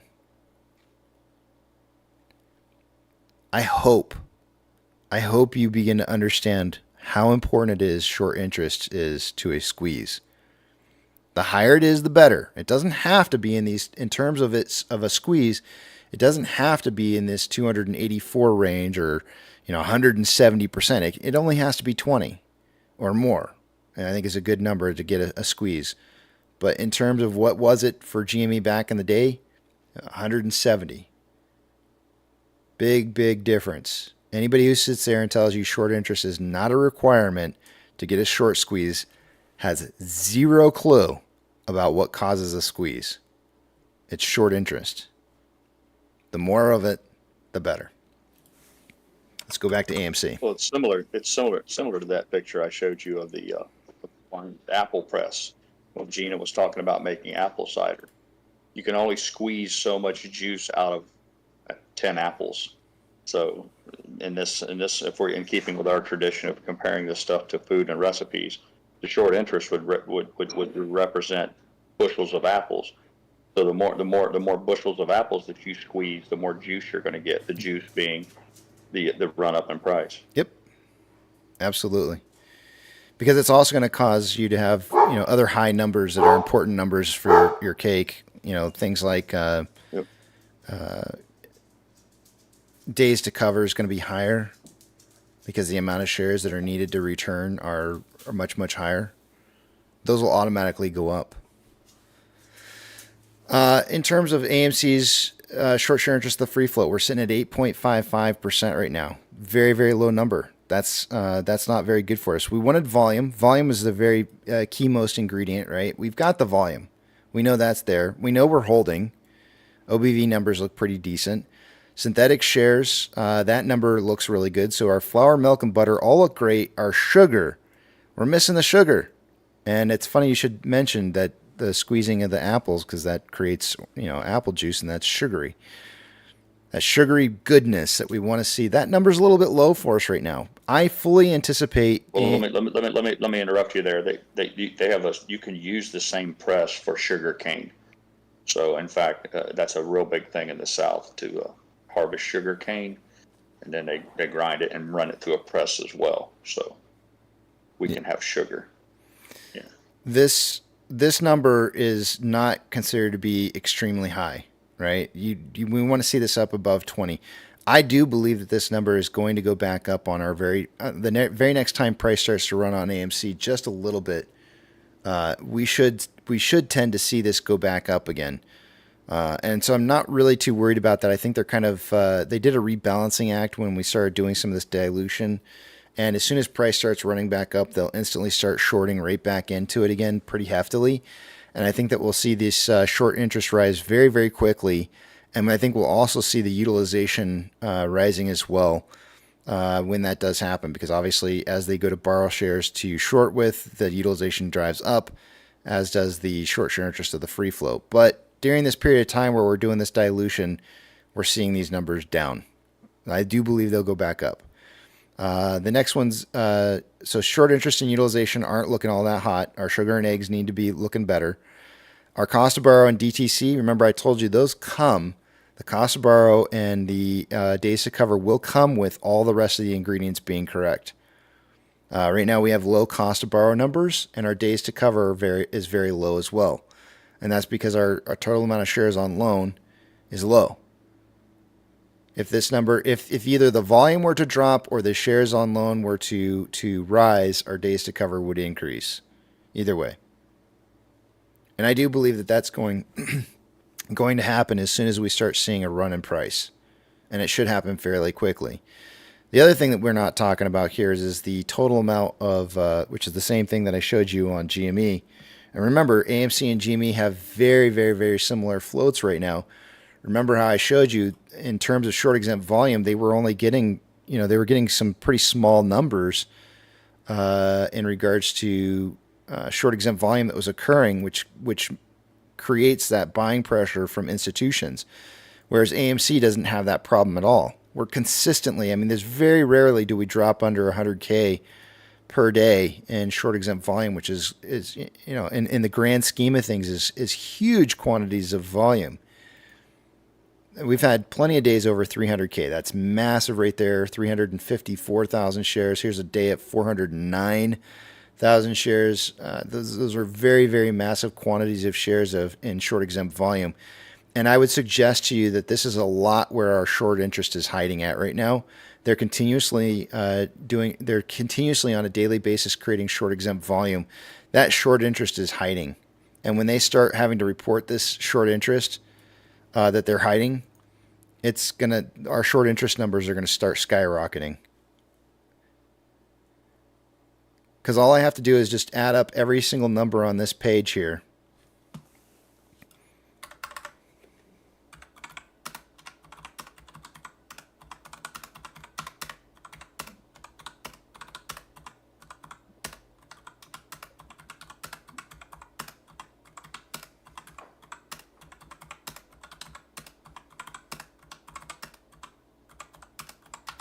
So I just added up everything that was on the page right there. That's over 4 million shares in total, and I've mentioned to you guys on several occasions that the total amount of shares that are available to borrow are the exact amount of shares that they need in short exempt volume that's having to be covered in there. They're simply every single day they're borrowing the shares and then returning them right back again. Let me add up this one last day here, and it comes out to almost exactly plus 111. 4.1, basically about 4.2 million shares. How many borrowed shares for the day today? 4.9. The numbers are so effing close, it's not even funny. They are literally hiding on a daily basis. Now, if you added that 4 million shares, 4 or 5 million shares in short interest that are showing up right now directly into our short interest, what would our short interest suddenly drive up to? And the answer to that is we currently are showing in total on Ortex, we're showing about 21.09 million shares right now. Add an additional 4 million to that, that puts you at about 25 million shares. That would drive up our estimated short share interest of the free float probably to somewhere around like what, maybe 14 or 15%. And if price were to start running suddenly, I guarantee you there's going to be a bunch of new short interest that's going to just pop up out of nowhere.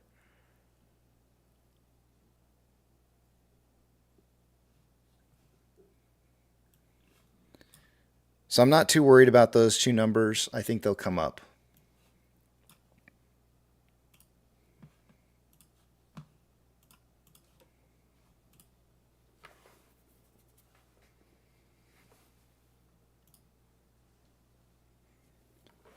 Tech We Love says, when do they have to start reporting it?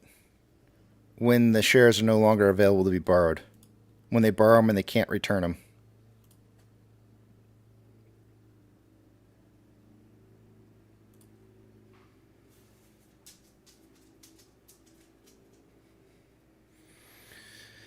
Casey, I've only been paying attention to market trends since 2022. Is January through June a time frame where institutions buy back in typically? Yes.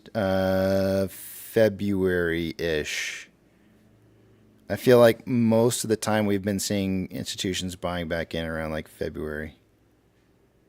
It could be happening in January as well, but you don't actually see like you don't start seeing price rising until after they've bought in. So, you know, maybe it's the reporting from, you could get like first quarter reporting, or yearly. You could get like yearly reporting coming in. Let me look at something real quick here.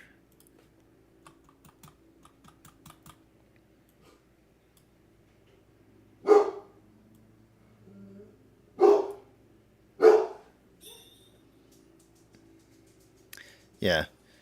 I think, you know, you get like a Q4 earnings report in like February.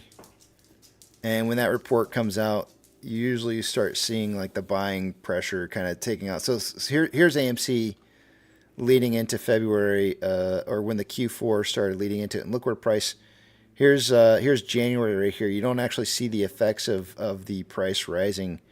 Here's the beginning of January right here. And then kind of like mid-January price starts moving up a little bit. And then closer to the end of January and the beginning of February, price runs down and then takes a big spike up leading into that earnings report, the Q4 earnings report. Big spike. But I think the buying based off of volume levels, when you look at volume levels and that are occurring in that time frame, I think the buying really kind of happens over here in the beginning portion from institutions, and then they're probably selling back to the general public and distributing as prices reaching a peak and selling into that. Distribution, accumulation. Distribution, accumulation.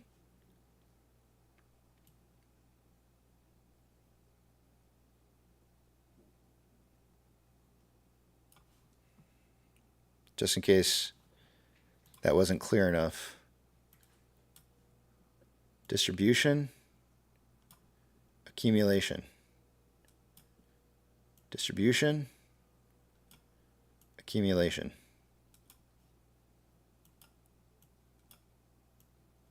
Oops.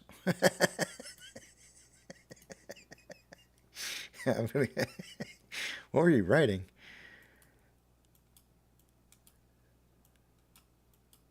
There you go.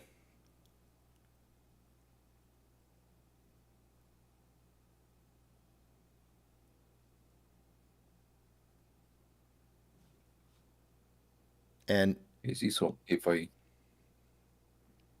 go ahead. Just a question, if I can, to the short cake. What does the tokenized asset represent? Is that pirates, cocoa, or? It's gonna be swaps. So any held position. Artificial sweeteners. I'm trying to think of a way to describe.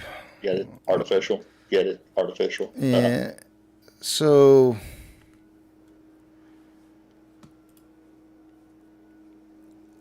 I would think of it as.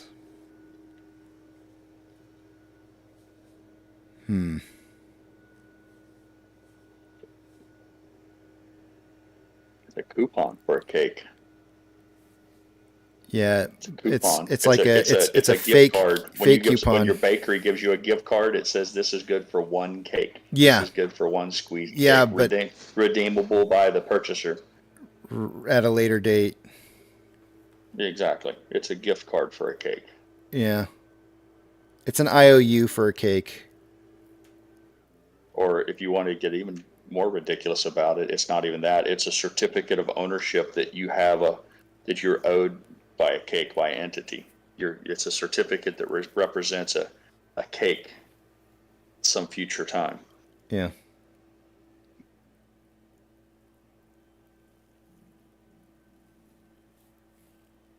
Or a bite of a cake.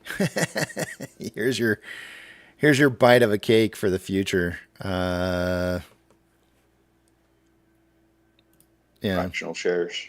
Fractional shares are either cupcakes or, like you said, the promise that they get an eventual bite of somebody's cake. I like it. Can't make it juvenile enough for me. But it's a little bit more complex than that, though, because it really has to do with, I think, tying up derivative contracts that are.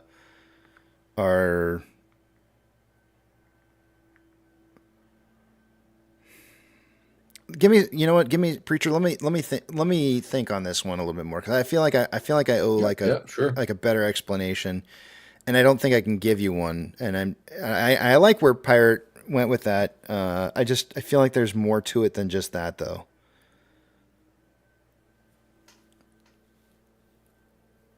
I was also thinking, what about dumb hedgies? What does that represent for it? What is what? Dumb hedgies? If tokenized, if tokenized is just a fugazi, if it's just a fake, then wouldn't that make it a fake cake? Like one of those cakes that they make that for display that's made to look real, but it's not. I would argue that if the tokenized share is just a imposter, if you will, a fake cake. I don't like doing this, but I'm going to do something that I rarely ever do here. Hold on a second. Oh, goody. Yeah, I don't like doing this. This is cheating, and I don't even know if let me see if it comes up with a good answer. I'm actually going to use ChatGPT on this one. I normally would not Well, at do least this. you're honest about it. No, I normally wouldn't do this, but I'm going to see if it can't, like, in terms of talking about it in terms of a cake. How would it describe that?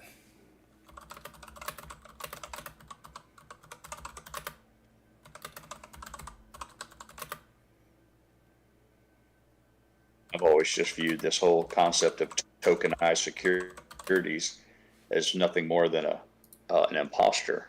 It's counterfeit. It's not real. It's meant to look like one. It's meant to give the appearance of being the same,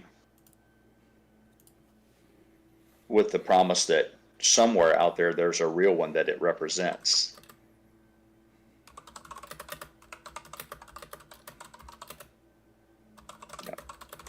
I'm not licensed to sell you securities or a stock, but I tell you what I can do. I can sell you a pirate coin, but I promise you, wink, wink, that the money that you pay me, I've used that to buy the real gold coin.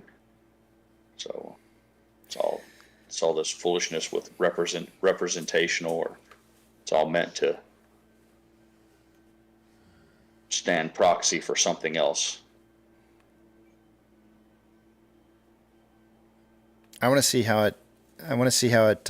So the question that I posed to ChatGPT, I said, if you had to describe a tokenized swap derivative as being part of a cake that is being sold, how would you describe it? And so it goes through and it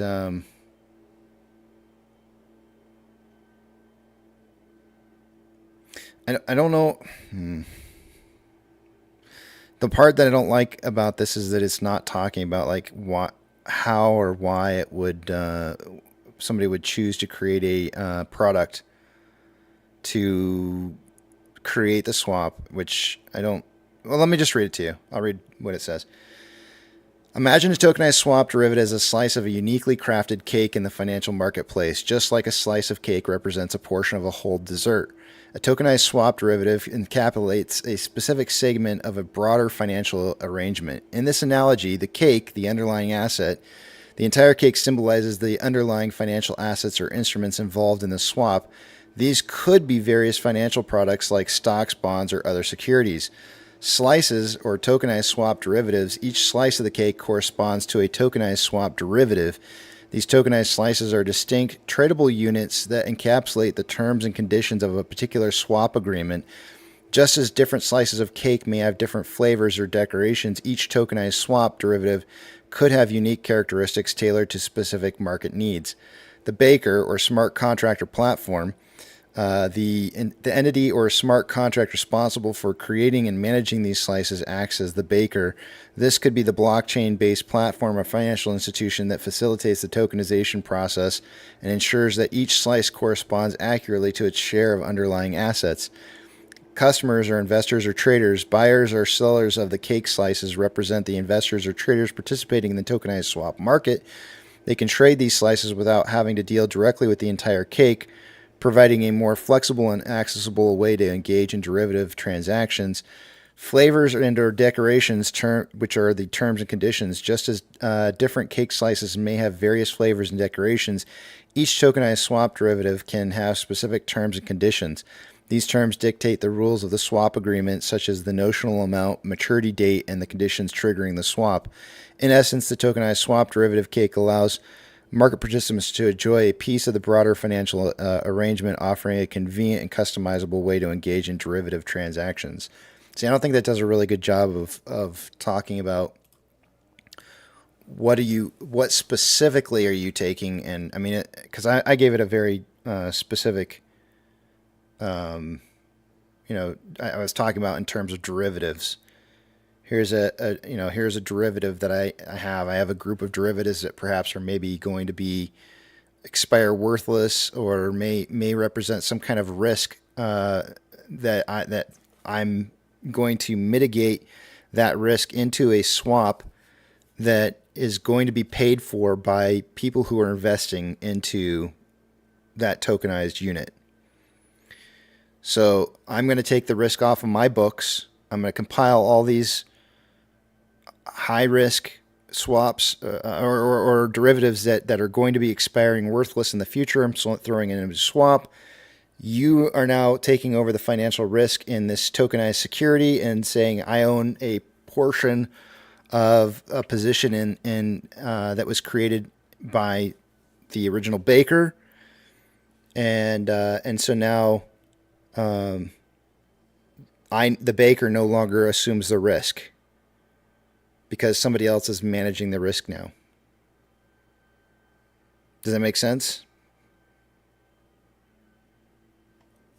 The Texas Aggie asked a question, where's the actual financial logic in all of this?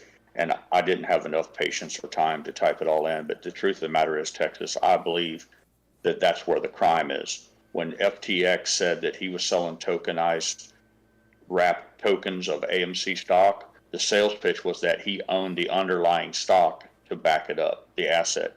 And we all know he didn't. So that's where the crime is. And that's why I'm confused as how they're able to so easily get away with this. It's thievery in broad daylight.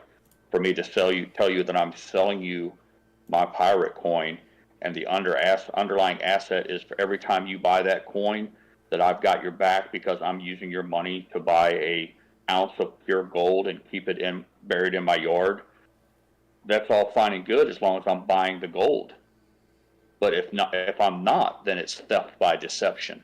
It's real simple. And I'm amazed that they're able to continue with the practice.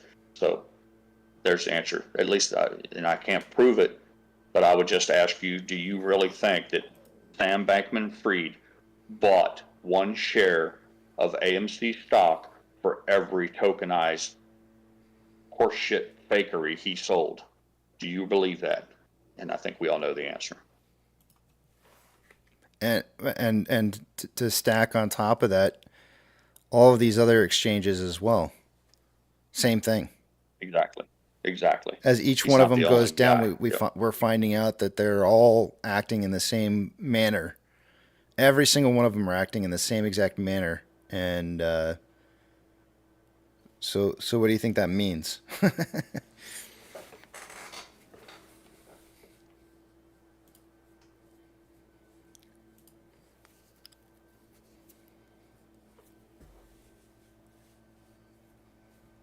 If you go down the rabbit hole, we've gone down it a time or two, but it opens up the whole question of, it's all about, well, somebody asked earlier, where are the sales coming from? Well, if there are funds out there who want to suppress AMC's price, they're the ones who sell into that. So when you see the price falling and you say, who's selling? It's the bad guys. And when you say, where are they getting them from? Well, to make it legal, they have to source them somewhere.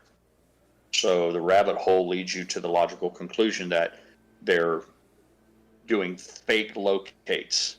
There are no locates left. So they have to create a locate to make the transaction.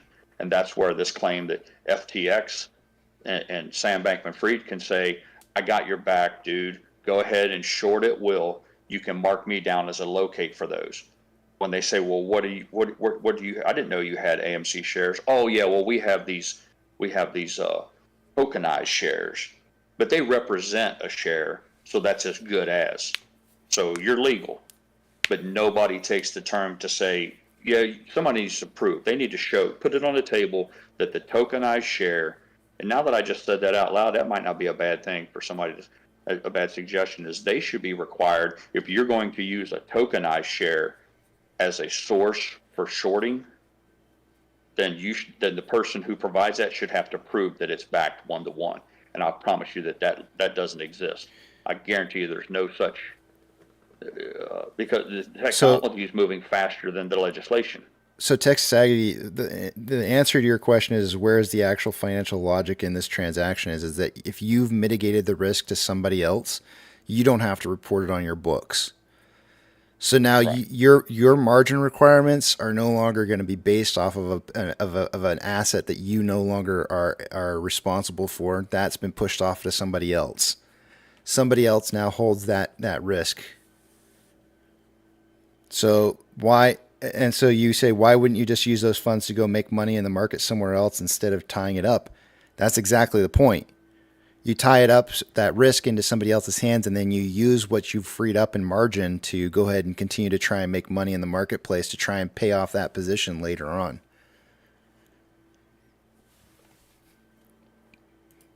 I can see the gears or the cogs falling into place now. I can feel your guys' gears like all just kind of like going like, oh, oh, that's, oh yeah, those bastards, right? I can feel it. I don't know what you're saying. I have no gears. You have no gears. I have gears, man. I figure everybody had gears. You're exactly right, though. That's how you get rid of your risks so that you can go take and invest more margin.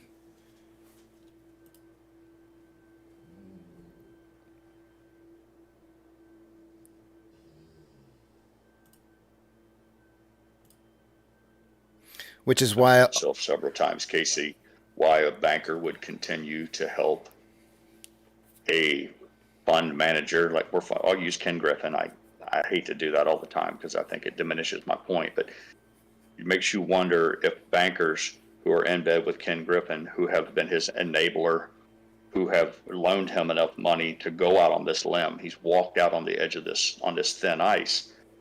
And now, because they're so exposed, because his losses become their losses, I've wondered many times if they thought, well, we have no choice but to prop him up because his doom means their own.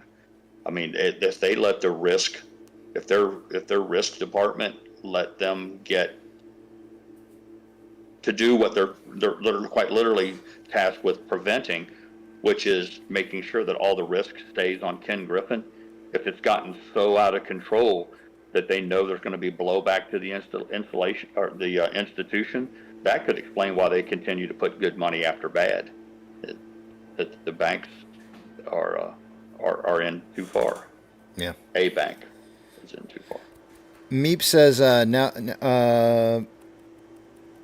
well, first off, I'll read what Texas says here. Texas Aggie says here, it means that they know something we don't. I watched The Great Taking last night. If you haven't seen it, you need to watch ASAP. Derivatives is atomic bomb to apes. I'm not sure if you mean against us or for us in regards to that, but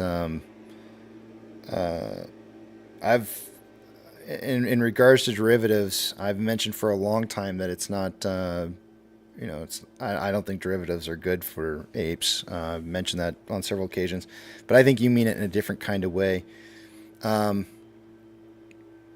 then Meep says, now that it was determined that SBF didn't have any shares, wouldn't that risk come back to them again? And the answer is yes. If somebody finds out that they didn't have the position originally held, but see, it's going to get tied up for a while, right? All of this got tied up, and they're still trying to sort out, like, how much money they can recapture from FTX. And until it gets all resolved, that risk isn't going to come back like immediately. It doesn't immediately default back to the original creator of the baker of the position, right? So they've got time, but more than likely they'll just wrap it into some other swap, someplace else, another crypto exchange. Yeah, they're not going to. There's not wheels in motion that's going to remedy the crimes that FTX, that Sam Bankman-Fried engaged in. They barely got the thing to court and to resolution. And like you said, the most you're getting out of that right now is that he's no longer engaged in that. Whatever nasty shit he was involved in, it stopped when he went to jail, when that fund imploded. It doesn't mean that others aren't engaged in the same practice. But the best that we can get from that, as far as what helps us, is that Sam Bankman-Fried is no longer able to do what he was doing before. So I think it's too much to hope for that some regulatory agency will go back and make him unwind his positions and do things that would otherwise, I mean, I guess I'll quit tiptoeing around it, force them to buy AMC shares. I don't think we're going to see that anytime soon. I don't know if it'll happen ever. But I do know that whatever he was doing that was designed to hurt us, it was designed and implemented for no other reason than to allow them to nakedly short. I believe that stopped. and that's a good thing.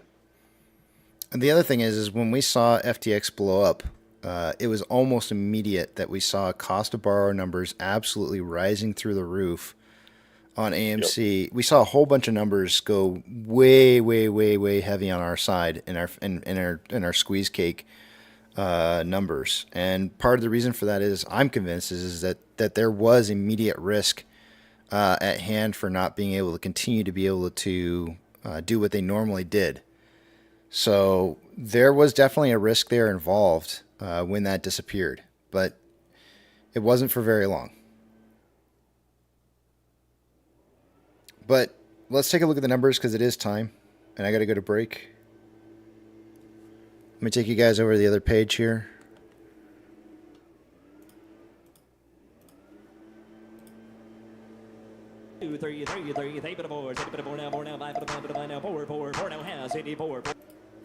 Remember, I'm not going to be able to see what it is that you guys are saying, so hold those personal thoughts, comments, questions, and concerns until you see the big tramp back up on the screen again.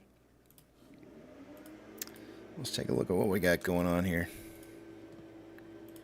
Starting with off exchange, I think. Yeah. By this time of the day, I would expect to see about 62% going through off exchange and EDGX combined. We have 55. Oh, hold on a second. Let me refresh this here. We have 56.47% going through off exchange. EDGX is at 10.10. The combined total 66.57%.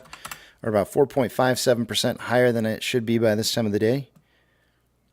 Taking a look at Ortex, as of an hour ago, there was approximately, actually, I take that back here. Hold on a second. An hour ago, there was approximately 61,000 shares having been returned for the day-to-day on AMC. It's now sitting at 170,000 shares having been borrowed. It's not very often that we've seen the numbers increasing by this time of the day. It's usually decreasing. That's going to cause the estimated short share interest of the free float to rise to 8.55%. Cost of borrow ends at 1.04, average is 1.05, and max 1.25. Total amount of shares available to be, or total amount of shares on loan right now is at 10.09 million shares. That's approximately 120,000 shares more on loan today than there was yet on Friday. Ortex is estimating about 25,000 of that is in new short interest. Taking a look at options, highest amount of call volume in the last hour was at a $7 strike, and there was approximately 21.2 thousand contracts. It's now 24.1. And the highest amount of puts is at a $6.50 strike. An hour ago, it was 8,000 contracts. It's now 10.4. Market's still suggesting a closing price somewhere between 6.5 and 7 by the end of the day today.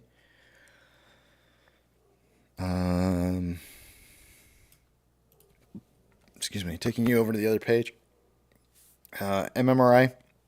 An hour ago, it was 251.57, now 252.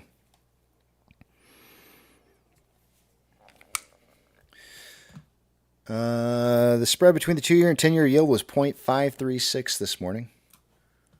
Orders by Fidelity customers, AMC and GME are the only two I'm looking for on this list.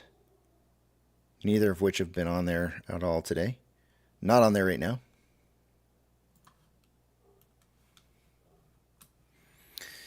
SSR trigger price is at $5.99. Shares available to be borrowed is at 4.7 million shares. We have not seen any shares having been borrowed. Fees have dropped from 0.8% to 0.7%.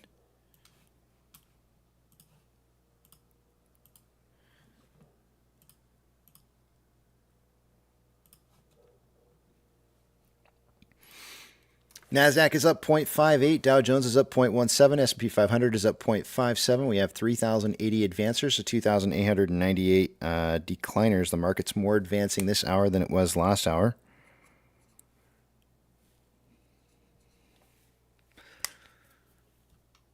$127 stocks have hit all-time highs this year. And I'm pretty sure that there's probably only about 10 or less on that list that are in this S&P 500, if I had to guess. And the Mag 7, only one stock is red right now out of the 7, and that's Apple.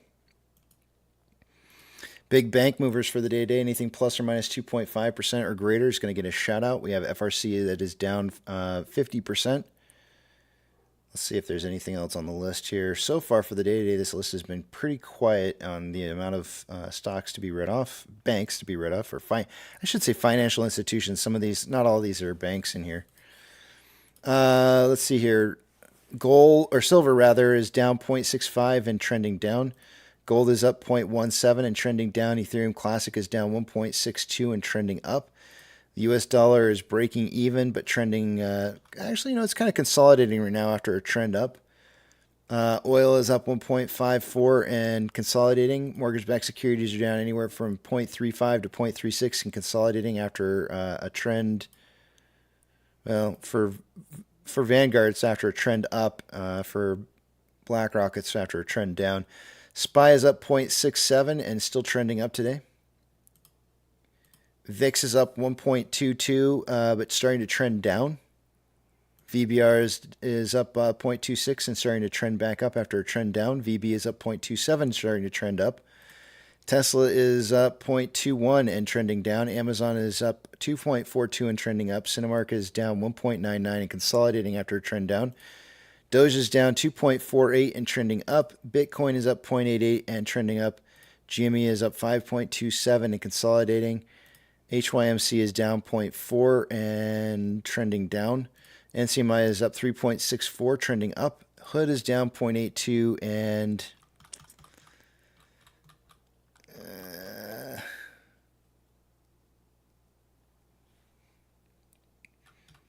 looks like it's reversing off of the downtrend it was in and trying to trend up now.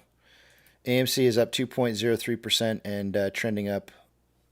Inflow versus outflow for the day today on AMC, we have approximately $2.3 million more, almost $2.4 million more outflow than inflow. 10.43 million shares traded so far for the day today after 174 minutes worth of trading, putting us on a pace for 23.37 million shares traded by the end of the day today. I suggested somewhere between 10 and 30 million shares, so we're on pace for that. On a 4-hour chart, we have more selling pressure than buying pressure than RSI of 48.58, which is average. On a 1-hour chart, more buying pressure than selling pressure than RSI of 54.03, which is just slightly above average. On a 30-minute interval, more buying pressure than selling pressure than RSI of 56.83, which is slightly above average. And on a 5-minute interval, more selling pressure than buying pressure than RSI of 56.62, which is slightly above average.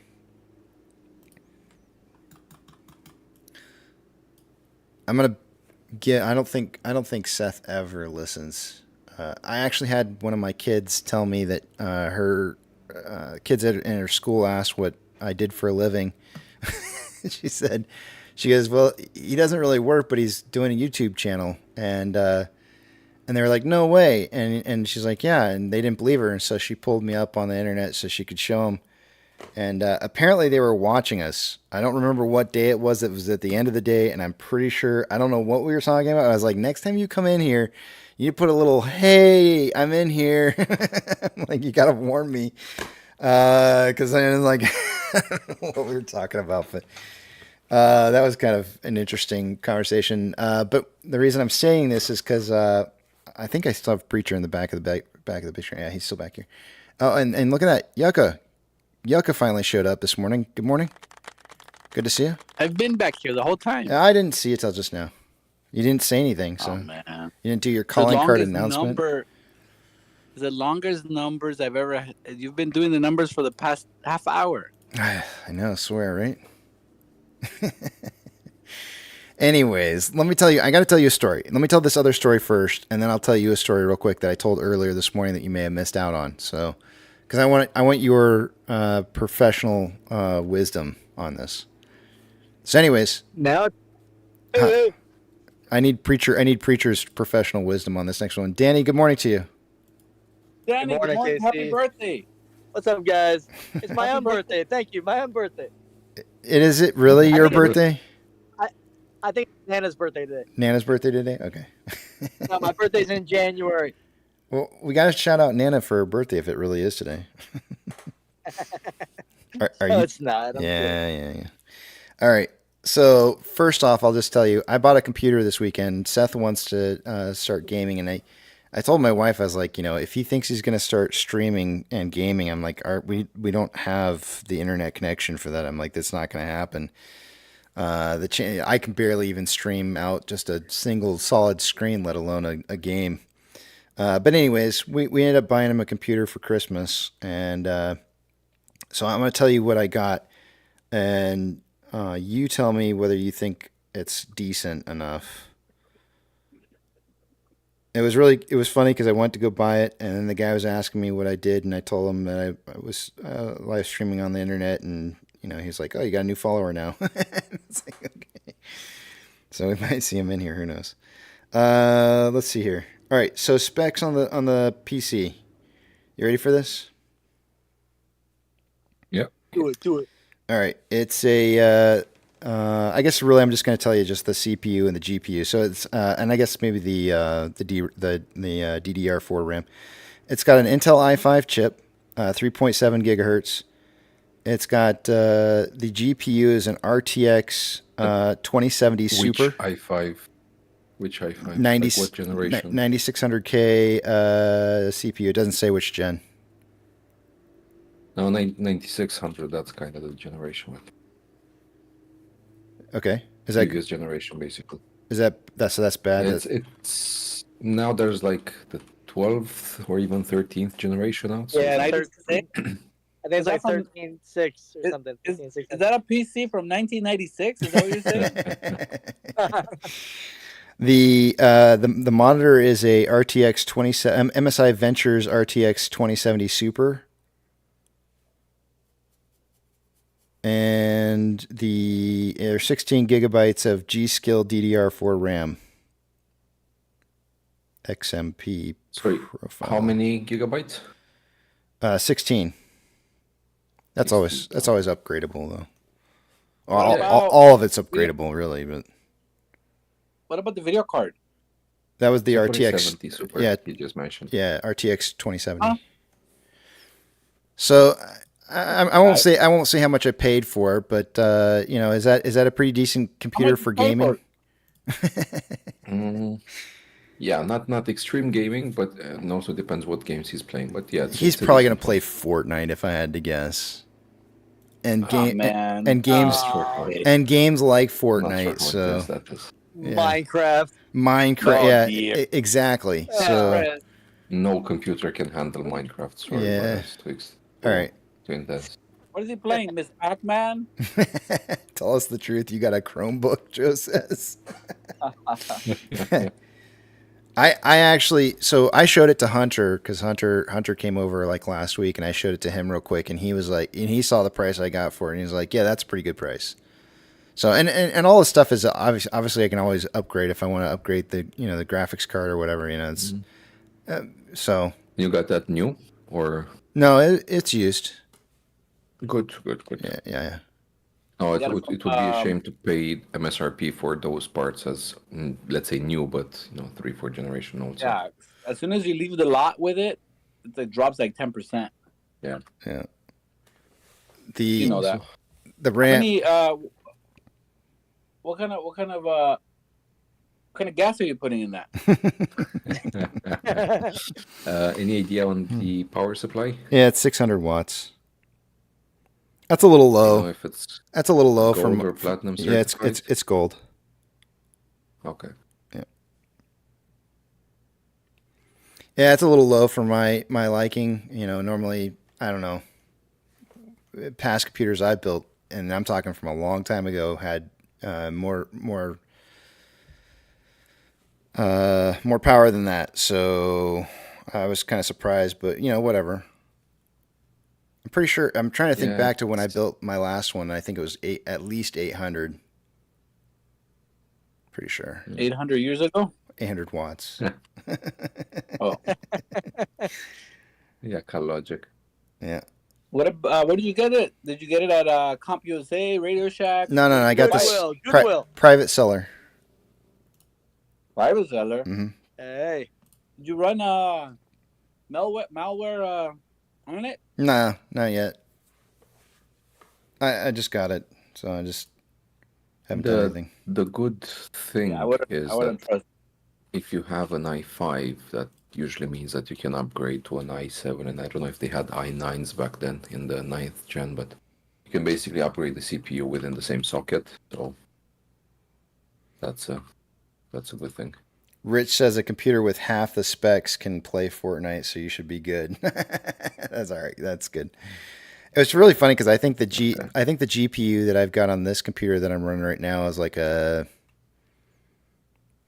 shoot. Hold on a second here. I don't remember. Give me 1 second.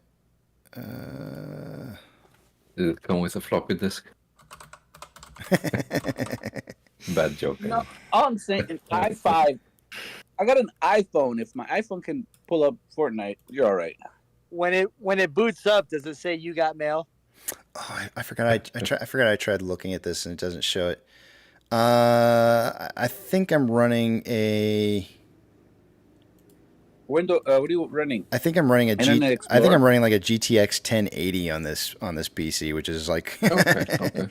which is better than. So I was actually looking at another PC that actually had a GTX 860, I think is what it was. Ooh. Yeah, and I was like, ooh, I was like, that's really bad. I'm like, I could always swap out the GPU with what I've got in this one if I wanted to, or just go buy a new one. But it was like my backup. It was my backup PC that I was looking at to buy in case I had problems with a deal going through on this one.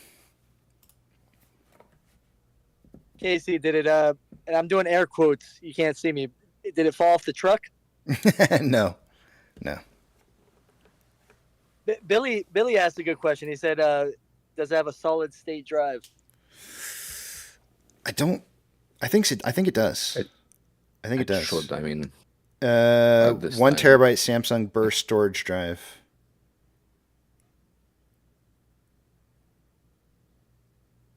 He doesn't have anything else listed on here. Hey, if he doesn't complain, then it's good. You know, as long as Yeah, I'm sure it's fine. I think it'll be plenty good for what he's going to use it for. Yeah.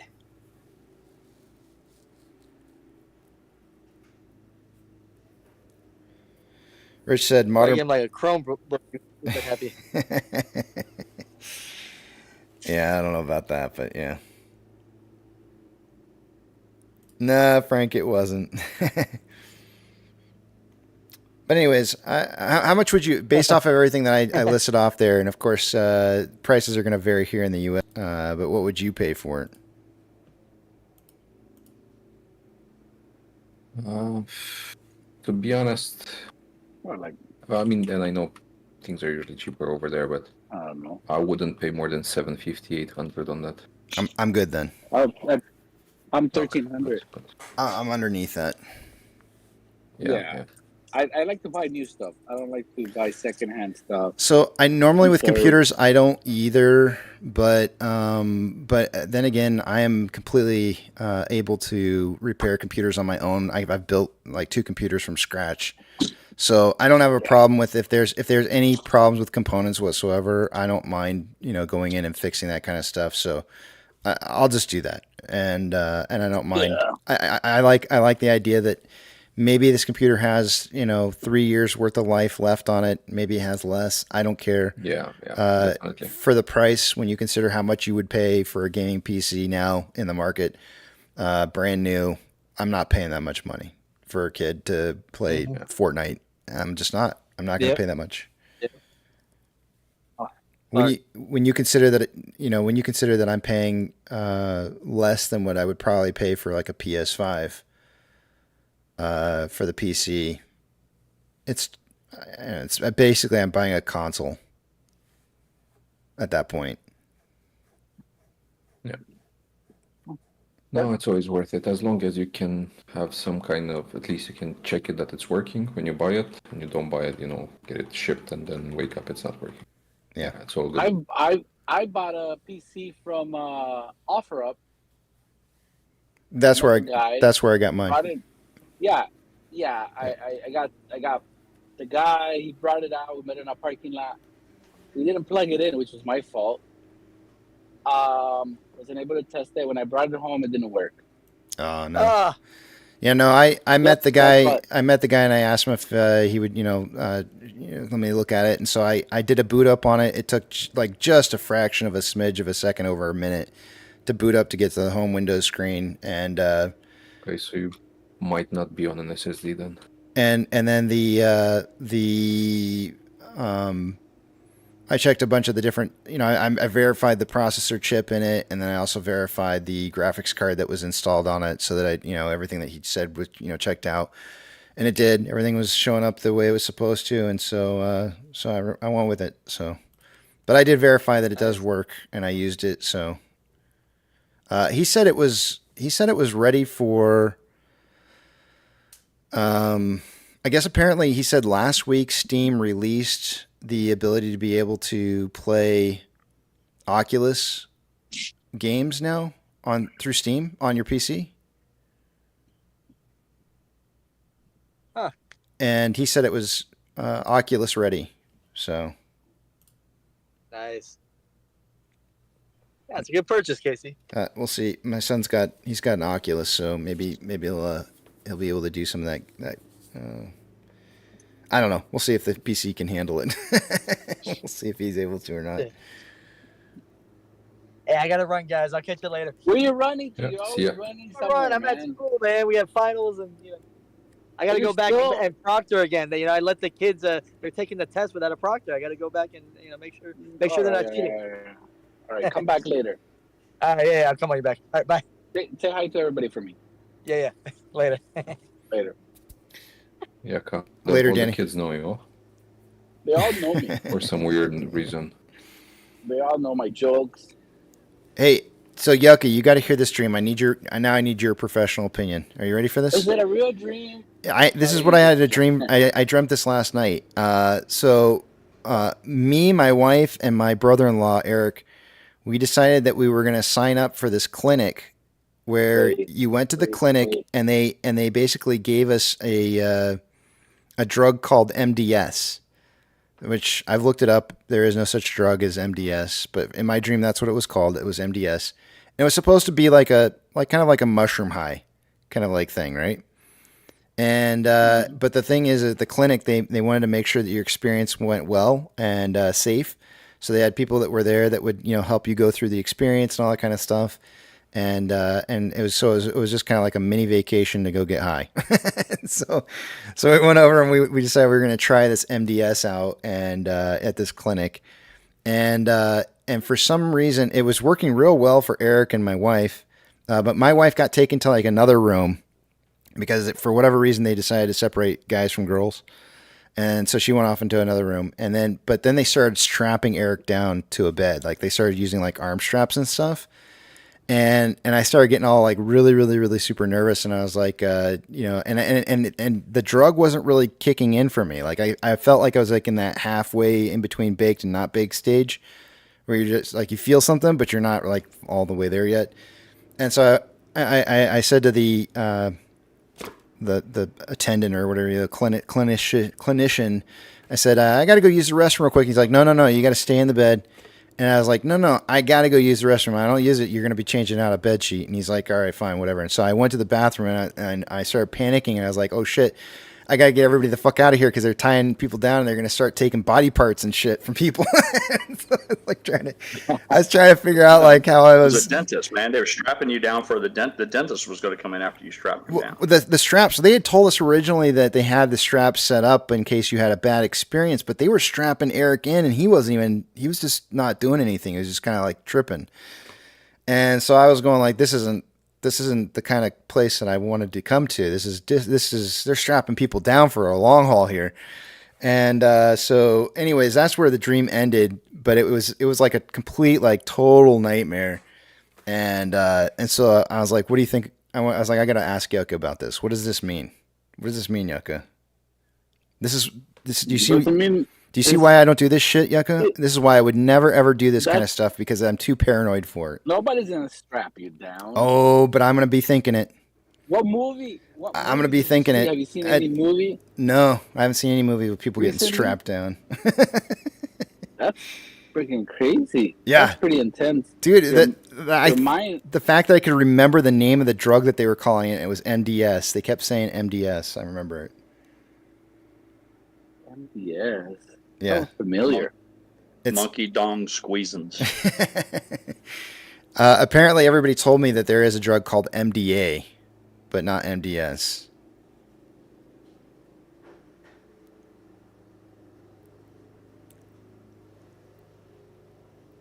I don't know. I don't know.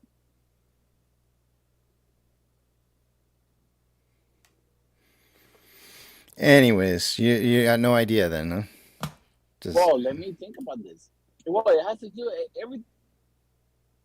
It's you, Casey. You're creating your dream. It has nothing to do with me. I'm a hostage to drugs? Is that what this means? I have no idea what this means. No. In your dream, did you get paid? No, was it like one of those things where they... You pay. It was a you said clinic. it was like a vacation. You pay. Yeah, you pay. for You pay for it. It's like a clinic. Like going to a spa. Yeah, like yeah. A spa experience. It was very much like a spa experience. Like you paid, and then you walked in. They gave you like a I thought it was more bathrobe. in line with the... You know, I thought it was more in line with like they wanted to experiment with you on like a pharmaceutical, wanted to use you for testing, like a guinea pig. So they like people go in and nice. I know that actually takes place in real life where they pay you to come take part in a pharmaceutical study or whatever. Nice plush slippers. Everything's white, white linens, white walls. I don't remember what the floors were. It would have been creepy if they would have been like cold tile, but I don't remember what the floors were like. It was That's very a weird dream. It was so weird, dude. It was totally weird. We were told that we could go sit in a hot sauna if we wanted to, but when I saw him strapping in Eric, I was like, oh, hell no. GTFO, man. Nobody's getting in a sauna when they're strapped down. Screw this crap. I'm out of here. I was trying to figure out when I went to the restaurant. I was like trying to figure out like how I could go rescue Melissa out of the women's area because I was like, oh shit, they're gonna harvest body parts. I got to get out of here. So do you go for help or do you try to free your friends, family? Well, that was my inclination was to go save Melissa. Was go straight to her. If you get caught again, Miss Nurse Ratchet. Anybody who's seen the One Flew Over the Cuckoo's Nest heard the evil nurse was called Nurse Ratchet. If Nurse Ratchet catches you and straps you down again, you're none the better for it. Yeah. But you can escape the insane asylum and you can go get help, and then maybe you can come back for Melissa. Well, Eric was already out of it. Eric was out of it. He was already getting strapped in and didn't. Eric's a man. Fuck Eric. He didn't even. Well, he wasn't even responding to the fact that he was getting strapped in on his arms, and I was like sitting there going like, okay. He's done for. Can I go see if I can? I was like, maybe I can go see if Melissa's, at least still, if I can still save her or something. Like if the lions are chasing you and you're running with Eric and Melissa, you shoot Eric in the knee. No, screw that. That's terrible. Oh man. It was a very vivid dream. I don't have dreams very often, but it was a very vivid dream, and I did not like that dream at all. It was a nightmare. Pirate, I'd like to thank you for the penthouse letter you sent that Casey repeated on Twitter.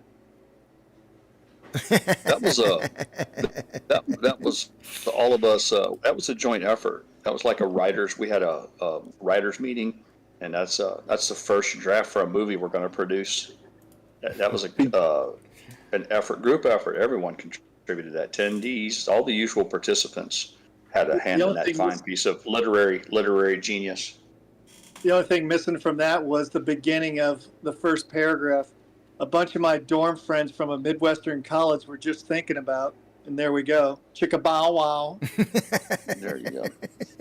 Yeah. Petra says, is MDS really androchrome? Adrenochrome.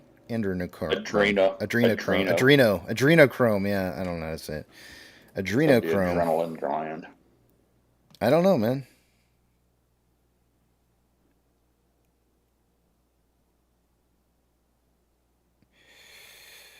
I don't know, but it's break time for me. I got to go to break. I got to go eat something here. I'm hungry. Yucca, you need to think about my Cheese and dream. crackers. Think about my dream, and when I come back later, I want you to give me. Analyze it, think about it. Yeah, and Hayden, good morning to you, by the way. Interpretation. Did you? You did see a couple of. You said you saw 10 minutes of Silicon Valley, right? Dude, it was. I think I watched way more than 10 minutes of it, but it was funny. It was pretty funny. I didn't laugh. You got to see this season. Yeah, I didn't laugh out loud, but I was laughing internally. It was funny. Like, it wasn't like I'm gonna just start busting up, rolling kind of thing. Forrest Gump, just so you know, man, we don't talk about other stocks here unless it's something related to AMC or GME.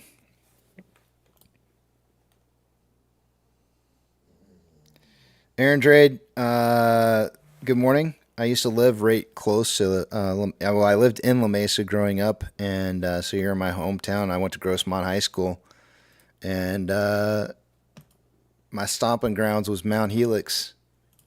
So you probably know exactly what I'm talking about. Good morning to you.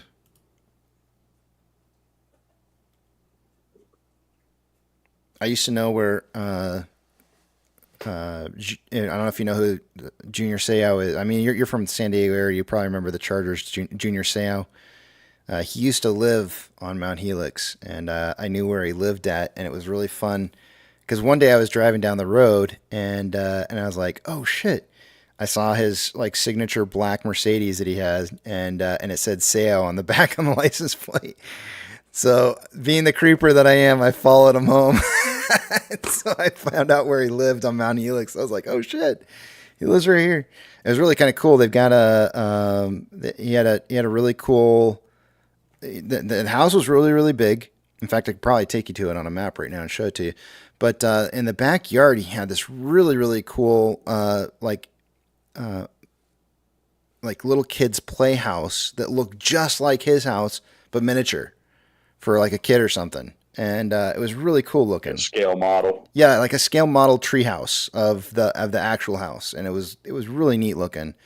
I don't know if it's still there or not to this day, but it was really neat.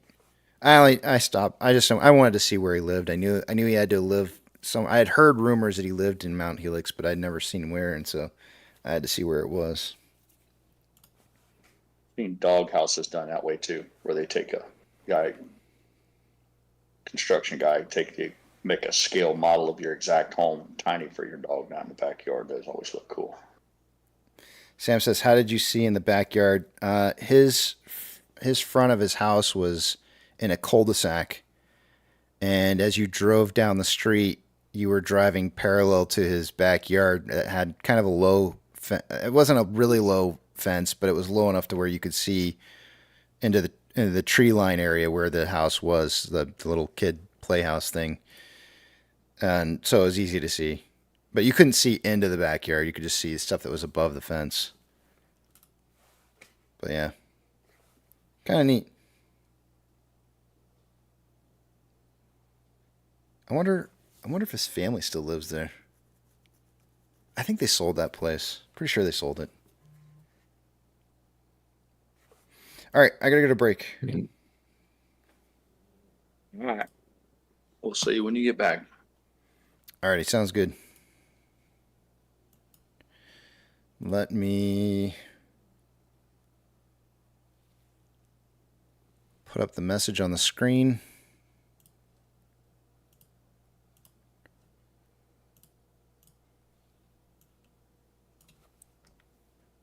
I don't know why that keeps disappearing.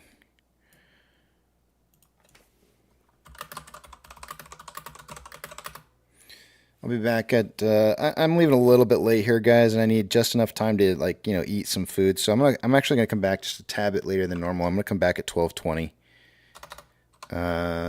Just so I can get some food in me, because that's only like 30 minutes from now. So I'll see you guys back at 12:20.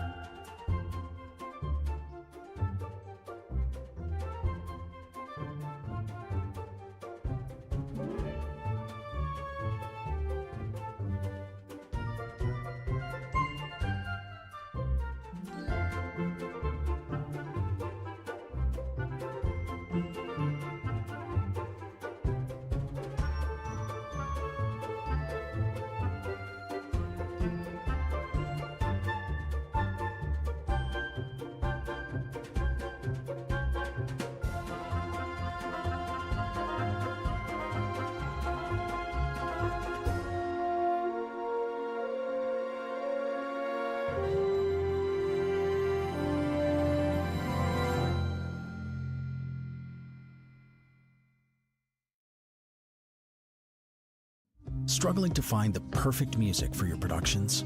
Musicvine is home to the best production music in the world for productions that demand more.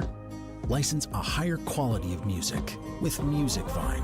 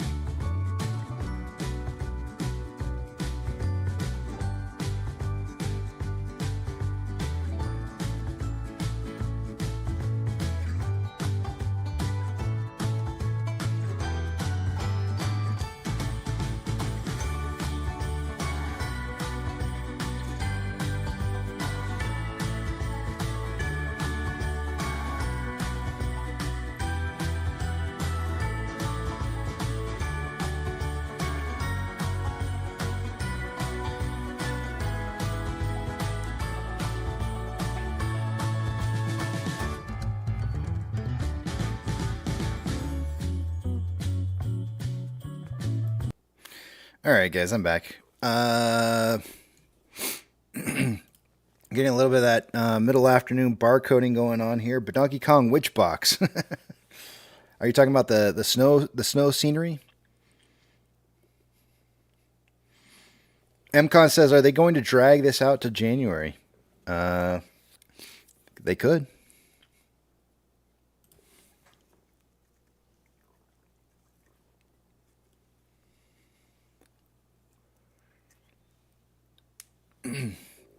Let's take a look at our numbers.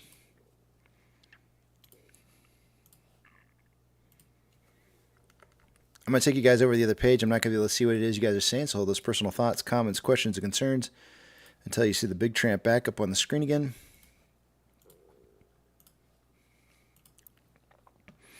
Starting with off exchange. By this time of the day, I would expect to see off exchange sitting around 63% going through off exchange and EDGX combined.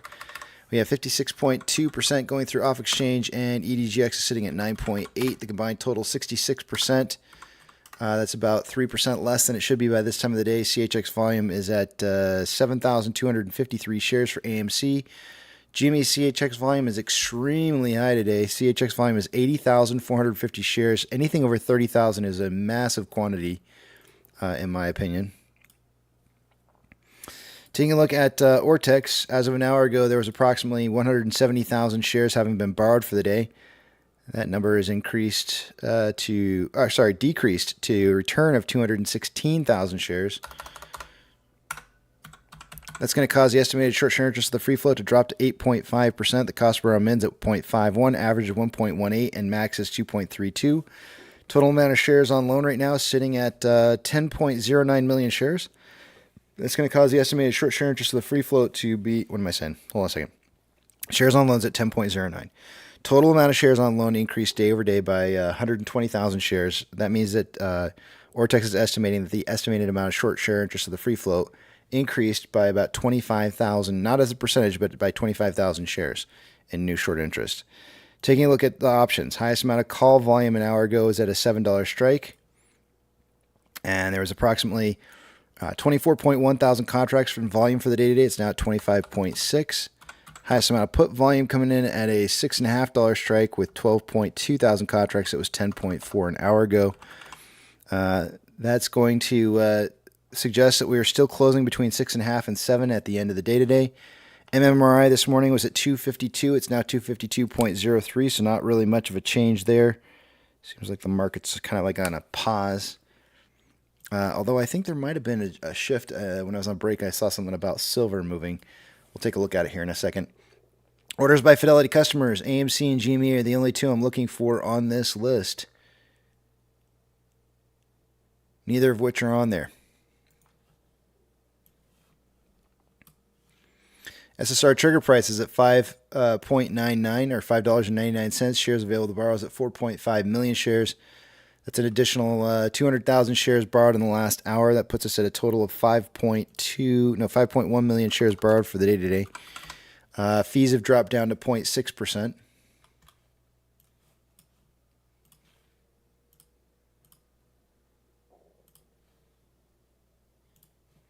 NASDAQ is up 0.66, Dow Jones is up 0.06, and the S&P 500 is up 0.55. We have 3,082 decliners to 2,924 advancers. The market's more declining this hour than it was last hour.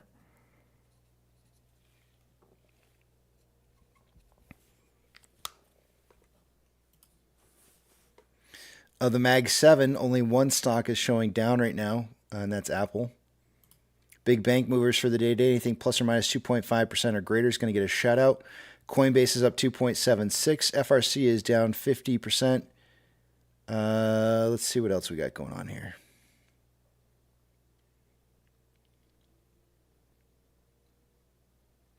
Those are the biggest of the movers. Silver is down 0.16 and starting to trend back up. Gold is up 0.42 and starting to consolidate after a trend up. Ethereum Classic is down 1.77, trending up. US dollar is down 0.03, trending down. Oil is up 1.38 and trending down, slightly down.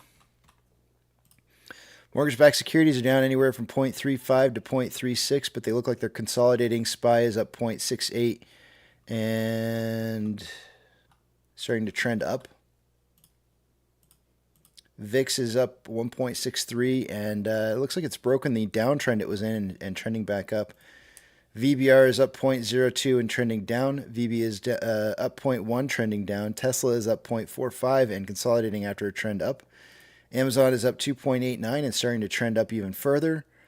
Cinemark is up down 1.93 and trending down, breaking a consolidation period it was in. Doge is down 2.78 and trending up. Bitcoin is up 0.74, trending up. GME is up 6.09, trending up. HYMC is down 4.03 and consolidating after a downtrend. NCMI is up 4.27 and consolidating after an uptrend. Hood is up 1.37 and trending up, and AMC is up 1.8 and consolidating after an uptrend. Inflow versus outflow for the day today, we have approximately $2.7 million more outflow than inflow. 11.95 million shares traded so far for the day today. After 237 minutes worth of trading, we are on pace for about 19.66 million shares traded by the end of the day today. I suggested somewhere between 10 and 30 million. I think we're on pace for that. On a 4-hour chart, we have more selling pressure than buying pressure than RSI of 48.06, which is average. On a 1-hour chart, more buying pressure than selling pressure than RSI of 54.1, which is slightly above average. On a 30-minute interval, more buying pressure than selling pressure than RSI of 56.18, which is slightly above average. And on a 5-minute interval, more selling pressure than buying pressure than RSI of 50.07, which is average.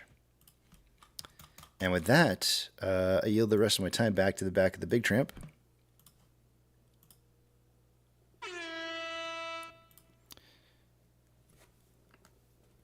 And they're off. What the heck is that in the snow? Looks like a big old metal pipe. The perfect to rail down. Yeah, you can hear the scraping sleigh on it. I know you can. I have no idea what that is.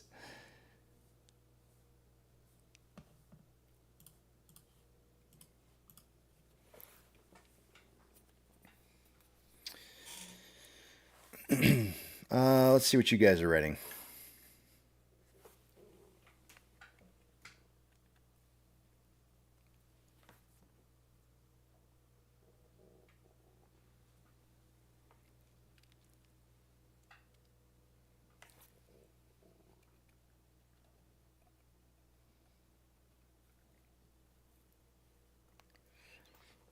Attendees plus plus says, I feel like repeating my Senate staffer joke. Wait a minute. Hold on a second here. There you go.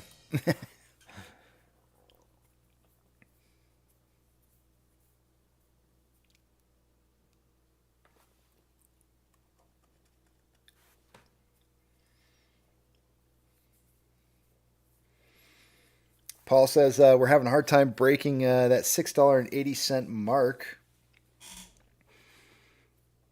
Yeah, 686 is gonna. They're probably gonna try and keep us below 686 if possible, because that really ends up triggering a little bit of a buy signal.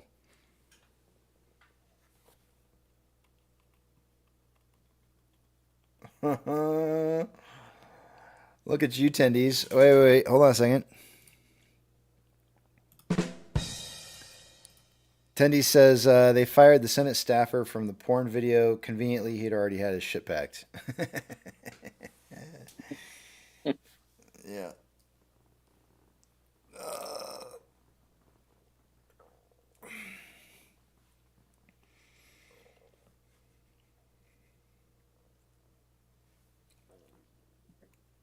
You think his parents knew? I'm trying not to. I'm not going to get on the slippery slope. Okay, yeah, that's a bad question. Never mind. Yeah, Attendees, this can spiral. do you see what you do out to of attendees? control. The joke was funny. The joke was funny, but any farther and it's gonna be a landslide. Yeah, we won't go down we won't go down that slippery slope. Paul says, "Are you a fan of?" No, I don't really. I don't talk about other YouTubers here.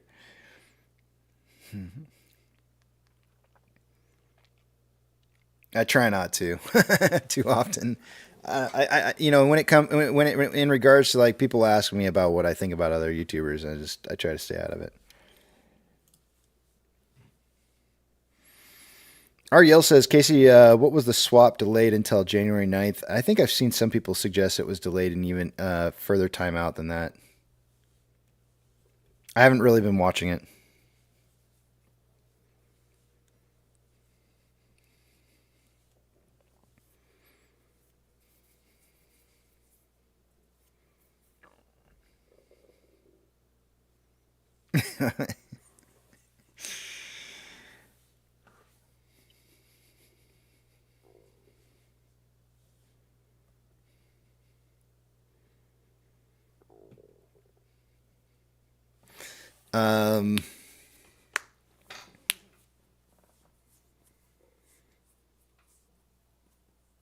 I've had two different people suggest that I watch the Great Taking.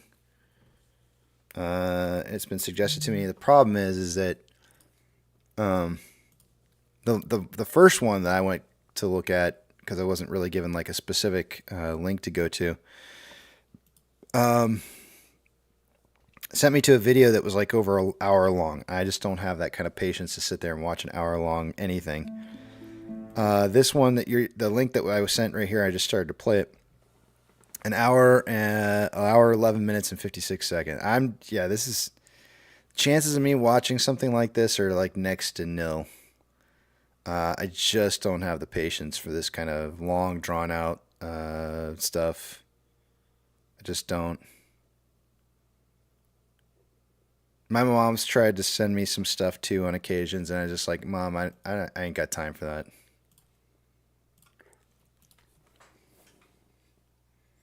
Give me the abridged version.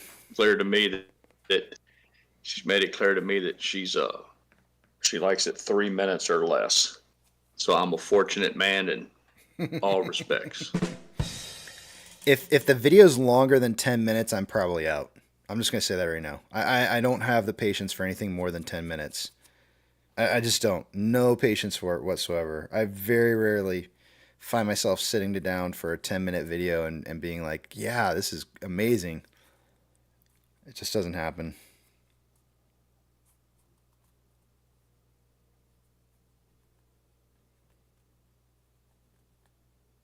If you can't summarize your point in a 10-minute video for 9 hours, and you expect us to... No, I don't. I don't expect anybody to. That's why it's like, this is why I feel like it's perfect. Like, just come and go as you please, and what you catch, and what you don't, you don't.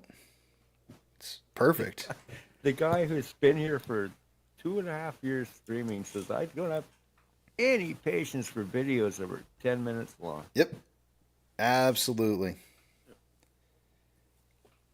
That's about watching, not about making, okay?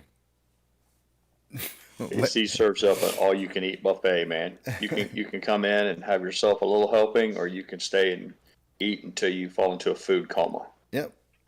You get everything you could possibly want. You could come at on the hour every hour, get what you need in 10 minutes or less, and walk out of here feeling like price. Yeah, Yep, and walk out feeling like you got what you needed.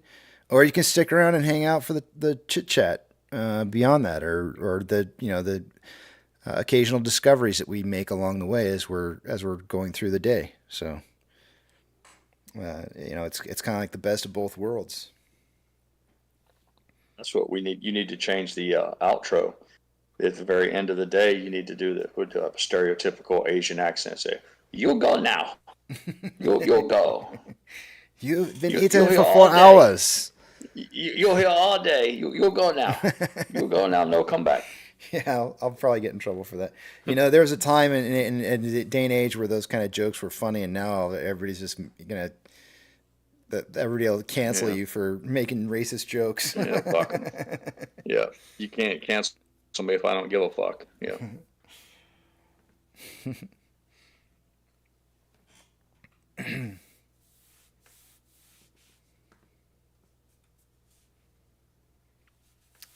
Man, that made me want to like totally talk about another political topic. Stay out of the politics, damn it. Tiptoeing, tap dancing in the landmines. Yeah.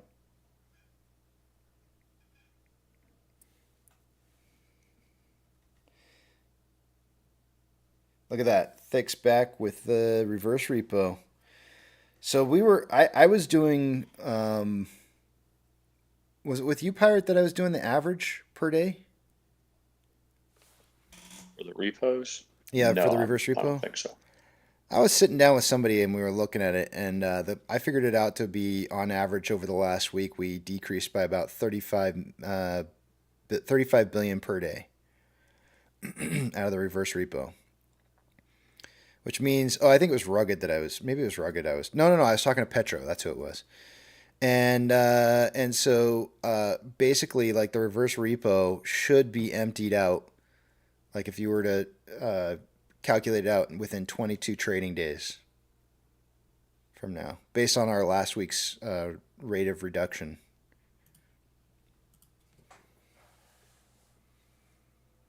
And I think that came out to basically a month from today.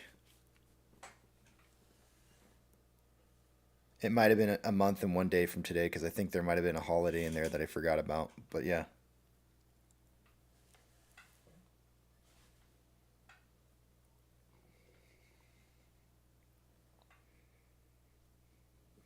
Reverse repo for today is 724.7 billy with 86 counterparties. Let me pull the screen up here for you guys so you can see it.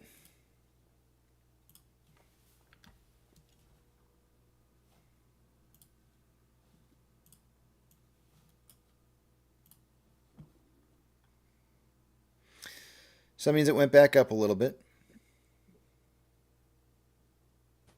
Definitely forgot a holiday. Yeah. You didn't even know that Boxing Day was a holiday. No, I didn't. I don't really pay attention to holidays, honestly. Like, ask me what day of the year, any holiday that falls on a day that's not in the name of the holiday, ask me what day it is. Valentine's Day. No idea. Not even the faintest of clue. April 14th. I couldn't have even told you the month. The thing is, it's not an American holiday. It's not an American holiday. It's a Canadian holiday. Canada's not even a real country. So I couldn't have even have told you the correct month. I would have said February, but I don't know. I really don't know.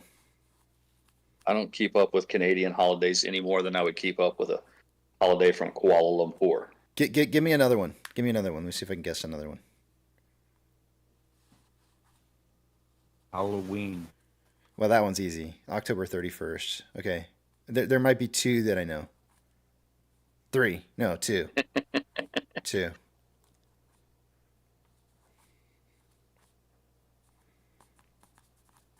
Yeah, I already disclaimered that, Billy. It's right in the name.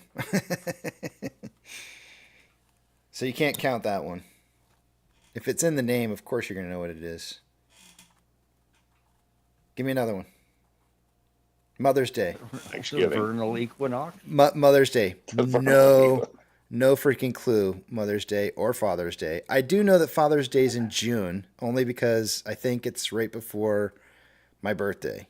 And so Father's Day and my birthday are really close to each other. I end up getting like a Father's Day gift and a birthday gift close within a couple weeks. So I know it's like at the end of June sometime. Memorial Day and Labor Day. All I remember is that they're bookends to the summer.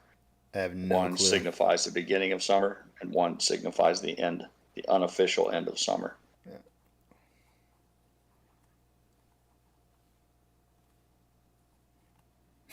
New Year's Eve day. Yeah, I feel like that one's like right in the name, so too easy. That one's in the disclaimer. Yeah, those are the worst ones for me, Billy. St. Patrick's Day, I have no clue. I'm gonna guess it's in March, but only because I feel like I feel like March Madness happens around the same time that people start celebrating St. Patrick's Day. I don't know if I'm right or I'm wrong. I could be wrong. On a federal holiday, but you have National Talk Like a Pirate Day. One of my personal favorites. How about Oktoberfest?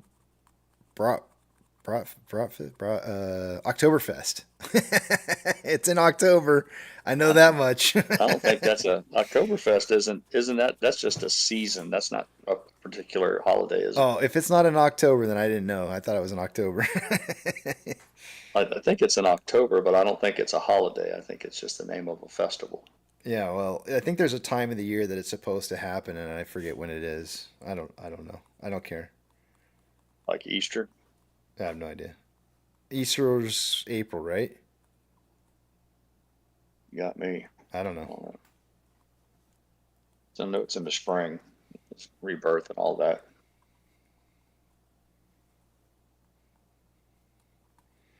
Billy says March 17th. I only know because 3/14 is my birthday though. Oh, okay.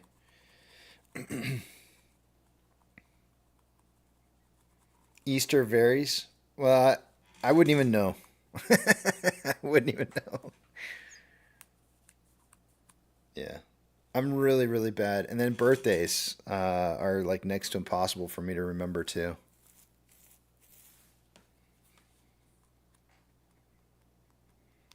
Like, I guess my nephew's birthday was this last Friday.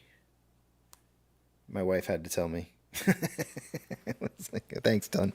Thanks, hon. I appreciate it. I had no idea it was this last Friday. My sister's birthday is in September 24th, maybe. I don't know. My mom's gonna be like somewhere around. My mom's gonna be like, "How do you not?" I don't know my mom's birthday. My mom's birthday is really close to Halloween. It's October something.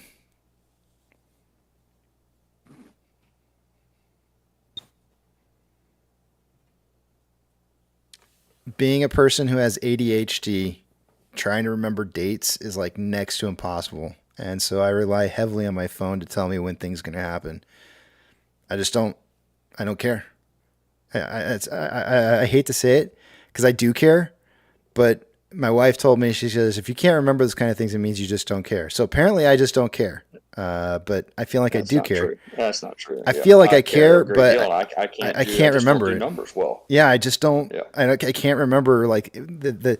It has to have some kind of like significant like pairing to something, right? Like, and that's why I can figure out like like I don't know. I probably wouldn't know that Christmas was on December 25th, other than the fact that it's so close to New Year's that it makes it really, really easy to remember. So, other than the fact that my brother was born on that day, but that's not the point. The point is that it's so close to New Year's that it gives me something to tie into, and it's like I can remember when New Year's is because everybody knows that's January 1st. And if I can just tie in to something that's really, okay, it's just a little bit farther back than that. It's it's on a nice round, kind of round, like tens-ish number, so 10 or 5 number. So it's 5, 10, 15, 20, 20. Okay, it's 25. It's like right close to the end there. But otherwise, I probably wouldn't remember what it is. Otherwise, I just wouldn't. Yeah, I struggled for years to remember Mrs. Pirate's birthday, and one year I completely forgot it. I mean, all the way till the evening. I couldn't figure out why she was being so pissy, and you get them vibes. It was right around bedtime, so yeah, I'm as guilty of that as the next guy. But it doesn't mean I don't care about her birthday. It just means I struggle with remembering the particular date. Yeah, my wife says I just don't care if I can't remember. I don't like to think that's the case, but because it makes me feel like I'm a jerk. That's not what it is. Or maybe it is. I don't know. I don't know. Maybe, yeah. Well, quite often it's people assume that everyone's mind works in the same way. And some of us, if you could look into our brains, it looks like a jumbled mess in there. Okay, wait a minute. Patrick says Star Wars Day. I think it's May 4th, but I don't know for a fact because it's May. Yeah, it's a play on words. May the 4th be with you. So see, May the 4th be with you. because it has a tie to something that makes it simple to remember, it makes it easy for me. But and then there's something with the 6th though, isn't there? May the 6th be with you. No, it has something to do with Hey, Revenge of the 6th. yeah, Revenge of the 6th. Yeah, Like the Sith, playing off the Sith. Right. Return of the Return. Sith. Steven says Return of the Sith. Okay, something like that.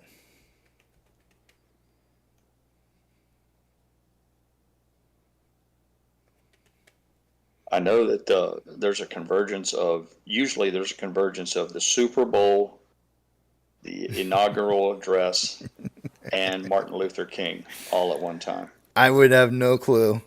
I know that's got to be in the beginning half of the year. First quarter? January. Yeah. Oh, it is January?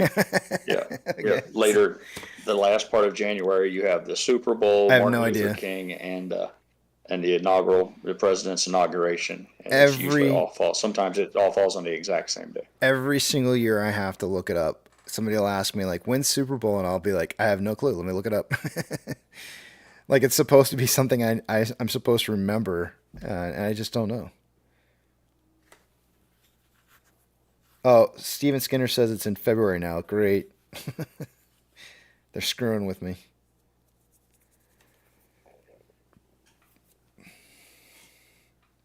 Billy says Cinco de Mayo. Haha, funny, Billy.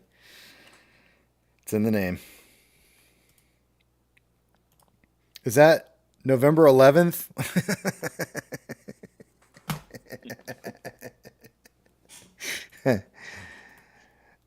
I think what's really funny though, Billy, is that we all celebrate Cinco de Mayo, but do you know what it is a celebration of? This is fun. I always have fun with this one. What's Cinco de Mayo a celebration of? The invention of mayonnaise? Know the answer, but I don't want to spoil it.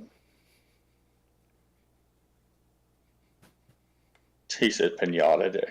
No, that was Knights. Knights said that.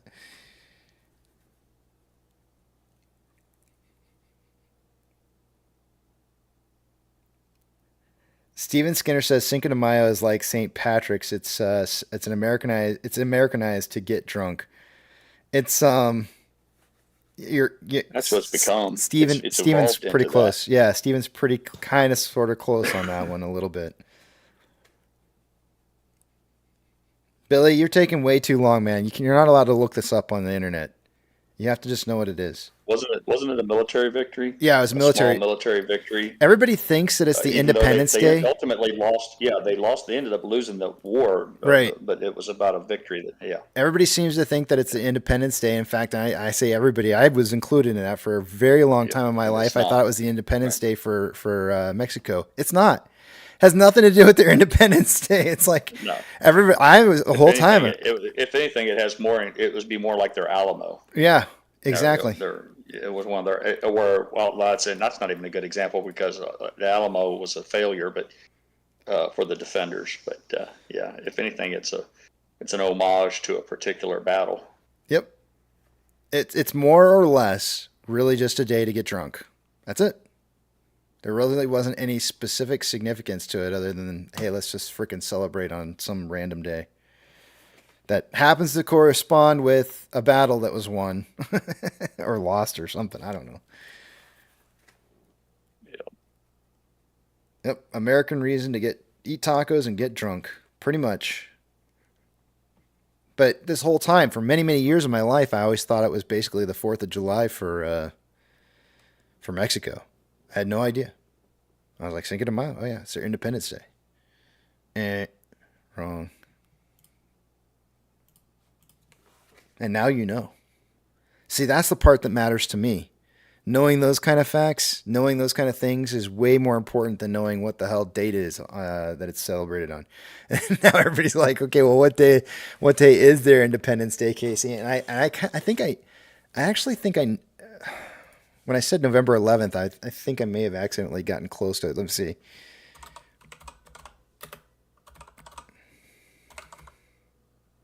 September 27th.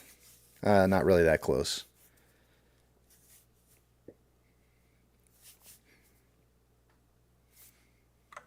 I was trying to remember it off the top of my head, and I was wrong.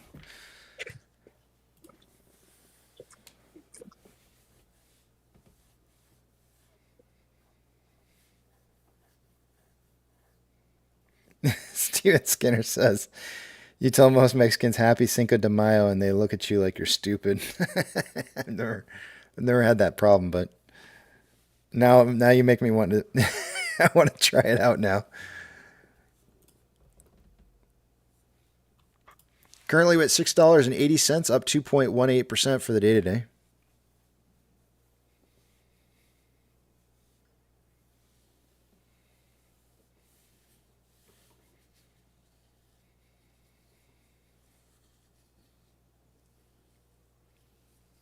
I know because of Bradley's birthday, this is another one of those things where it's like, because I'm able to associate one thing with another, it makes it easy to remember. I know that D-Day's on June 6th. So, but the only reason I can remember that is because my son was born that day. So it's just kind of like I get lucky on a few things here and there when somebody's date falls, birthday that I can actually remember. And I get lucky when it's like, that it ties into some other holiday event that occurs really close to it. Like my mom's birthday. I think her birthday. So if I had to guess, if you had to put me down on the books as saying what day is her birthday, I think it's October 28th. Now I'm gonna look it up because my mom's probably listening and she's gonna be like probably a little upset. I would probably be upset too if my kid couldn't remember my birthday. Yep, there it is. October 28th. Everybody talks about birthdays. What about your death day? If you could know that your last day, would you want to know, or would you pass? I pass. Would you pass? Keep it a mystery. Yeah. October 28th is my mom's birthday, and the only reason that I know it's that time is because of the fact that it's close to Halloween. But sometimes I get confused, and I think it's like October 26th. Sometimes I think it's the 30th. Sometimes I get it right. My best friend was born on Halloween.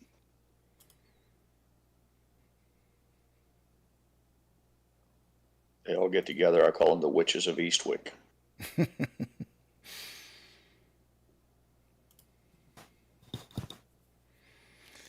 14 days left. Casey, you've mentioned November 11th several times, so you do know what holiday that is, right? No. I seriously don't know. Boxing Day. Is that really? No, it's in the States. It's your Veterans Day. Oh, really? In the rest of the world, where we don't have real countries, it's Remembrance Day.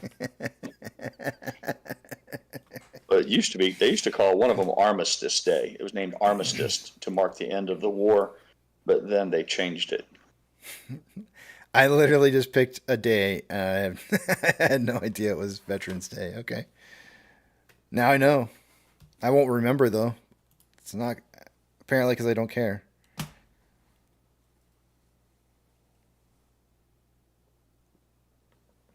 Steven Skinner says, I wish you actually, Steven, they actually have a test for that. I don't know if you know that or not, but you can see if you've got the gene for it. So you can actually find out if you're going to have it or not, believe it or not. Just throwing that out there. A gene for what? To know whether or not you're going to have Alzheimer's. If you're predetermined, I don't know what the word is. Yeah, you're there's like some kind of gene or something. Predisposed. Yeah, I don't know if that's the right word I was looking for, but maybe, yeah. You can always pretend to have it it's like a get out of jail free card. You can get away with all kinds of shit. Have you seen? So I guess there's people out there that are faking that they have Tourette's. I want to do that. I want to. I wouldn't doubt it. I wouldn't doubt it was. No, I like the concept. Yeah. I want to just actually. I really more than anything. I just want to have a friend that has Tourette's because I think that would be the frickest. I think that would be the coolest thing ever. That person and me would get along so well.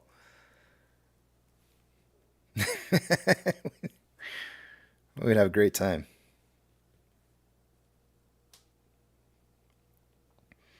Tech We Love says faking Tourette's would be exhausting. Probably.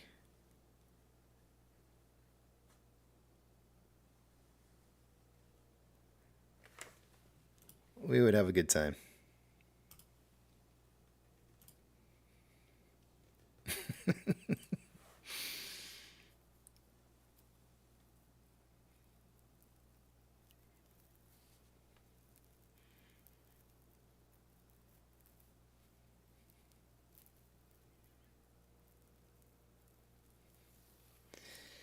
Yeah. Like I'm like my grandfather had Alzheimer's, and I'm pretty sure I'm gonna end up getting it at some point or another. But I'm not afraid of it, because I just like I don't see the need to be afraid of something like that. Like I kind of figure like I'm not gonna know what's happening anyways, so why would I be afraid of what just not knowing what's happening? To me, that seems like that's pretty like chill. That's exactly what it is. Yep. Yeah, like I'm just gonna chill. I'm gonna chill real Fucking easy. chill. I'm gonna be like, Take it easy, huh? yeah, just take it easy. It's like just relax, chill. You don't know what's going on. Oh well. Don't be afraid of that. Just chill. Not necessarily Alzheimer's, but for years now I've had this plan that if I'm ever a victim of home invasion, I was going to fall into I've been rehearsing like pretending to be mentally handicapped, because I think that if you have a home invader who comes in, they won't see me as a threat if I can do kind of like something like the handyman skit from Saturday Night Live. But if I could like screw my face all up and talk real fucked up and kind of limp around and just to make them, give them the appearance that I'm not a threat, till I can either get closer to one of my pews or at least put them at a psychological disadvantage till I can make my move. So as opposed to jumping up and this? going into full absolutely instead of jumping up and going into full like ninja mode or full combat meanest man MMA. Yeah. I'm going to go the complete opposite direction. I'm just going to act like if you watch that movie, The Usual Suspects with Kevin Spacey, with Kaiser Soze, that's the whole Kaiser Soze thing. If the home invaders come in, I'm initially going straight into full regard mode, because then you don't have to listen to when they tell you to sit down. When they tell you to sit down or don't move or freeze, you can just smile and giggle and just act like you're real silly and just kind of move around. And it gives you license to disobey their orders without risking them like becoming angry at you because you're not complying and punishing you somehow. Well, I wouldn't practice that. Their mind is immediately going to go to, hey, this guy's fucked up in the head, so just let him wander around over there. I wouldn't practice that on the police. I've heard they've been known to like just straight up shoot you because you're just not obeying commands, regardless of how you're acting. So that may only work. That may only work against criminals. I don't leave my home. Police. Yeah, I don't live in my home. I don't have any need to interact with the police in any way. But I see all these home invasions on TV, so my mind says, well, how could you prepare for that? Mm-hmm. And I've just decided that method will work best for me. Yeah. Okay. Like, I'm not a bad parent, but sometimes we're all bad parents, man. I hate to break it to you, so keep going. Sometimes it's really annoying. It's really annoying when you go to the store and there's nowhere to park, right? So like, there's always the handicap spot. So I would sometimes park in the handicap spot and my wife was in the car with the kids, and she's like, "You can't park here. You can't park here. The cops are gonna come and give us a ticket." And I'm like, "Kyle, if a cop comes, start licking the window."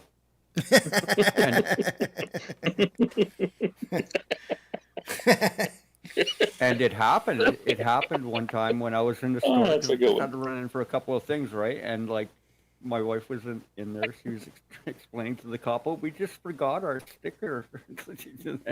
and Kyle's in the back, and he's licking the window and freaking out.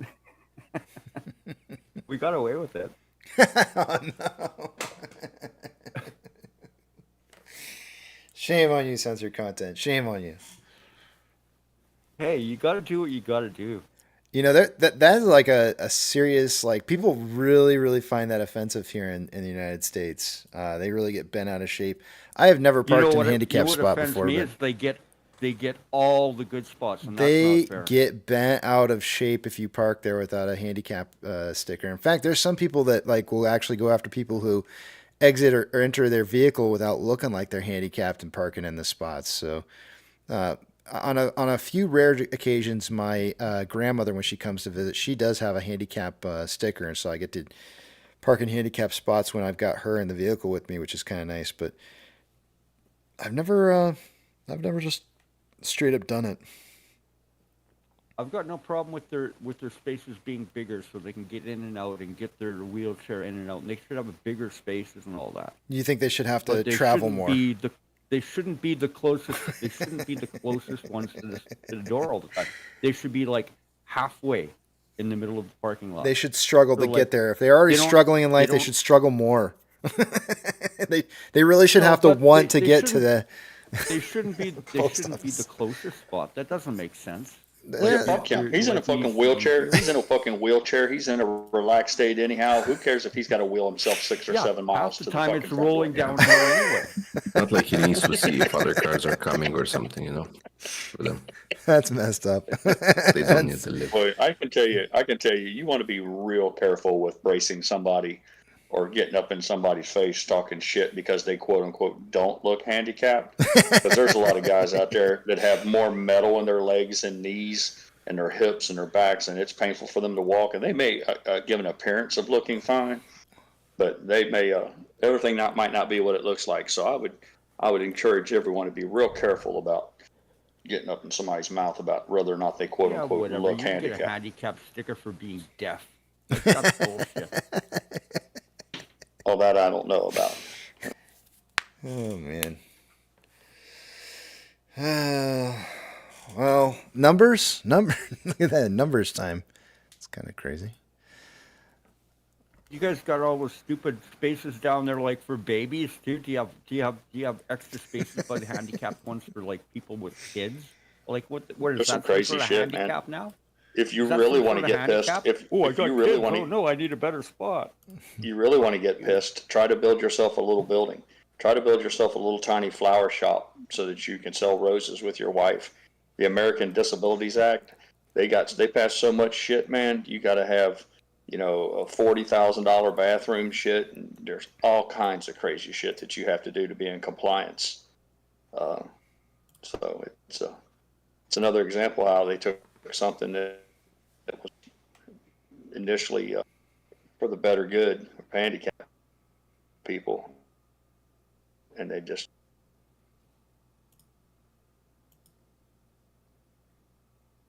But anyway, I'm not a bad parent. into the But ground. That's what all bad parents would say. Come on. I'm pretty good. I sent some money to buy pizza. And then I told him, I don't know what I'm going to eat now. I can't afford anything for myself. All right. Let's look at these numbers. Off-exchange EDGX by this time of the day, which should be around 64%. It's 65.64% or 1.64% higher than it should be. 7,253 shares going through CHX, not a whole lot, but on GME's case, CHX volume is extremely elevated at 80,450 shares. That does appear to me that that's a returning of shares. Remember this morning I just showed you there's a crap ton of shares that they're going to need to be returning within the next 35 business trading days. So there's going to be some days where we're going to see that exchange spiking in volume. According to Ortex for AMC, as of an hour ago, there was approximately 200. I have a question on that, Casey. Yes, sir. When you're saying the short exempt volume is going to result in volume later on down the road, doesn't it also have to fall in line that there's actually failures to deliver that show up on that day as well? Just because they use short exempt volume on that day. Well, short exempt volume is immediately failure to delivers. Yeah, but they have 2 or 3 days to make that up. They have actually 2 days to normally make it up, but I think They have market makes 35. It 5 days. They have 35 days to make it. There's some tranches along the way that they have to meet before it moves on to a different party that has to find the shares. But yes, there is, so there's different requirement times. But in total, before you actually see that buying pressure forcibly hit the marketplace, it's 35 days. Yeah, but if you don't see them fail to deliver within like the first 5 days on that fail to deliver list, then they actually did cover them in that period of time. Yes. So you have to have a buildup of fails to deliver. Yes. As well as this short exempt volume. Absolutely. Building up at the same time. If they are unable to locate the shares, then that's correct. Which you have to have both. And locating the shares could be as simple as borrowing shares, right? Because they don't have to deliver the shares with shares that are purchased at the market. They can borrow shares to deliver with. So if they deliver the shares with borrowed shares, then you'll see something like the on loan amount increasing, and those shares will never show up on a failure to deliver.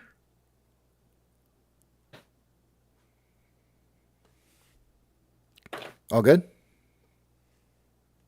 Yeah. Okay, cool. No, I just wanted to make it clear that there has to be a growth in both for it to actually be a fail. Like, everything's intertwined. Yeah. Oh yeah! There was 216,000 shares having been returned an hour ago. It's now 246,000 shares. It's not really gonna change the estimated short share interest of the free float too much because it wasn't too much of a change, which is still showing at 8.5%. Cost per min's at 0.51, averages 1.18, and max is at 2.32. Total amount of shares on loan right now is at 10.09 million shares. That's approximately 120,000 more shares on loan right now than there was on Friday, and Ortex is estimating that about 25,000 of that was in new short interest. Taking a look at options, highest amount of call volume as of an hour ago was at a $7 strike. There was 25.6 thousand contracts. It's now 26,000 contracts.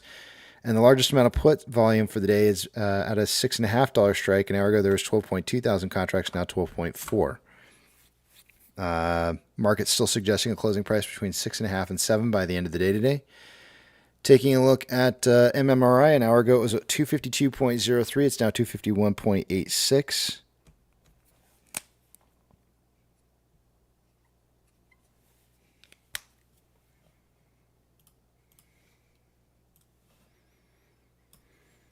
Orders by Fidelity customers, AMC and GME are the only two I'm looking for on this list. Neither of which do I see on here.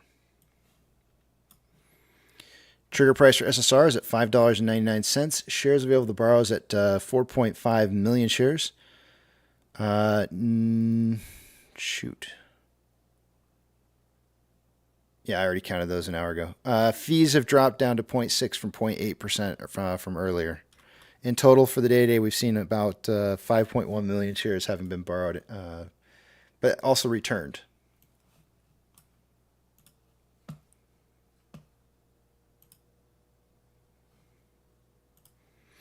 NASDAQ is up 0.73, Dow Jones is up 0.01, and the S&P 500 is up 0.55. We have 3,132 decliners to 2,874 advancers. The market's more declining this hour than it was last hour.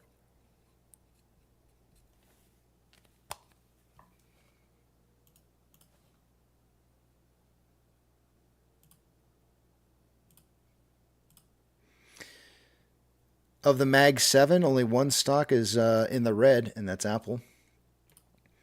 Big bank movers for the day. Anything plus or minus 2.5% or greater of a change is going to get a shout out. Coinbase is up 3.91.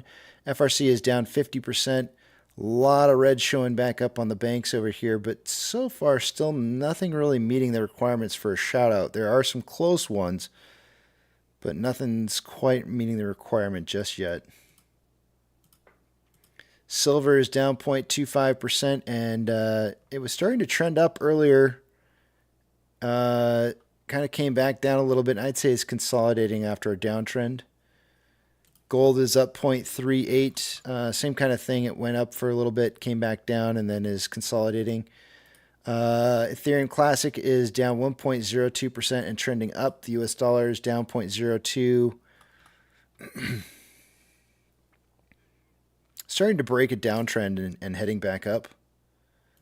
Oil is up 0.77 and consolidating. Mortgage-backed securities are down anywhere from 0.33 to 0.36 and consolidating. SPY is up 0.68 and trending up. VIX is currently up 1.38 and consolidating. VBR is down 0.03 and trending down. VB is up 0.09, trending down. Tesla is up 0.54 and consolidating after a downtrend. Amazon is up 2.77 and trending up. Cinemark is down 1.54, trending up.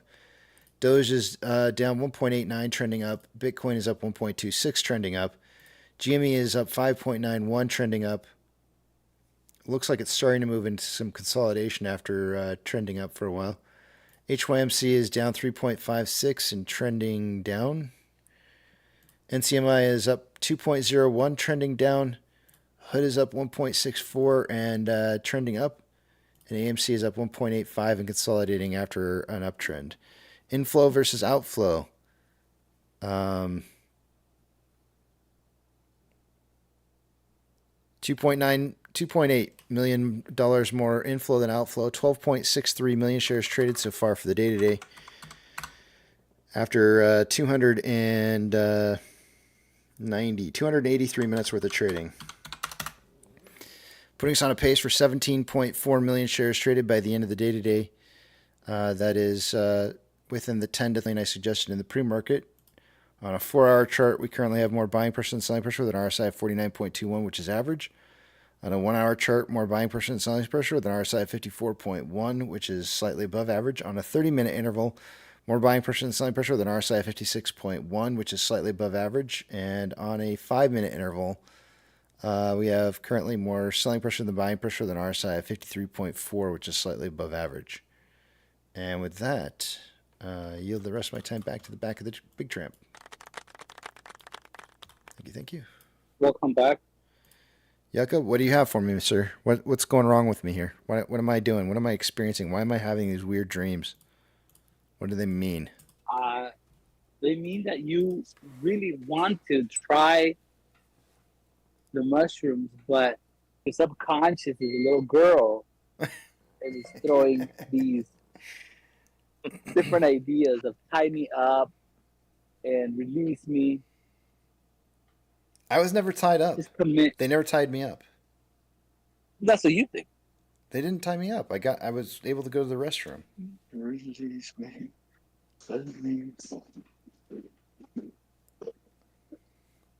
The little girl inside me wanted to avoid being tied up. That's it. The little Cassandra. Yeah. So that's what this is. This comes down to me basically just wanting to try it, even though it doesn't even exist. That's what I get out of it. It's just like you want to try it, but your little girl is scared. No, I don't think that's what it is. But I appreciate It does have some hints. It does have some hints of. I have to go with Yuck on this. It does have a hint of anxiety. It has a capacity or a little bit of that showing through. A little anxiety, a little fear. I think that's pretty clear from what you described to us.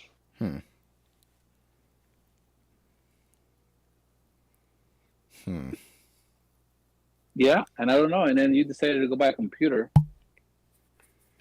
I'm gonna go with Yucca. You want to try the shrooms. You want to explore the infiniteness of your brain, your mind, your consciousness, if you will. But you're afraid that somehow or another you may lose control. Maybe that's what the being strapped down was, that you were afraid that you would lose control and someone else would take control of you. So that's your mind's way of wrestling with the fear, perhaps.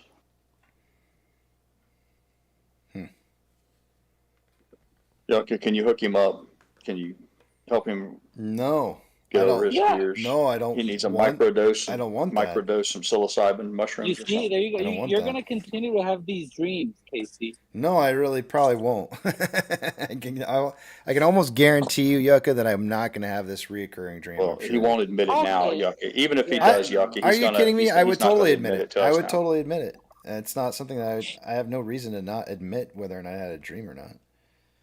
You're going to continue to have these dreams. No, I don't think and so. it's okay. No, I don't think so. Okay. Agree to not agree. Look, if anything, I would agree with you guys that that if it shows that it's me placing fear and not being in control of something, a situation, I would agree. That does seem like that's what the dream's kind of displaying or showing a problem. But if anything, it only reconfirms or confirms to me even further that I would never, ever, ever want to do something like that in regards to some kind of psychedelic drug and not be in control. What I went through in that dream It's was not a scary. drug. It was scary. It's not a drug. It is a drug. No, it's not. Oh, okay. It's What a is natural, it? Uh-huh. earthly substance given. People kidnapping me You kidnapped yourself. and harvesting my body Casey. parts. Casey, everything that's natural is good, right? You can Oh, even eat sure. all mushrooms. Some Yeah. of them even more than once. Yeah, well, let's just go there. I mean, No, don't listen to Pirate. drink your own piss. Why don't you? I mean, Don't why listen to not? I Pirate. mean, it's natural. Don't even listen to Pirate. Don't listen to Preacher. Don't listen to Preacher. That's what I meant. It's a catch-22, Casey. Mm-hmm.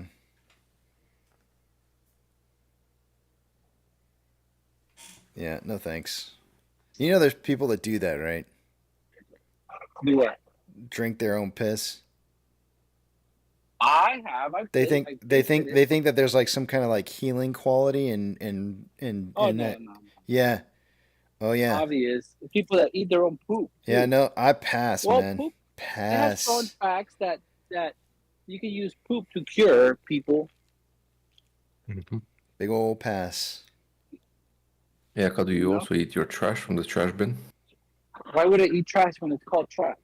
Because it's anything that it's comes the out- same thing. Urine and poop is your If body's you have trash. a wound to clean in If I was homeless, then I might eat trash. Yes, that was the only thing that I could eat.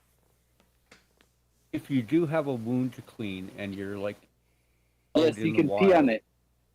peeing on it is probably the best way to clean it. I have these alcohol wipes.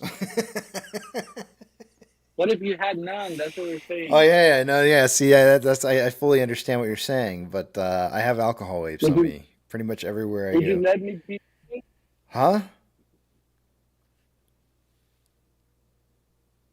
Can I Jelly? pee on you? No, There's no, no, man. I've had jellyfish stings before. I'll let it burn. It's all right. Okay. All right.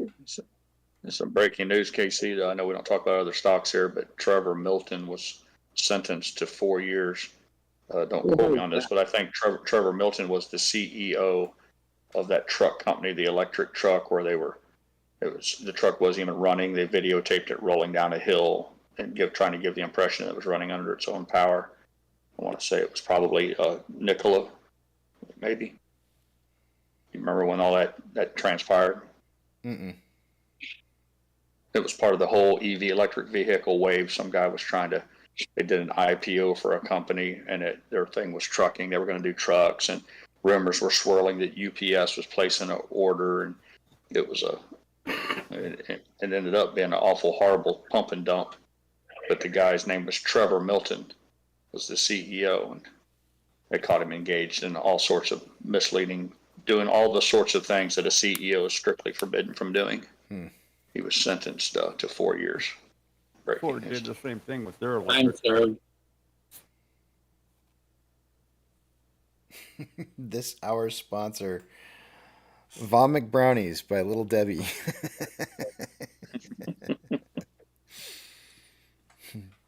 Fraudulent, why do you delete that stuff, man? Don't delete it. Just be proud. He's on the pirate program, man. Yeah. He's dust off his tracks, man. He's Too like late. he don't like leaving any footprints in the sand. I read it. It's too late. It's in forever in your name. You won't be able to do it very long. Either the computer or Casey or somebody turned mine off. I'm no longer able to delete my own stuff. So that's rigged. Yeah.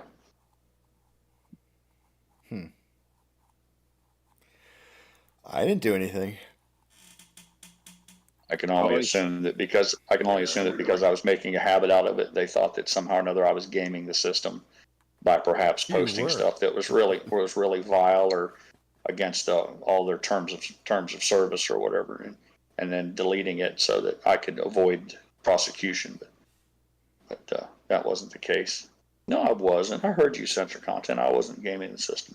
We already went over the terms of service this morning, and they're very weak. Yeah, I agree. Pretty liberal. You have to be only here to harass people. Like, that has to be your only reason to be here. So, like, that's the instant ban. So, as long as you're going to do more than just harass people, it's all good. Yeah, so it's like just do bubble gum and harass people, and that's it. You're set. So yeah, 8 hours of being a real asshole and just ask one honest question, and it's ollie ollie oxen free.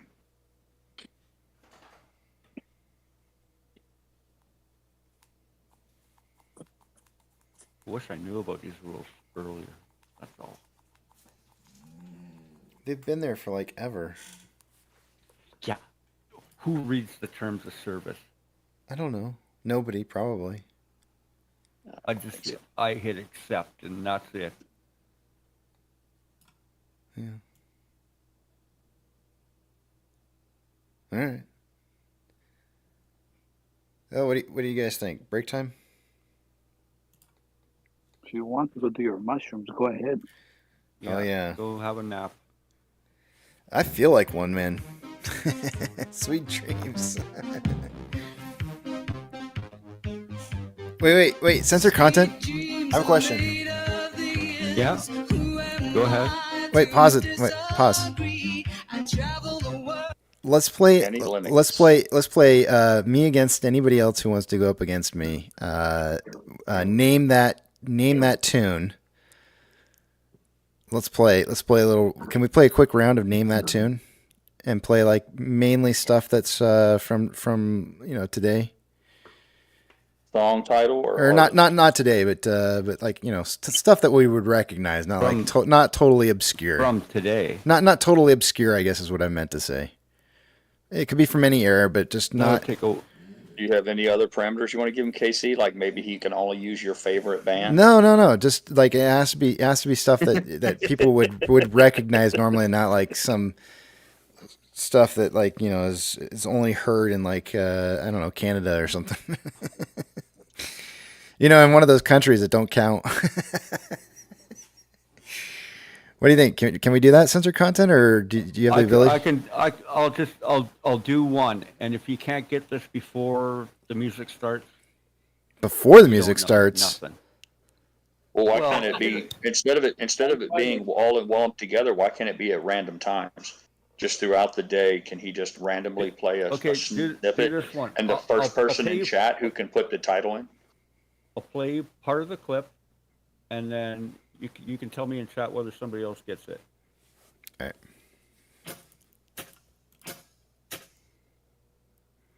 I got it. Dum, da-da-dum, da-da-dum. Da-no-no-no-no. I don't think so. I don't know the title. AC/DC. Yeah. It's AC/DC. It's either AC/DC or it could also be the lead-in to Queen. Can you play it one more time? It's a lead into Back in Black. Da-da-da. There it is. Yep, you're right. You're right. Pirate got it. Put Pirate down for 1. Yeah. Very nice. Very nice. The thing is, I recognize the tunes, but I don't know the names. You should just do all Canadian bands.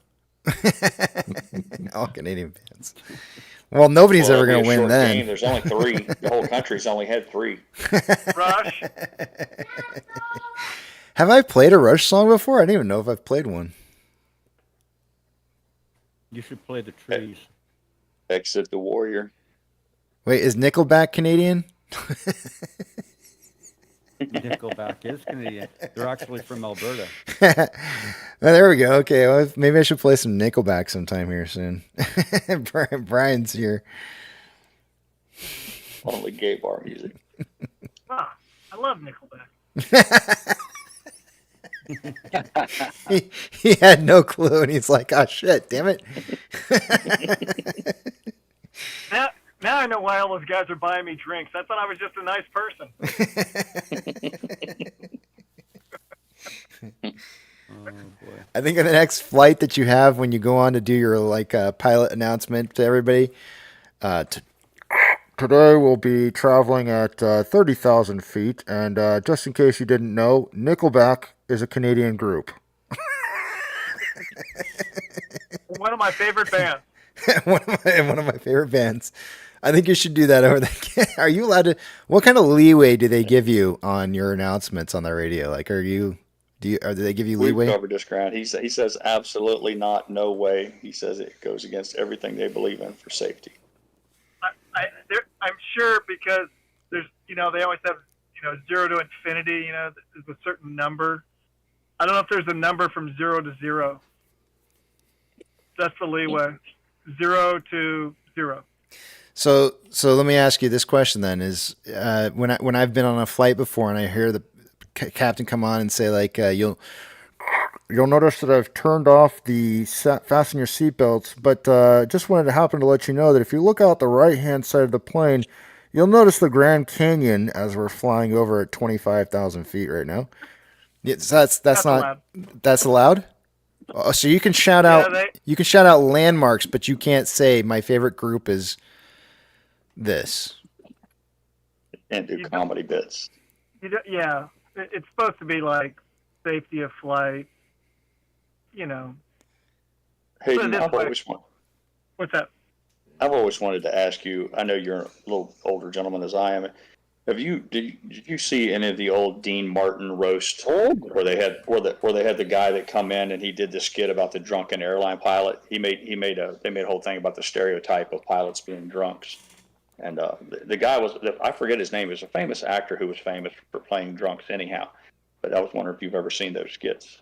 No, I'll go to YouTube and check it out. I always laugh about the guy's name's Foster Brooks, like a Foster beer, Foster Foster Brooks. Yeah, he plays a drunken airline pilot, and it's really hilarious. Get a chance, you might want to see. It's one of these deals of I like to take the naval way of all things on the radio, the fewest amount of words. That's what I do. Just figure every extra word you put is another inch of rope you're hanging yourself with.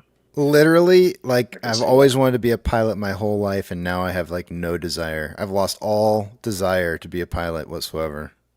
In this moment right here. The idea you don't get to now. See, back in the day when I got hired, and we still had engineers who did a lot of the public addresses. They actually used to make us buy a visual flight rule, a VFR chart, or not a chart, but a map. And it was a plastic one, and it had every possible thing on the ground of interest. And guys would take that out and look where we were going, and make a PA. A cheat sheet. A cheat sheet of hey, we're going over blah blah blah, whatever it is. There's the St. Louis Arch. There's the Missouri River.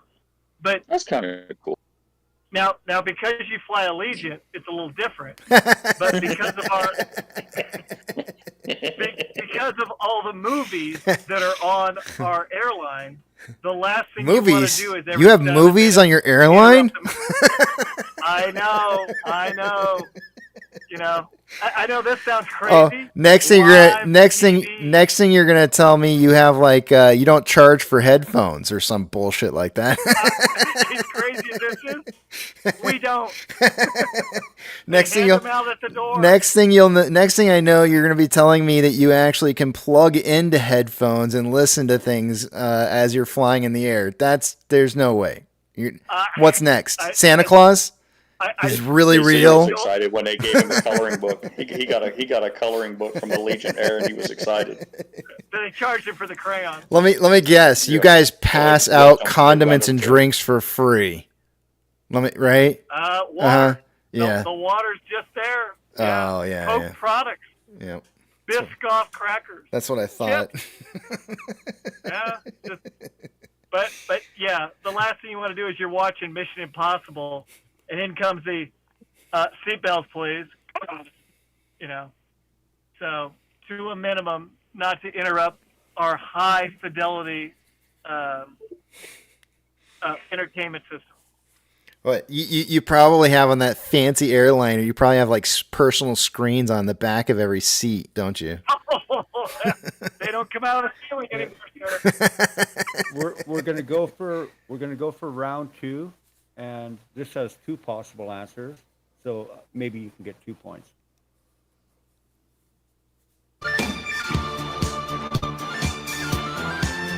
It's a bad one, right? I don't know. Every little thing. You would know that. It's like you went back to the oldies play it but again. goodies. Now I can't. He said ABBA, but he sung Madonna, so he gets 2 points. Is it?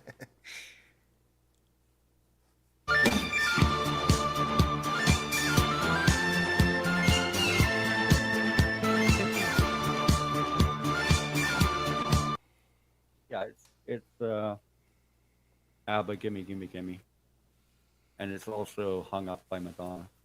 Okay. because new artists have no talent. ABBA Canadian? No, I believe they're from Sweden. Oh, that's right. Well, damn it! Why couldn't they have been from Canada? All right, I gotta go to break. I've just again. Well, I mean, I'm gonna have to sit here and contemplate when I travel. Do I want to pay a little extra money so I can get an LCD printed on my forehead as I'm crashing through the seat in front of me, or just regular old seat plastic through the head? So I have to decide how my money's better spent here. Southwest Airlines now has fat people seats. Oh, I don't know. I don't know anything about it. Yeah, you get an extra free seat if you're overweight now. Yeah, I did see on Fox News today when they were saying airlines with the most complaints. Congratulations, you were just above Spirit. Well, Spirit's my runner-up go-to flight, so you know. That's all I ever see on that side of Austin Airport. Yeah. No. Spirit graduated. Spirit graduated. They graduated to the main. I just flew. That's who I flew to Florida. So how dare you, sir? They are on the main terminal now. They're on the main terminal. I didn't have to go over to the other side, the weird side, my typical backyard patio. How dare you? I'd like to take that away. I'm sorry if I could erase that. I would That's like to right. take that away, Your Don't Honor. you talk poorly about my yellow bananas. Oh, Yucca, where are you for that one? You talk about my yellow long banana. Wow. Oh boy. All right, I gotta go to break. He was a boy, she was a girl. Avril Lavigne, Yeah. Skater Boy. Yep. I couldn't come up with a name, but I knew exactly. I don't know who it where was. she's from. She's from Canada for sure. Canada. Definitely Canadian. All right, I'm going to break. I'll see you guys back here in a bit. That was fun. That was kind of neat. I enjoyed that.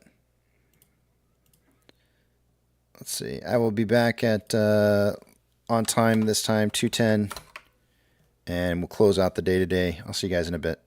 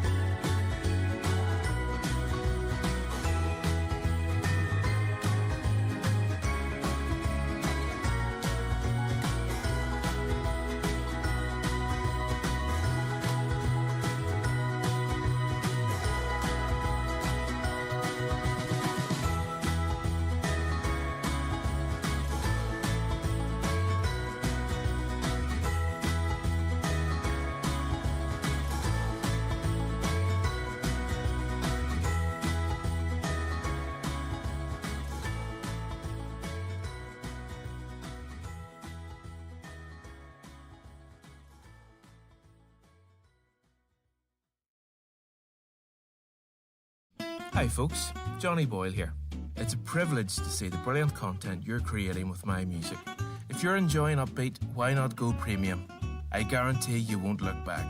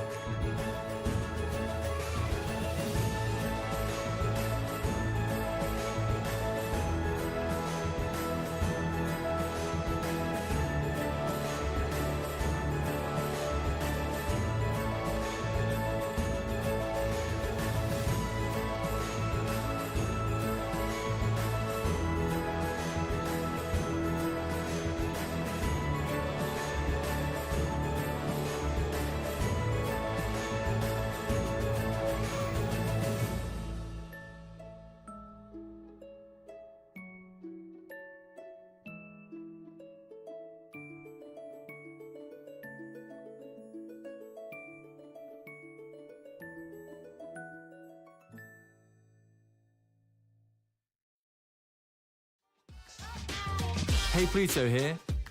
shout out to all you wonderful creators for coming to Upbeat for your music. Keep doing what you do and help support us artists by upgrading to Upbeat Premium now.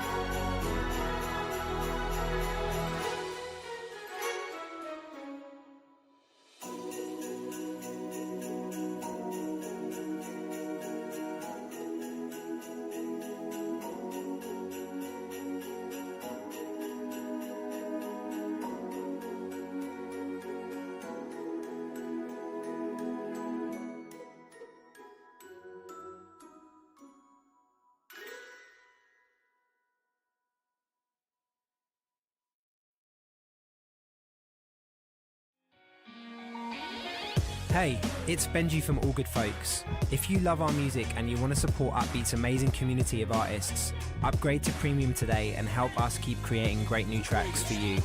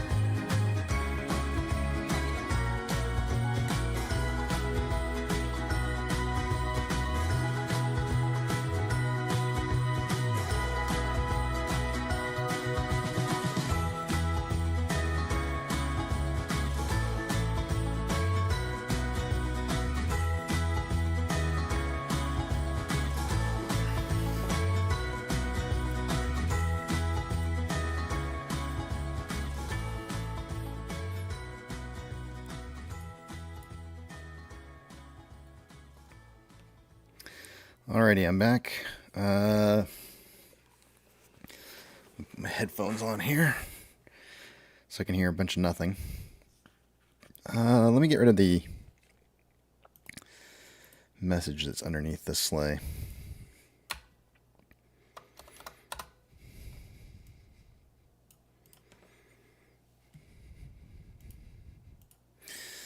Alrighty. We're currently trading at $6.77, 1.71, 676 rather, 1.71% up for the day today. We take you guys over to the other page here. I'm not going to be able to see what it is you guys are saying, so all those personal thoughts, comments, questions, or concerns until you see the big tramp back up on the screen again.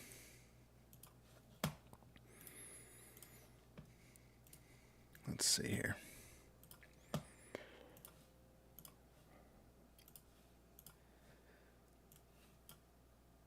Starting with off exchange. By this time of the day, I would expect to see about 66% going through off exchange and EDGX combined. As it stands right now, we're sitting at about 55.78% going through off exchange. EDGX is at 9.31. The combined total 65.09%, or about 59.09% less. 59.09% less. What? About 0.91% less than what I would expect it to be by this time of the day. CHX volume is 7,473 shares going through that exchange. Not a whole lot. On GME's CHX volume currently sitting at 80,450 shares. It is very, very high. As I showed you guys earlier this morning, there were failure delivers that were going to be showing up in terms of short exempt volume in the futures. And the returning of some of those shares are going to be seen probably through this exchange. So this would be some of them right here. Taking a look at Ortex. As of about an hour or so ago, there was approximately 246,000 shares having been returned. It's been going back and forth on AMC quite a bit today. It's now 309,000 shares having been borrowed. It's been all over the place. So that's going to increase the estimated short-term interest of the free float to 8.56. The cost of borrow mins at 0.51, average is 1.04, max is 2.32. This morning there was 10,090,000 shares on loan. That's going to be approximately 120,000 shares more on loan today than there was on Friday, and Ortex is estimated about 25,000 of that was in new short interest. Taking a look at options, highest amount of call volume an hour ago was at a $7 strike with 26,000 contracts. It's now 28.9 thousand contracts. Highest amount of puts coming in at a $6.50 strike. There was 12.4 thousand contracts this morning. Now 12.9 thousand contracts. Market suggesting a closing price somewhere between $6.50 and $7 by the end of the day. In regards to MMRI, an hour ago we were at 251.86. Now 251.62. A little bit of a drop in that number. The spread between the 2-year and 10-year yield was 0.536 when I measured it earlier this morning. Orders by Fidelity customers, AMC and GME are the only two I'm looking for on this list, neither of which have been on here at all today and are still not on there. SSR trigger price for the day today is at $5.99. Shares available to borrow sitting at 4.5 million shares. That has not changed in the last hour. Fees are at 0.6%. Total amount of shares borrowed so far for the day today is at 5.1 million.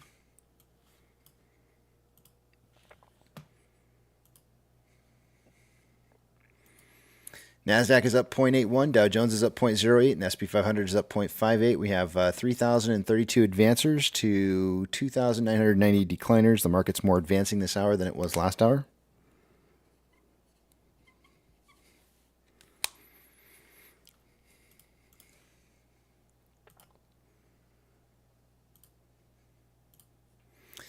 Of the Mag 7, 2 out of the 7 are now red.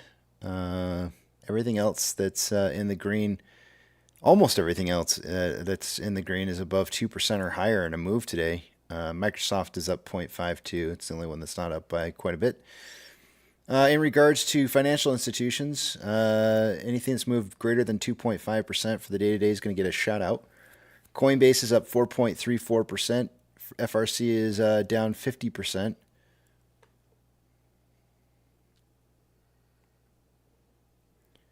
And that's it. Those are the biggest of the movers. Silver is down 0.27 and consolidating. Gold is up 0.38 and consolidating. Ethereum Classic is down 1.34 and trending up. US dollar is up 0.03 and trending up. Oil is up 0.46 and trending down. Mortgage-backed securities are anywhere between anywhere between 0.27 and 0.33, and starting to see some life here, trending back up again. SPY is up 0.69 and consolidating.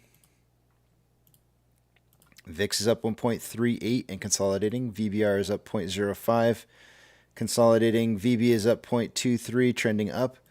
Tesla is up down 0.32 and consolidating after a trend down. Amazon is up 3.2 and trending up. Cinemark is down 2.06 and trending down. Doge is down 2.51, trending up. Bitcoin is up 1.08, trending up. GameStop is up 5.04 and trending down. HYMC is down 4.67 and consolidating after a trend down. NCMI is up 2.14.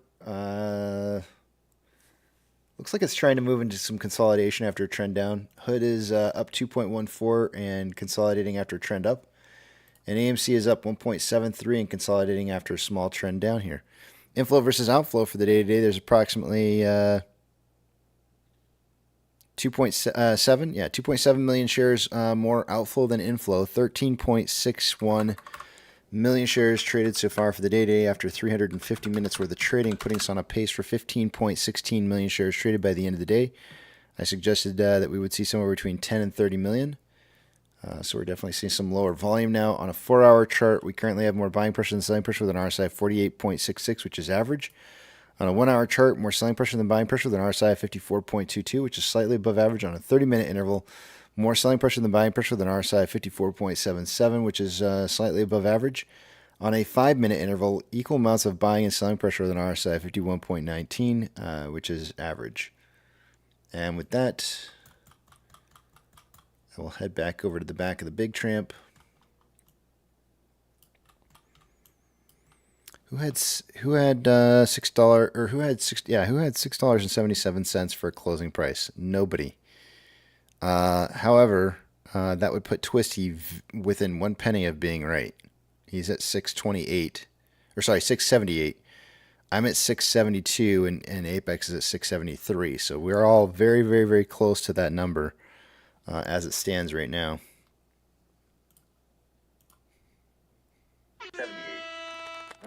672 and Apex is. Back. All right, KC, we have a new game we'd like to introduce today. Okay. For your consideration, it's called the title of the game it's a trivia based game. It's called Beat KC. And it's real simple. Censor content has 5 songs selected. It's a variation of the Name That Tune. You get if on the first go around you get 2 points. If you're required to hear more of the song to identify it, the payoff is reduced to song. You're reduced 2 points. Am I allowed to look it up? To 1 point. You're reduced to 1 point. No, you're not allowed to look it up. You're reduced then to I 1 lose. point. If I'll just give up right now. The song plays. I give up. And, well, I'm not. I don't know. I don't know freaking names of bands unless I look them up. I know sometimes I know the name of the song and I can figure out what the name of the band is. Let's just say this. We'll do this then. We'll do this. We'll say an identifying feature of the song. We'll even broaden it for our beta test here. You're playing against the live chat, so you can't say verbally the name. You can't scream out, Led Zeppelin. You have to type it in chat so that everybody because otherwise you'll have more time than everyone else. So when he plays the clip, the first person to put the identifier in the chat gets the points. Oh, everybody's gonna beat me. I'm not gonna win at this. This is just play. Not with that attitude. I wouldn't call with that attitude. You're not. I wouldn't call this beat Casey. I would call this just beat everybody else.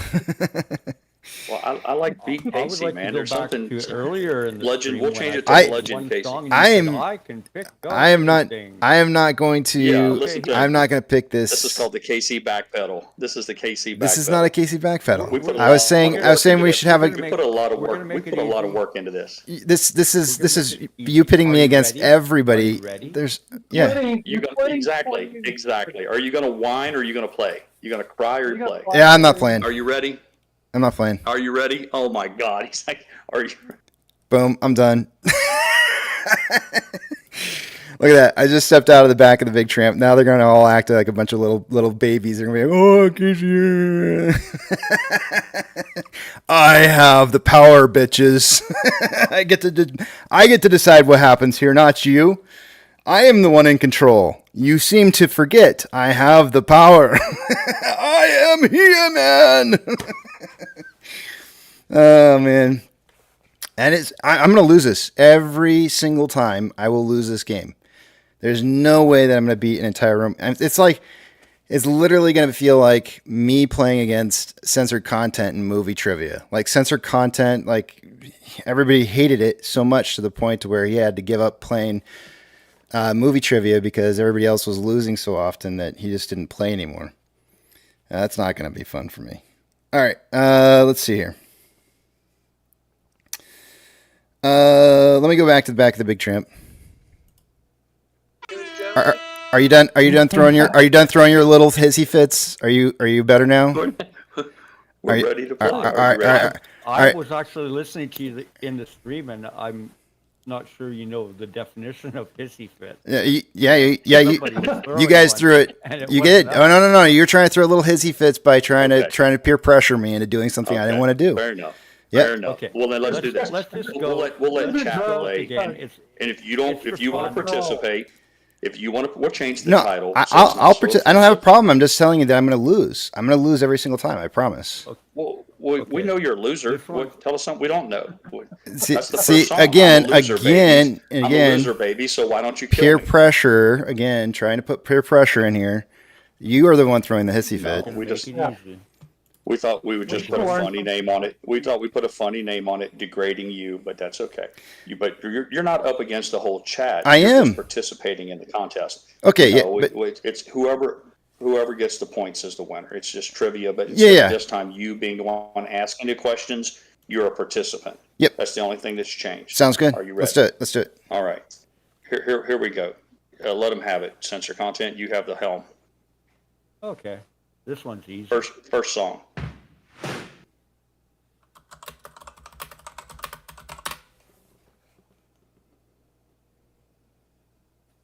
Good guess. He's the only guesser so far. I'll say you're wrong. You want to guess again? You keep going. We'll do just like trivia. Okay, we'll go longer then. Mrs. Pirate wants to hear. Oh, Funky Pizza just got it. You guess again. You keep All going. right. We'll do just Then we like play trivia. the whole thing.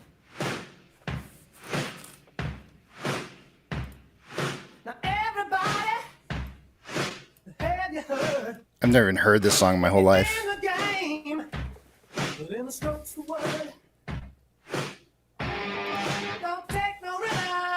I've never heard this song.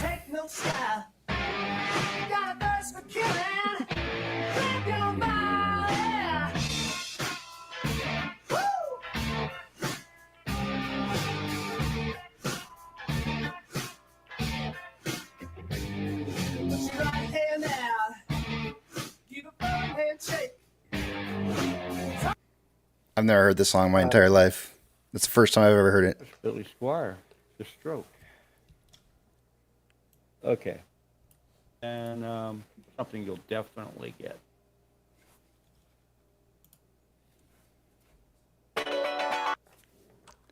Oh, it's Prince, but I can't think of the name of the song.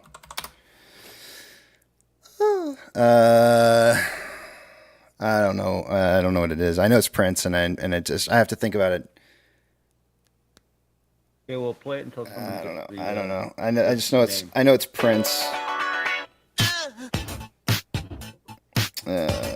Kiss. Yep, Kiss.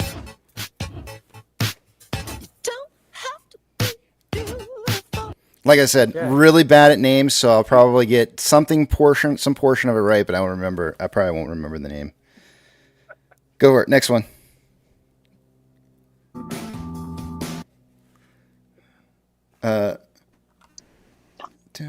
The guys that wear makeup with the heavy eye makeup, and I can't think of what their name is. Sunday. Half a point. Shoot, I can't remember. The Cure. That's it. Yeah, Dynamite got it. Yep, it is The Cure.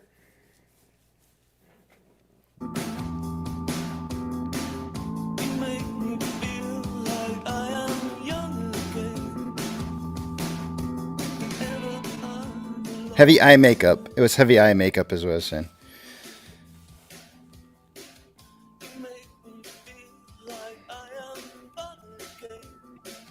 Anybody got the name yet?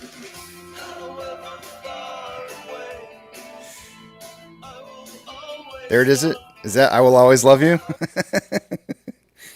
No, it's just something called Love Song. Okay. Next. Okay, this one's for you, Casey.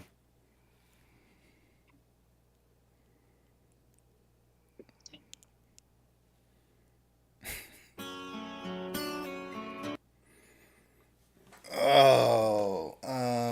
Wait. Play it one more time.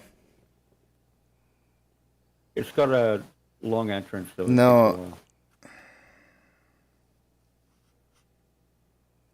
Go. Yeah. Is that Backstreet Boys? I don't know. I'm not 100% certain about that one. Yeah, no. Ross agrees. Backstreet Boys. Yeah. Yep. Although Tech We Love is saying NSYNC, I don't really know. Honestly, I don't know the difference between the two. It is Backstreet Boys. Do we have a song title?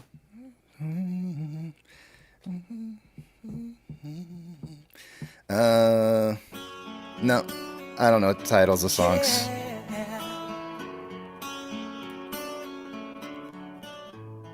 You are my fire, the one Okay, that's good enough. desire, believe That's plenty. when I say I want it that way. Got the title yet? You just had a whole bunch of people just sing the next three words. Yeah. Or maybe it's two words. I don't Okay. even know. Last one, and All right. this one also should be easy.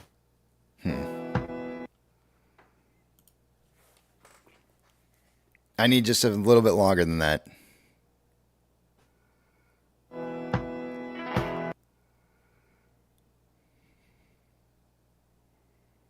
No, I don't know.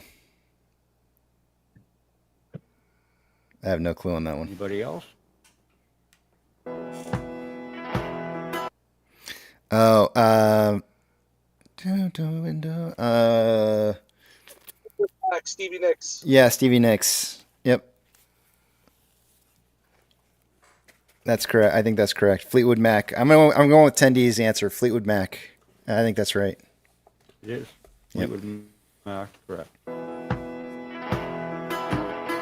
in the shadows, damn your love, damn your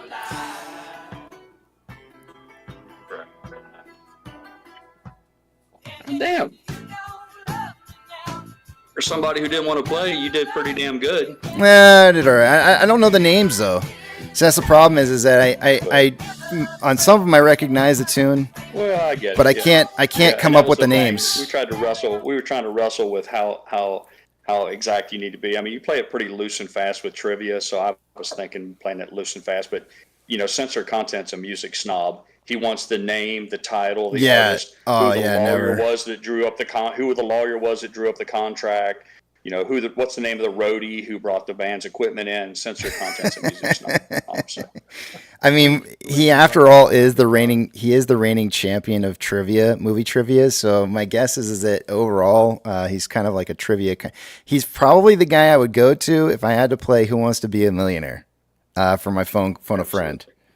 So I get it. We thought it was fun, man. We thought it was fun. He could only do 5 songs at a time, so we started to compile a list of songs that had intros that you could, if you really knew your music, you could at least figure out kind of what the song was. And like you said earlier, I think we just picked up the ball. There was 3 in there. I had no idea who they were. Name that tune. The NSYNC one I never would have gotten. I needed a little bit more of that intro on the Fleetwood Mac to get it. What was the very first one that you played? I forgot. Oh, Styx. I'd never heard that in my whole life.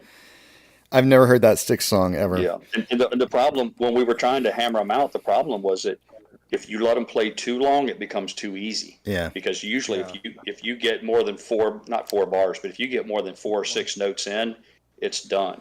So it's almost like you got to pick a really famous song, but you got to keep it real fucking short. Question. Yeah. Bonus question. I'll try and stop this one as quick as possible. My Sharona. Yeah, boy. Yeah. That's what I'm talking about. I like it though, man. But as far as trivia goes, we think we might be onto something. He can only do 5 songs at a time. But the clips can be real short. Top but 1 man, in 1979. Yeah. And I don't even know what the hell that frickin' means either, which pisses me off. Like, have you ever heard a lyric to a song and you go like, "What the hell is this? My Sharona? I don't know what a My Sharona is."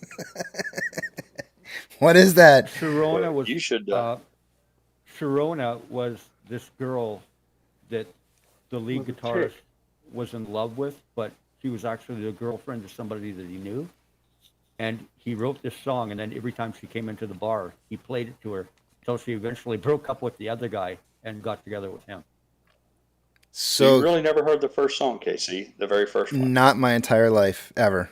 In fact, you'd enjoy that. That whole album. That's a rockers album, man. I've never. If you look up the cover, Billy of Squire. that Knack album, that's the actual girl Sharona on it. I don't even. If you ask me who sang My Sharona, I have no idea. I don't know. The Knack. That's new. That's the first time I probably ever heard that name. I had no idea. That goes. Now that I think about it, it goes right along with those Billy dates. Squire songs, "The Stroke," that could be a walk-on song for Yucca. Stroke me. Yeah, Billy Squire was the shit, man. Anyhow, we did our best, man. We did our level best for the time we had to work with. We had to squeeze all that in one break. Yeah, that's not bad. It's not bad. I mean, I'm surprised. I thought he just had like a queue of different songs up his sleeve, so I thought it was kind of. I didn't realize it would take work to put it together. I look them up. Oh, we slaved over a hot stove, man. Put hours and hours and hours in. Hard labor.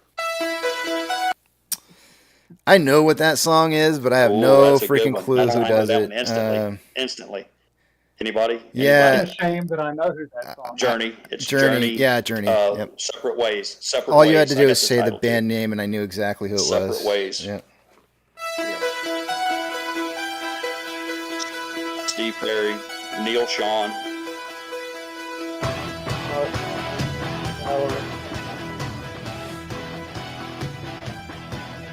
You know what I feel like I would probably do better at? Multiple choice on the songs. Like, is this, or this? And I could probably pick it out if I just saw the name. It'd be much easier. Probably for everybody, but... I was trying to figure out a way where you could compete against chat, but keep it a level playing field. And I knew if you were able to just blurt out the answer, that you'd have a time advantage. Well, that's why I was saying we got to get somebody to come into the back of the Big Tramp and do a 1-versus-1, like me versus somebody else in the back of the Big Tramp. That way, we're both hearing it at the same time. Oh, okay. It's fair. Yeah. That's why I was saying it needs to be a. I got you. It needs to be like a Family Feud style, like name that tune. The actual name that tune. Oh yeah. I'll bet I could name that tune in 5 notes or less, and then the person's come. They tell you a genre, right? Yeah. They tell you the genre or something like that. Yeah. They'll be like rock and roll from the 70s, and you'll be like, I can name that tune in 5 notes or less, and you have to play. And if you win the bid, then they have to play, they have to play 5 notes, right? The first 5 notes of the song, drum beats don't count.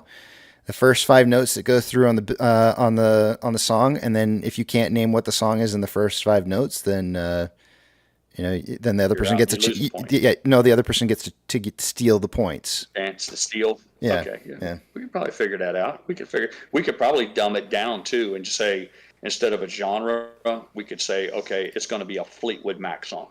Yeah. Because Fleetwood Mac had 40 hits. Well, see, or Elton John had 50. Elton John had 50 hits. I'm gonna say the next question is going to be an Elton John song. How many notes do you need, Casey? And if you say I can name it in 10 notes, then Censor Content can say I can name a Elton John song in 7, and then that would be your hit. Your hint would be that you would know what the artist was. I feel like that might make it too easy though. That's too easy, yeah, because I actually don't really know the names of the songs. That's gonna be the hardest part for me, is getting the names of the songs. So unless I was allowed to like go look up like a list of songs so I could see what songs they are, I could probably name which song it is by looking through the groups of the names to see which one fits. But I'll play with somebody if somebody wants to go up against me, but it's me trying to guess the name of the song is probably next to impossible.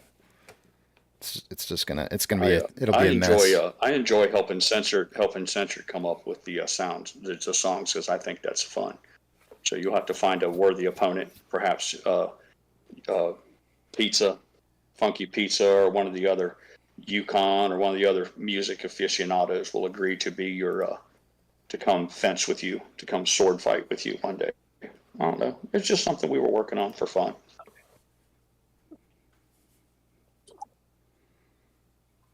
Is that even I just started thinking, is that even the name of the song, My Sharona? Is that what it's actually called? Yes, it is. Okay. Yes. I wasn't sure.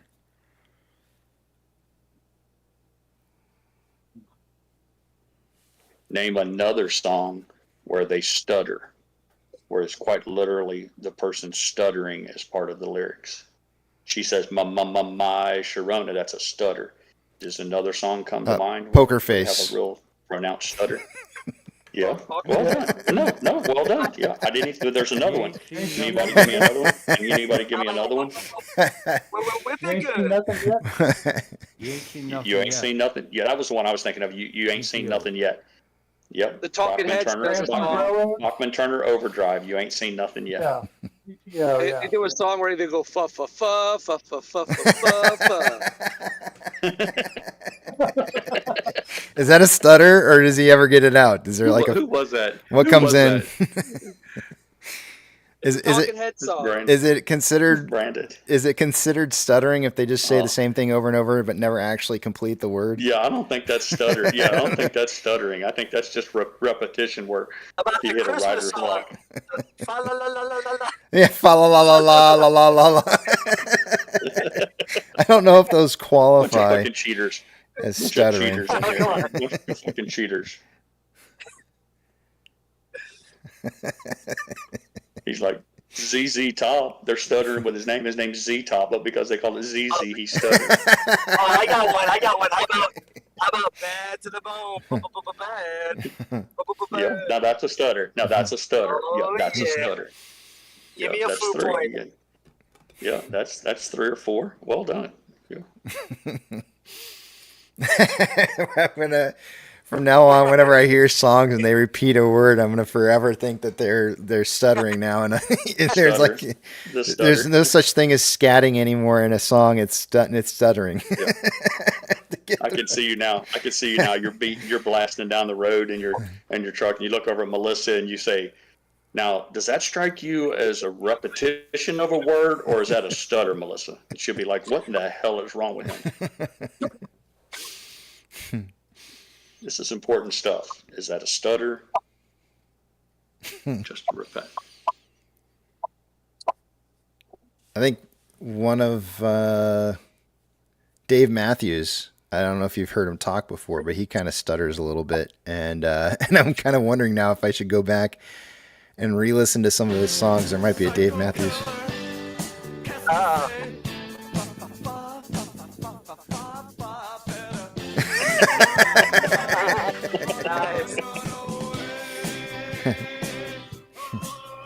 That was the those were the first words of French that I ever learned to speak was qu'est-ce que c'est. I think qu'est-ce que c'est means what is it in French. Qu'est-ce que c'est? Psycho killer. How about baby, you ain't seen nothing yet. Damn. Yep. Baby. Voulez-vous coucher avec moi?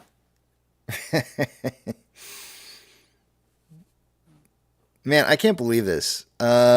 3 of us all predicted within... What was our spread on these price predictions? 22, 23, and 28.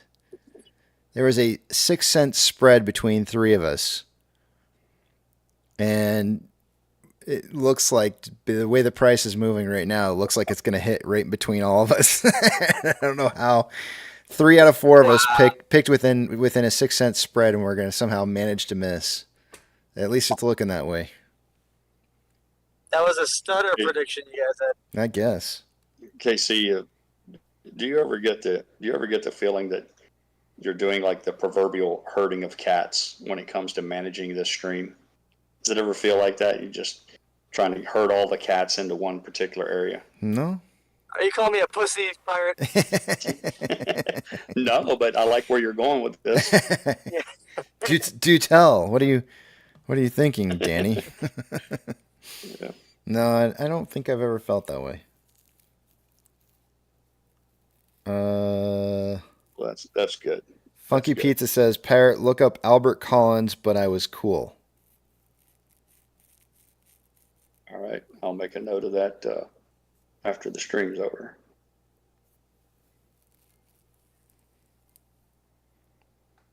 Bad to the bone. I don't know, man. I just really like music, and I really like trivia, and I really like all the funny responses that we get when we engage in that sort of thing. So.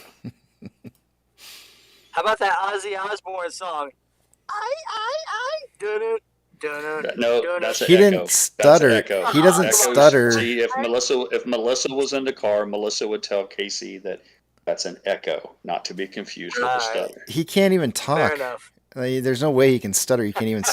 You're stuttering all the time. He can't talk at all. There's no stuttering.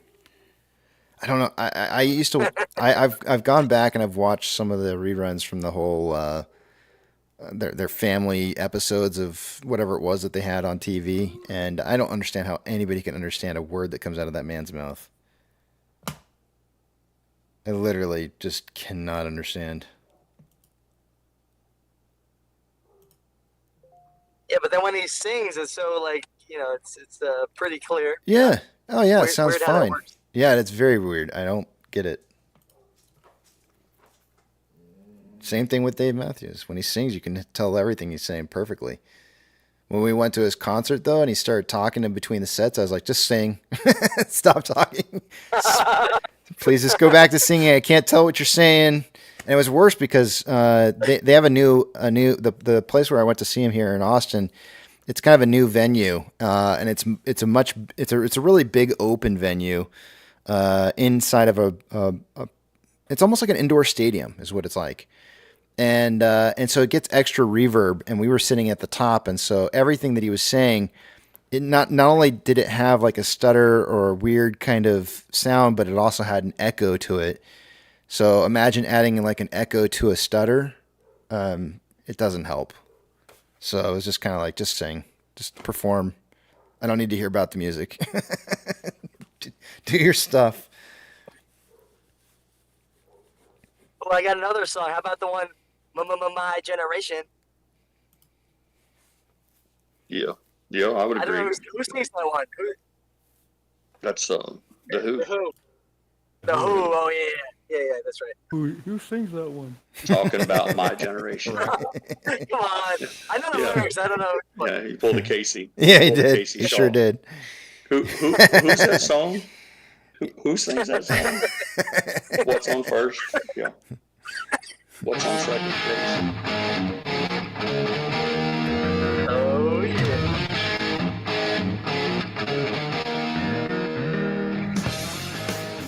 That's the intro of David Lee Roth. Not Panama. The song is. Oh, wait. See if you've got this one. Skinny Bop. Beautiful girl. Skinny Bop. Beautiful girl. You got it. Skinny bop bop. Yeah. Unskinny bop. Oh, unskinny. That's it. Unskinny. He said, He said, Mm, like skinny. like you like it. It sounds better if you're. I don't know. It's like Skinny. Skinny. I like 'em skinny. It's like Skinny bop. Like Homer Simpson. Yeah. Gotta give me some of that. Skinny bop bop. Bop bop bop bop bop bop bop bop bop. Tendy says he's got a new joke for you. How do you keep a washed up chip maker in suspense? How do you? Nicely done, Tendy. I don't know, Tendy. How do you? That's very good. Yeah, it's unskinny bop. He's turned it into a sling blade. Mustard and biscuits. Actually, I'm mixing it up. Mustard and biscuits and some of that skinny bop. I'm mixing it with bop from the Henson kids. Yeah, there you go. Yeah, he did a hybrid. It's like it's hybrid, yeah. So you need to go into Chat GPT and you need to make bop and then unskinny bop and then have it done by Carl. Have it done sung by Carl from Sling Blade. Because he does. He's amazing in that movie, that Sling Blade. That's what that should have won. Did he win an Oscar for that? That was amazing. Mustard and biscuits.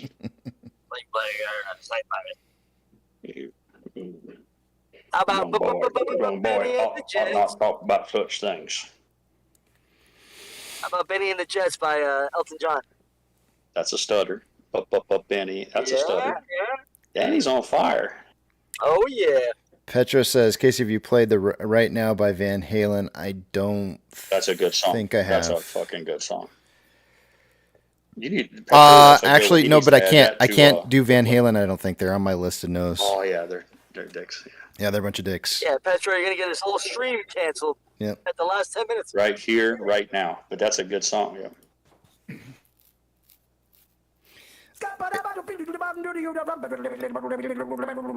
That is definitely not a stutter.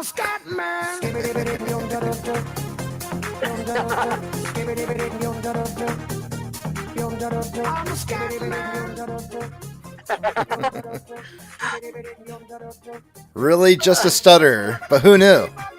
Wow. Yeah, you know, there's those songs. You got those songs. You're like, man, I forgot that song even existed. That's one of those songs. I forgot that song. That's an amazing song. The video to that song was disgusting. I gotta watch it.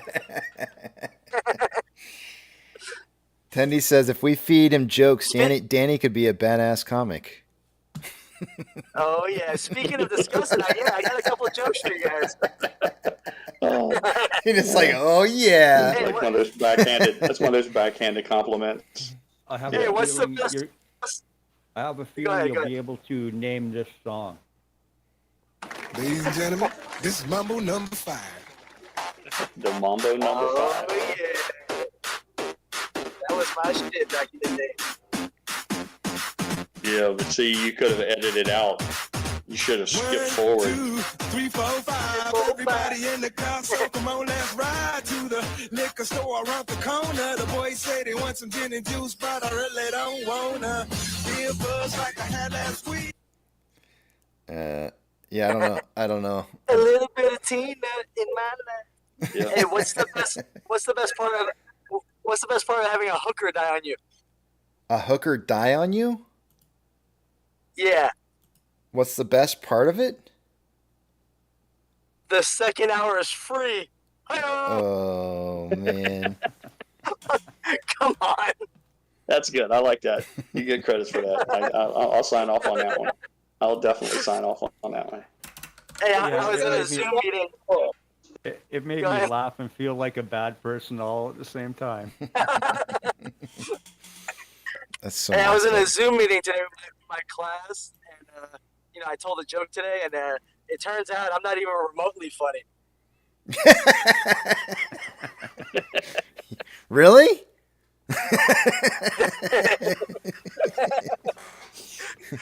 All right, Nuh-uh. I'm done for today. Get out of here. There's no way. Stop it. Stop. You're just killing me. Oh, man. What joke did you tell him? Can you tell us the joke that you bombed on? That's all I got. No, that was it. That was the joke. Oh, that was the joke? Oh. I thought this was real. I thought we were talking real life here. Was it a D's nuts joke? Hey, Yucca, knock, knock. Yucca won't even play. Who's there? Yucca, knock, knock. Come on. Who's there? Nana. Nana who? Nana, your business.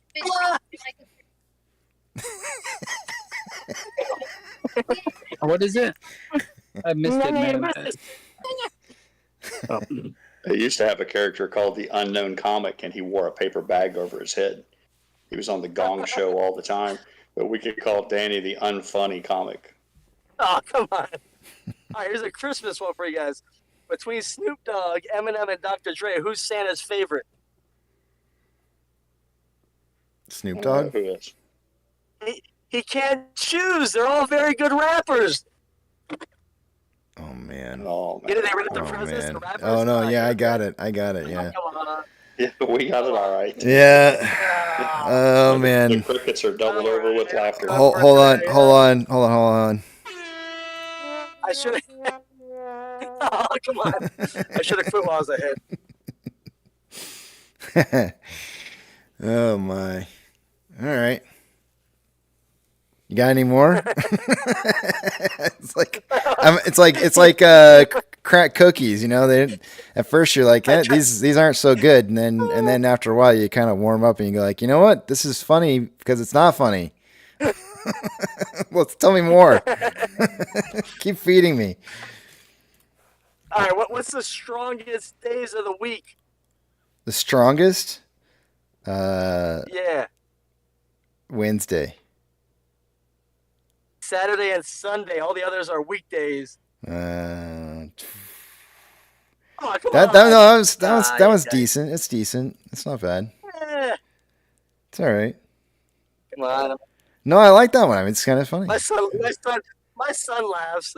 Yeah, he's. Well, I mean, they call them dad jokes for a reason. At some point in time, the laughter stops, and the eye rolling ensues. Who was the guy that sang the song where in the middle of the lyrics he just spoke the words, "I really hate your ass right now"? I don't know. Something. There's a black guy, real popular song. The song was something about, "I may not have a limousine, but I can get you there." Something along those lines. Help me out, people. But right in the middle of the song, he says, "I really hate your ass right now." Go ahead on with your little friend. Yeah, CeeLo Green. There you go. Points for Pro Jeweler. Look at Pro Jeweler. Yeah. Oh, I hate to break it to you guys, but it's that time of the day, unfortunately. Yeah, I know. Yep, it's time.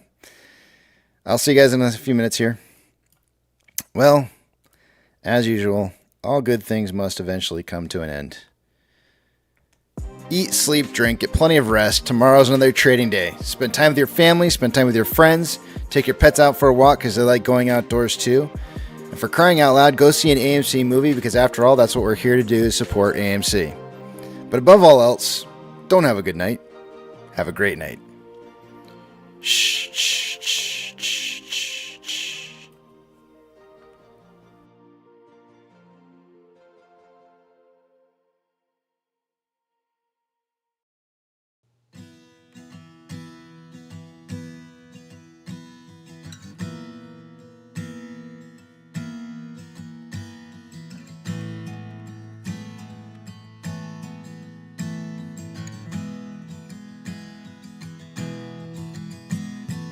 When the night's getting cold, you're needing a shoulder. Puff out your chest and be a little bolder. All we do is we buy and hold. There will be shills who wanna steal your thrills. There will be friends who hold till the end. There will be doubt, fear, it's all in your head. Those hedgies are dead. Panic and fear really are near, but it's not ours to own. We have shown that all we do is buy and own. Oh, there will be shills who wanna steal your thrills, and there will be friends who hold till the end, and there will be doubt, fear and cloud, but it's all in your head. Those hedgies are dead. So when the night's getting colder, you're needing that shoulder, these apes got your back. We got each other. All we do is we buy and own.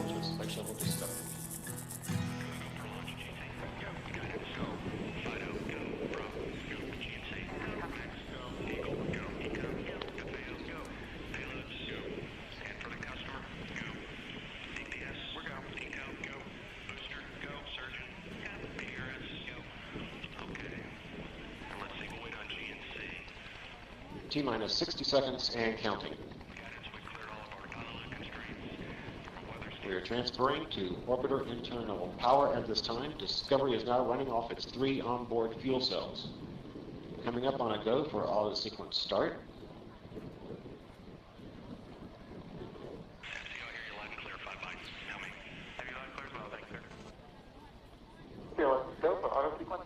And we have a go for auto sequence start. Discovery's onboard computers have primary control of all the vehicle's critical functions. T-minus 17 seconds and counting. 15, 12, 11, 10, 9, 8, 7, 6, start, 2, 1, booster ignition, and liftoff of the Space Shuttle Discovery, returning to the space station, paving the way for future missions beyond.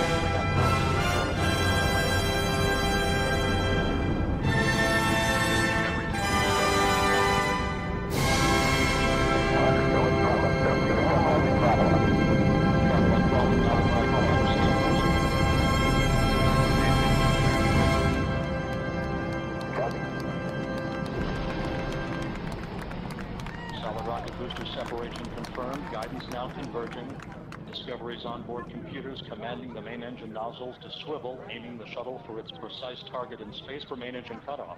Should have a good forward link now in SM. You sound good.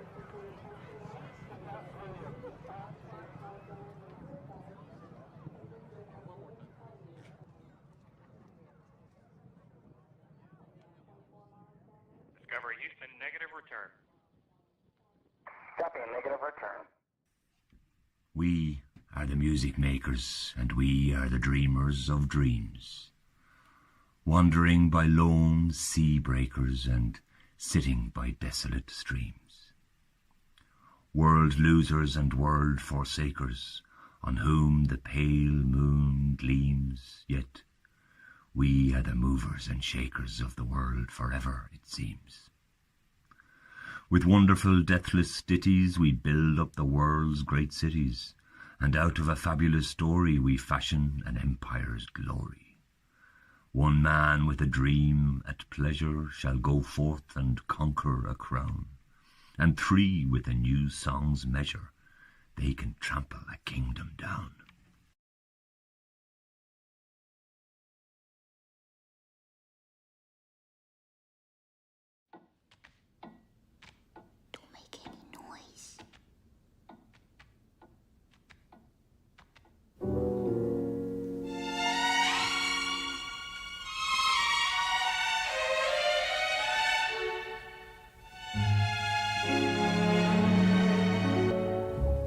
Chestnuts roasting on an open fire, Jack Frost nipping at your nose, Yuletide carols being sung by a choir, and folks dressed up like Eskimos. Everybody knows a turkey and some mistletoe help to make the season bright.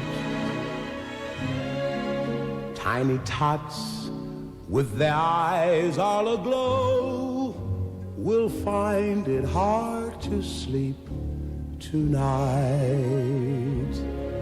They know that Santa's on his way.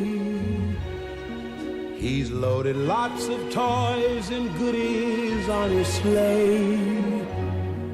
And every mother's child is gonna spy to see if reindeer really know how to fly. And so I'm offering this simple phrase to kids from 1 to 92.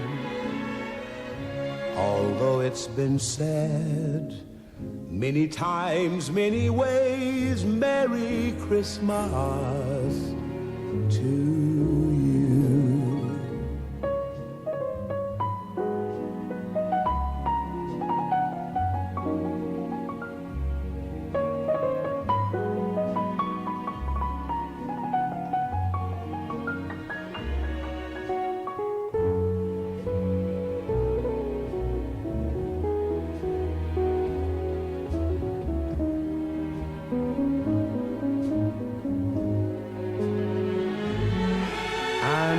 So I'm offering this simple phrase to kids from 1 to 92.